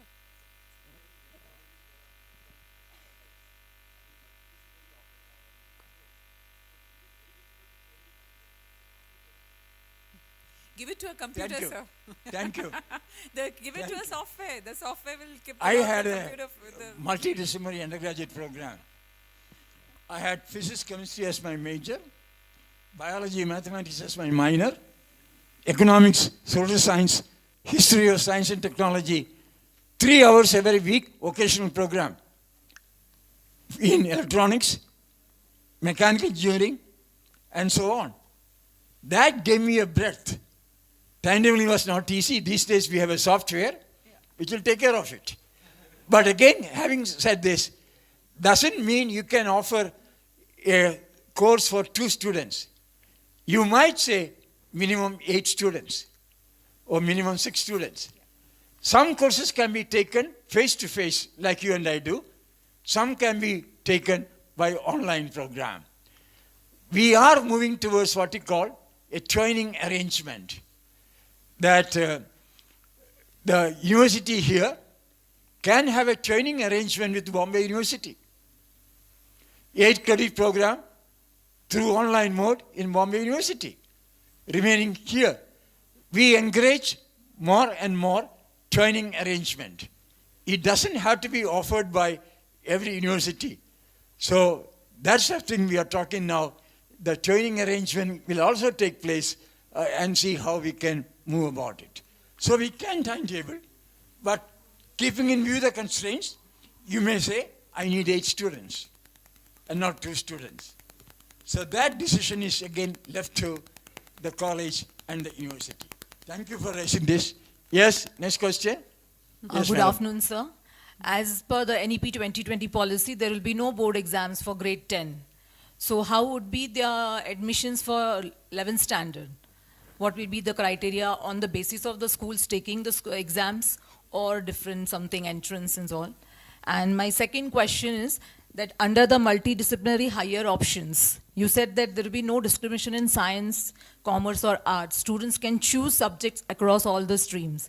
Then how would you define a student after graduate? A science graduate, a commerce graduate, or a graduate in arts? Thank you for raising this very good question. The degree will be awarded on the basis of the major taken. 64 credits. If somebody takes 64 credits in mathematics, the degree will be BSc Mathematics. The minors will be explained, described in the sheets, mark sheets. There it will be shown minor, major. But the degree will be awarded in major. Like for instance, in teacher education, this question came. We talk about foundation stage or preparatory stage, stage-specific program, but there is a major, physics, chemistry. If a person takes physics, BSc. If a person takes economics, BSc or economics I treat as a science now. I prefer to give BSc economics. History, BA. So this facility is now permitted. So therefore, the degree will be based on the major. See, what policy wants is depth and breadth. As Einstein said, liberal arts education is not teaching a subject area. It is enhancing the thinking possibility of a student. Breadth. That is the reason we are talking about depth and breadth both. Therefore, multidisciplinary or interdisciplinary area. What is the first question? 10th standard. 10th standard, yes. We are not telling there will be no exam. Whether we like it or not, a large segment of students may like to exit after grade 10. For them, a board exam is important. But one doesn't want, if the internal assessment is done very well, that becomes the basis for thing. We have now prepared a standard operating procedure for different boards. There it is clearly indicated that if you need a 10th grade exit, well, no harm in having a board exam as well. But our emphasis is more on formative assessment. If it is done well, recorded well, I trust teachers. Why not? I trust faculty. Why not?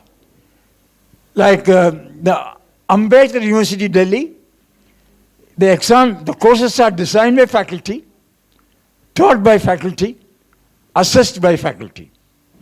So far, I haven't received any complaint about it. If it is transparently done, no problem. Like the course I teach in my university, I allow open book examination. They can bring books to the class. They got thrilled. When they got the question paper, they realized books are of no use. It is all application-oriented questions. So they said, sir, no use of bringing books. So the question should be application, as he said, problem-solving approach, and that will enhance the transparency of the faculty. And the answer sheets which I marked, I gave it back to my students. Have a look at it. Any complaint? That enhanced the transparency, no complaint at all. And so change the modes, be more transparent, college-based, department-based assessment in a transparent manner will have no difficulty at all. So I think that's what we need to do it. And I make a statement, policy implementation will not take place properly unless we make massive examination reform. Both procedures and contents. So I told you once, I didn't complete that time, I gave you up to generalization. What after that? Like from seeing relationship to generalization, 6 behaviors is what you call understanding. Next in the level is reasoning, formulating a hypothesis, testing a hypothesis, establishing a hypothesis, making inference based on established hypothesis, and predicting cause and effect relationship. These are what you call application. So the assessment should be designed to assess the ability of students, I repeat now, recognize, recall, see relationship, cite example, distinguish, discriminate, classify, interpret, generalize, reason, formulate hypothesis, establish hypothesis, infer, and predict. The assessment should deal with all these things. All the 16 things I mentioned. My memory works. Thank you. Shakila, do you want to say anything? I think all the questions are Shakila, up. anything on this? No, I'd only like to say that there seems to be a lot of concern among the faculty that we will sort of, under the multidisciplinarity, bring up students who are jack of all trades. And that's where that concern was coming in a lot. And we also face that in all the webinars and conferences we talk. See, it is very important that we sensitize our students to this at the beginning of the academic year. So when we give them this flexibility that they can choose from a wide variety of courses, let them not think that it is something where the rigor of a subject is completely lost. And like we say, the importance of majoring by taking 64 credits in a 160 credit course is very important, and that needs to be told to them at the beginning. But that need not preclude them, if they like to take up a subject in music or learn a language, that we tell them that you can't do that as is currently being done. So the flexibility is a kind of an empowering tool that the learner has to build across disciplines, because the job profiles itself are changing. So if you see today an Indian Idol program, or you see a child dancing and they want to make a career in that, we do not ascribe to it something that is good or bad. That's also an option that they have. But they need to know that if they need to specialize, then they must be able to major in a given subject, and this many credits should be there. So a student induction program, and at the same time sensitizing parents, because as parents we actually force our aspirations on the learners, and what we are actually saying is something that existed in a structured system, whereas today you need to move towards flexibility. So I think creating an ecosystem where the educational institution talks to all the stakeholders and sends out a lot of literature to make parents, students, faculty, HODs, deans, everyone sensitive to it, and address concerns of this kind, that NEP is not trying to lose any rigor.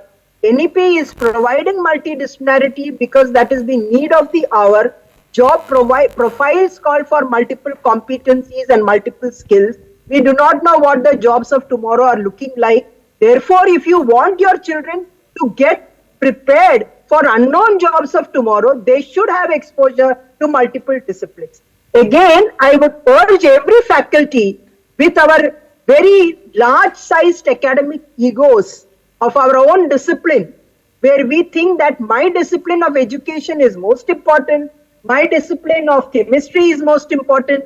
Let us not have that, because every academic discipline is important to a knowledge-based economy. And that, I think, is the spirit with which you need to appreciate the NEP recommendations and understand, if we do not respect this, then we are looking at a bleak future of our students likely to remain jobless and not at all equipped to meet with the unknown challenges of the technologically driven knowledge-based economy. So please sensitize ourselves and give up some of our egos and our hard-held views As I said, teachers are the most resistant to change, and the more senior we are, the more resistant we become. And I urge ourselves to be accepting that we are also in the learning curve and accept these changes for the benefit of our young students. If we stick to our thoughts, we may not do benefit to our students. We are ruining their future, which is not what we are here for. I want to reduce your attention on one more thing. A few months ago, I was in Bombay University. A question was asked to me, sir, I now teach 90 credits course in my major. Now you say 64 credits. If I do that, will I lose my job? The answer to that was, no. What we are talking is 25% of the program, minimum, that field-based learning and practical. They are not 15 hours per credit. They are 30 hours of credit per semester. So therefore, because of this, the faculty engaged time will be much higher than what you do now. Therefore, don't be afraid you won't lose your job by introducing multidisciplinary or reducing the credit for major. Because a lot of practical, the policy talks about what it called experiential learning. That means you are in the field, you are in the work situation, and therefore that takes double the time of a theory course. So faculty engaged time will not reduce. So that is a wrong impression. So you will not lose jobs by reducing the number of credits you teach, because major thing is on practical. Policy also talks, in addition to what you call experiential learning, art education-based pedagogy. Then the physical education-based pedagogy, a very important thrust of policies, health, fitness, wellness, and so on, physical education. No hierarchy between physical education and management education. When that happens, you will find the credit system enables programs in each of these areas. So there will be no reduction in faculty engaged time. So there is not, on the contrary, it might slightly increase if you have more and more field-based, art-based pedagogy and so on. Like I did that in a college in a place called Kuttalam in Tamil Nadu. I was asked to demonstrate a mathematics lesson to faculty like you. Previous evening, I watched the Bharatanatyam dancing program of Dr. Padma Subramaniam. I watched her steps carefully, moving forward, sideways, kind. Next day, the lecture I had to give was on coordinates.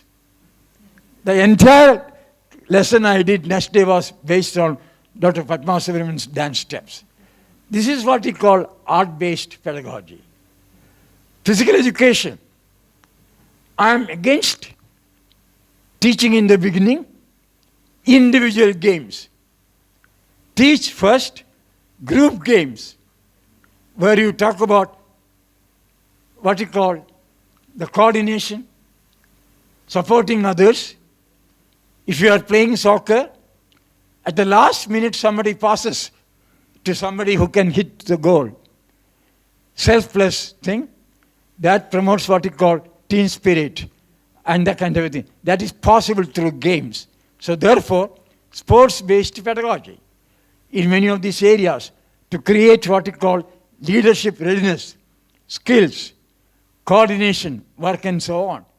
So all subject areas you and I include in our curriculum should look into all these aspects. I would say the 18 competencies listed in the policy need to be taken care of by all of us. No hierarchy, and even though the 10 of them are considered very important for what you call employability skills. In fact, the point made by Professor Sadish this morning is very important. It is not lack of jobs. it is unemployability is the problem. The data showed that. So I think that is a challenge you and I have in the future.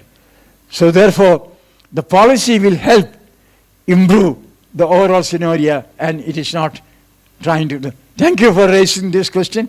Any other question? Yes, yes, madam. Can we have 40 credits on 4 years? Like 160 credits of 4 years program. If somebody wants 40 credits. Yeah. So there is no major minor. No, there will be still major. 40, 160 credits will still have 64 credits devoted to the major. No, I want that in different streams. Ultimately, I will accumulate 40 in different streams. Now we will have no stream. We will now talk about courses and not stream. There will be no art stream. Therefore, the chance is somebody takes history major, 64 credits, music as a minor, 24 credits, vocational program as a minor, 18 to 24 credits. So the focus will be now on courses and programs of studies and not streams at all. The streams idea is now broken up. That is why we say no hierarchy between subject areas as well. But just to avoid that we are creating a jack of all and master of none, we want both breadth and depth. The depth is around 64 credits. But from 160, if you want to increase 176, that is possible. And that has to be taken into account. So the 4-year undergrad framework released by UGC, I was one of the members of the committee. We kept it 2020, but that is minimum. If you want 2 credits extra per semester, that is possible. What is given in the National Credit Framework and the National Higher Education Qualification Framework, they are minimum, not the maximum. But maximum doesn't mean you go to 180 credit, because that will be too much. There will be no time for students to go to library, self-learning and so on. So we now define the credit as, for theory, 45 hours of student engaged time, 30 hours devoted to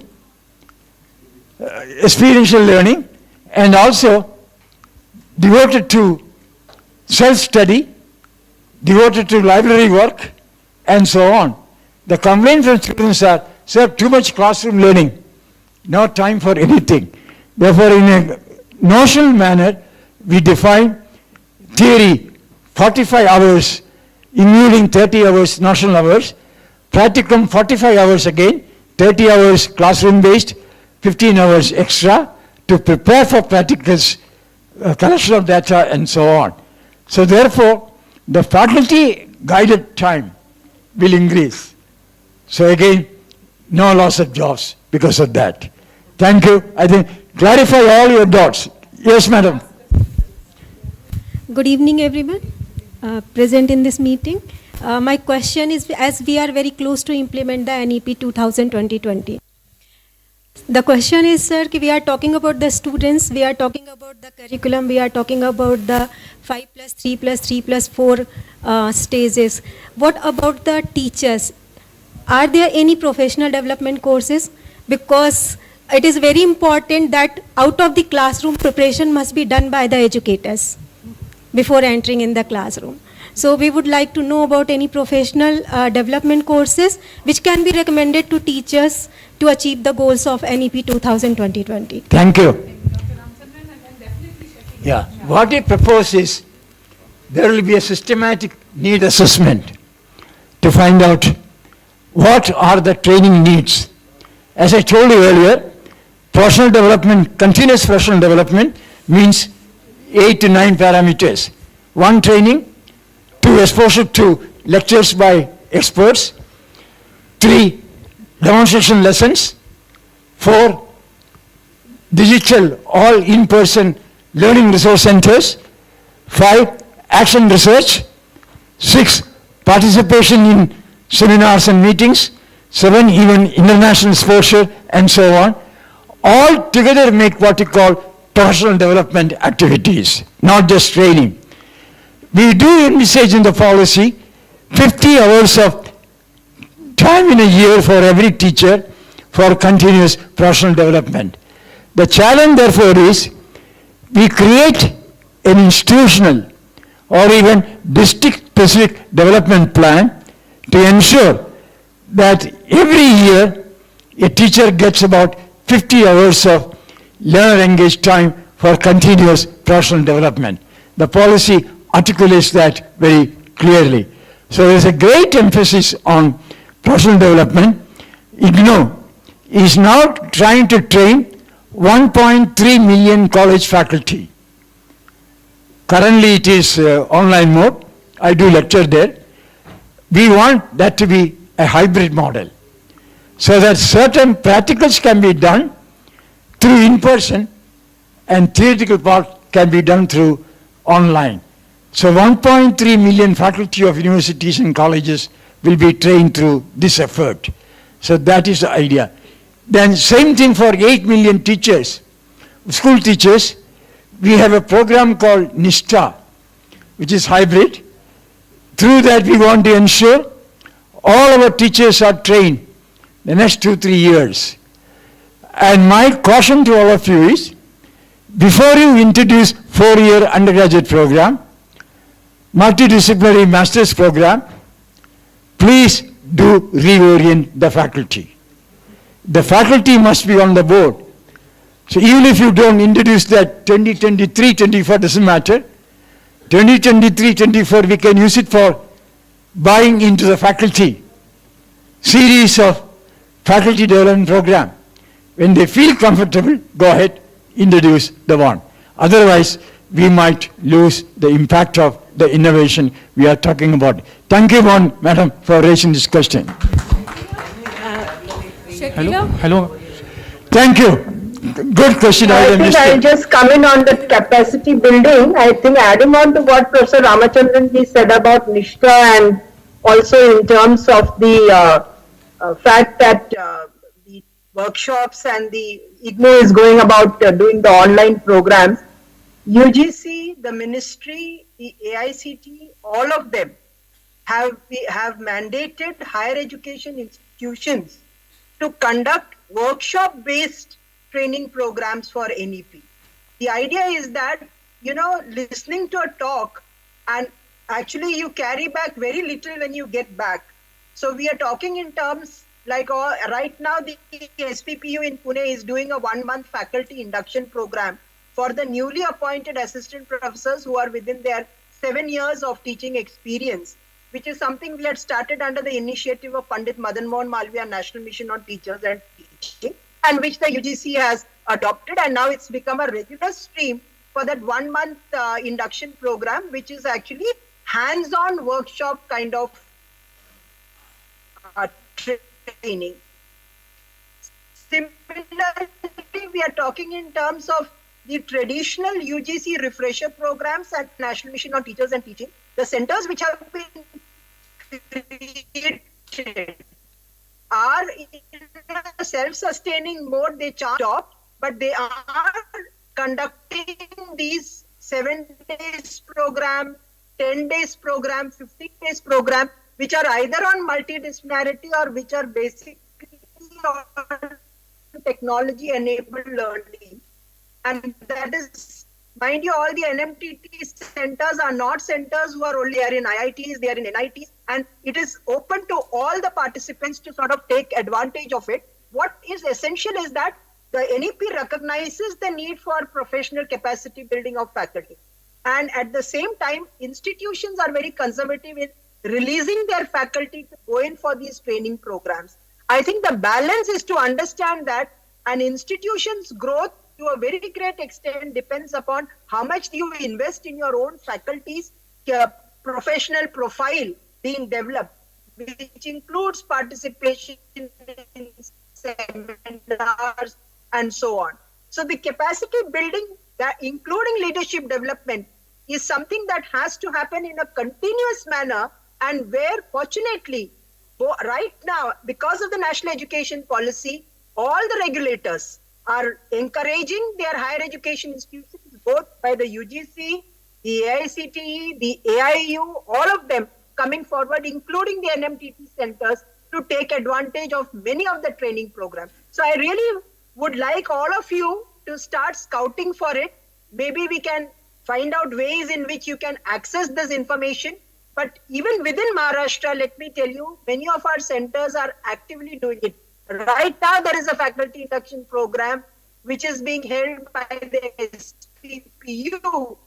And similarly, I think you may be able to get this information because these are not now being published. I think that part of it is a missing link where there are programs, but faculty is not able to really get to know about it and therefore take the benefit of the capacity building. But it is being done at a very massive level. And I think hands-on training is the key to it, because any number of lectures like you are having to hear today really do not except sensitizing you. How you do it in a classroom, like I told, have a workshop for creating active learning environments. Use quizzes, ask the faculty to create a group project. These kind of things only will help a faculty to actually implement what we are telling in the NEP of the innovative teaching learning pedagogies.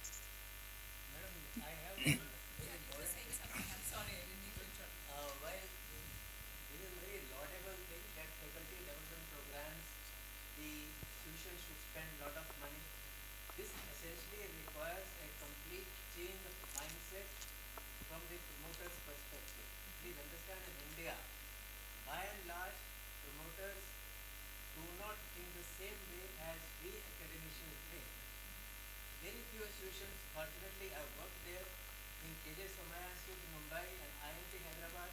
We had a faculty development program budget, and the director was responsible. Why this development program, the budget has not been spent? The director's performance was linked with that expenditure. But how many business schools do that? The multi-million-dollar question in India. So we have to be very, grounded. Reality in India is most of the promoters do not think like this. They think the education as a different ballgame altogether. And like I told you, in IIT Hyderabad, every year, 3 faculty members were supposed to go to Harvard University for participant-centered learning. Every year, 1 week program in Harvard. IIT can perhaps do that. KJ Somaya can do that. But not many business schools in Mumbai, I can name it. I won't name, but I can name. Not many business schools in Mumbai are absolutely not willing to do that. So what to do that? How to solve it? So essentially it means that training or the sensitization should not happen only to faculty members, but also, and very importantly, to the promoters of the educational institution. So their mindset has to be changed totally. A paradigm shift is required. Hello. No, just before that, Professor Sadish asked a very important question. We must respond to that. He asked a question, can 3-year undergrad program and 4-year undergrad program go separately together? The answer to that is simple. The 4-year program subsumes the 3-year program.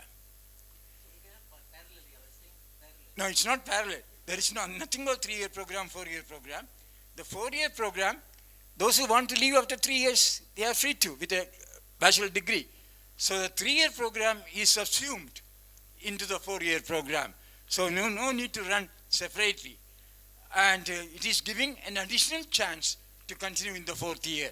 So it is not running 3 and 4 separately. The 3-year program is already there within the 4-year program.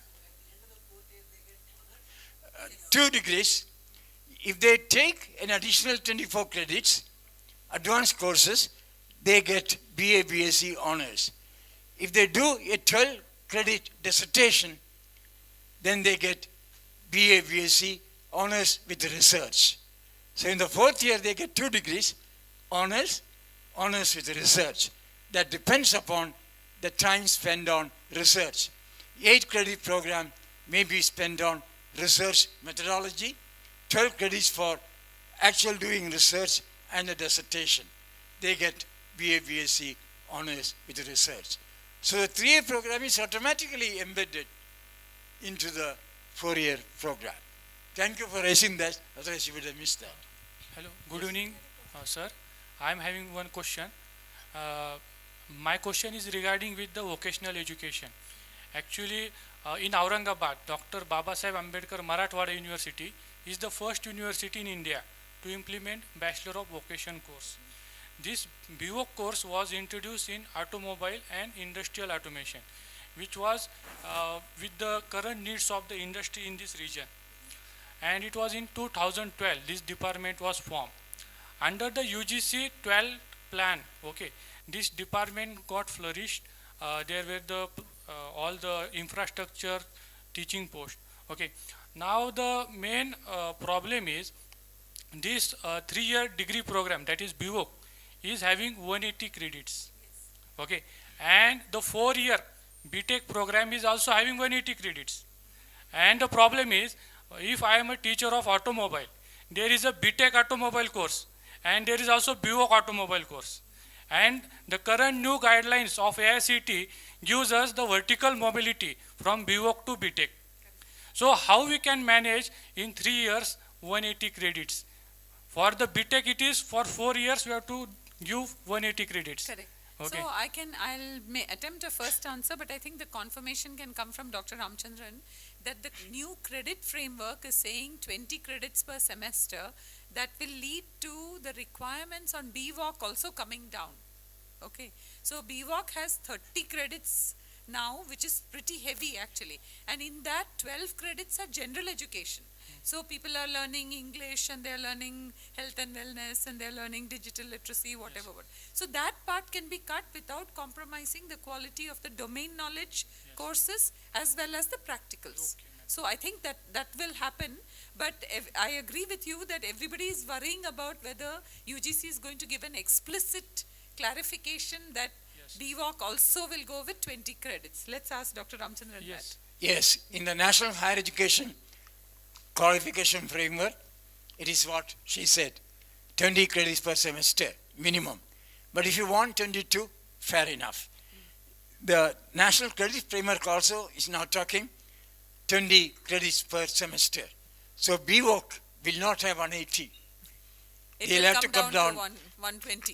120. Now let me also tell you, there's a nice model being attempted by Tata Institute of Social Science, Mumbai.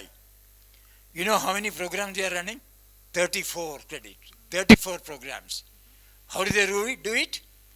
They have only a core faculty of 8 people, but they have 148 visiting faculty, all coming from industry, business organizations and so on. And we are running, I'm on their academic council. So look into various ways. And for these people who come from industry, no need of PhD and all. Work experience is more important. The National Credit Framework does talk about that as well. So 180 will not be for 3 years. Maximum could be 120 plus 12, 132. That will be the recommendation. 160 plus, again, 16. So 176 for a 4-year program. See, there is a feeling in India, if you increase credit, you think you are implementing a better course. No. The students don't get time at all to do anything, to think, to work. Therefore, there will be a change on the BVOC program. 180 credits will not be for 3-year program. Thank you for raising One this. more question, sir. Actually, sir, whenever the UGC implements a new program, that is BVOC is a new program, it was introduced in 2012. Before that, many other programs, such as BSc and the BE, which were implemented, that were 30 to 40 years before. Okay, but UGC has given us the clear-cut indications, so how these programs will start. Okay, but for in case of this BVOC program, most universities find it difficult to how to run these programs. There are not clear-cut guidelines for the UGC or the higher education. So therefore, I think this problem must be addressed. Yeah, it is being addressed. Yes. When NHEQ have come, very clearly indicated BVOC. There will be only one regulatory agency now. So therefore, what is indicated in the National Credit Framework will be applicable to vocational, technical, general education programs. In 2 weeks, you will get a copy of finalized version on that. Also, I just wanted to say that, sustainable model of running courses should be developed actually. When BVOC was launched in the beginning, UGC was giving 2 crores per institution, and what did institutions do? They went and hired faculty and they bought equipment. 2 crores finished. Then there's no more money, you see, to run the course. So that kind of poorly thought out implementations are a bad idea. Then they had to shut down because UGC said this money is to help you get started, then you get self-sustaining. And that didn't happen. So I think that the kind of model that Dr. Ramchandran described, where you bring industry faculty as guest faculty to teach their own expertise and have a small coordinating team in the university, is a better model for vocational education. You have vocational education coordinators and external faculty from industry. That works better, I think. So there could be other models, but it's up to us to think of it. Yeah. Good evening, everyone. Ma'am, I would just like to, when we talk of national education policy, we encourage students to go for skill-based subjects. Yes. Now, there's one issue which many heads of the schools would be facing, and they would resonate with me, on the issue that there's a subject called artificial intelligence, which, if chosen as the 6th subject, is marked for calculating the percentage if any student fails in either math, science, or social studies. But a student who has taken painting, his subject won't be counted as the 6th subject, although he has studied in 9th standard, in 10th standard, and done that skill-based subject called painting, but that subject won't be counted for calculating the percentage. Now I feel, both are... This is discrimination, I agree Yes. with you. And so it becomes very difficult to explain the students, because everybody is not technologically based mind, so they would go for painting in that case. Madam, you are not here in the morning. In future, they all will be counted as curricular. In the school education curriculum framework, we have nothing called curricular, co-curricular, extracurricular. Everything is curricular. Painting is a visual art, curricular. They will also get 4 credit for the work they do. Nothing will be out of it. It will change from next year. So the painting will be given equal importance as physics or chemistry or thing. It will be part of the 5 curricular areas. So hereafter, don't use curricular, extracurricular, co-curricular. Everything is curricular. Will be given credit for each of the subject. So I think once we explain this to students in the beginning, they would understand that. They will take it seriously much more. Like long back, we had engineering drawing as a subject at grade 11 and 12. They used to choose that because it was high scoring. But now that's not the case. Engineering drawing is part of the civil engineering component, therefore they get credit for that. And they do get, credit accumulation for that, they can redeem it. So next year things will change, madam. I think that will be a good news for you. The problem will still remain. Yeah, that's true. Yeah. Thank you. I would like to propose the vote of thanks. I will begin with the esteemed speakers, Dr. Narendra Jadhav, Professor Ramchandran, Dr.Leena Wadia ma'am, and Dr. Shakila Shamsu, who has been with us through the entire day online. So thank you, all of you, for taking the time and coming here and delivering your sessions and having this very nice interactive session at the end. I would like to thank our chairman, sir, Shri Nandkishore Kagriwarji, then our executive director for his continuous leadership, guidance and support. Also, Chancellor, Vice Chancellor and Registrar of MGM University.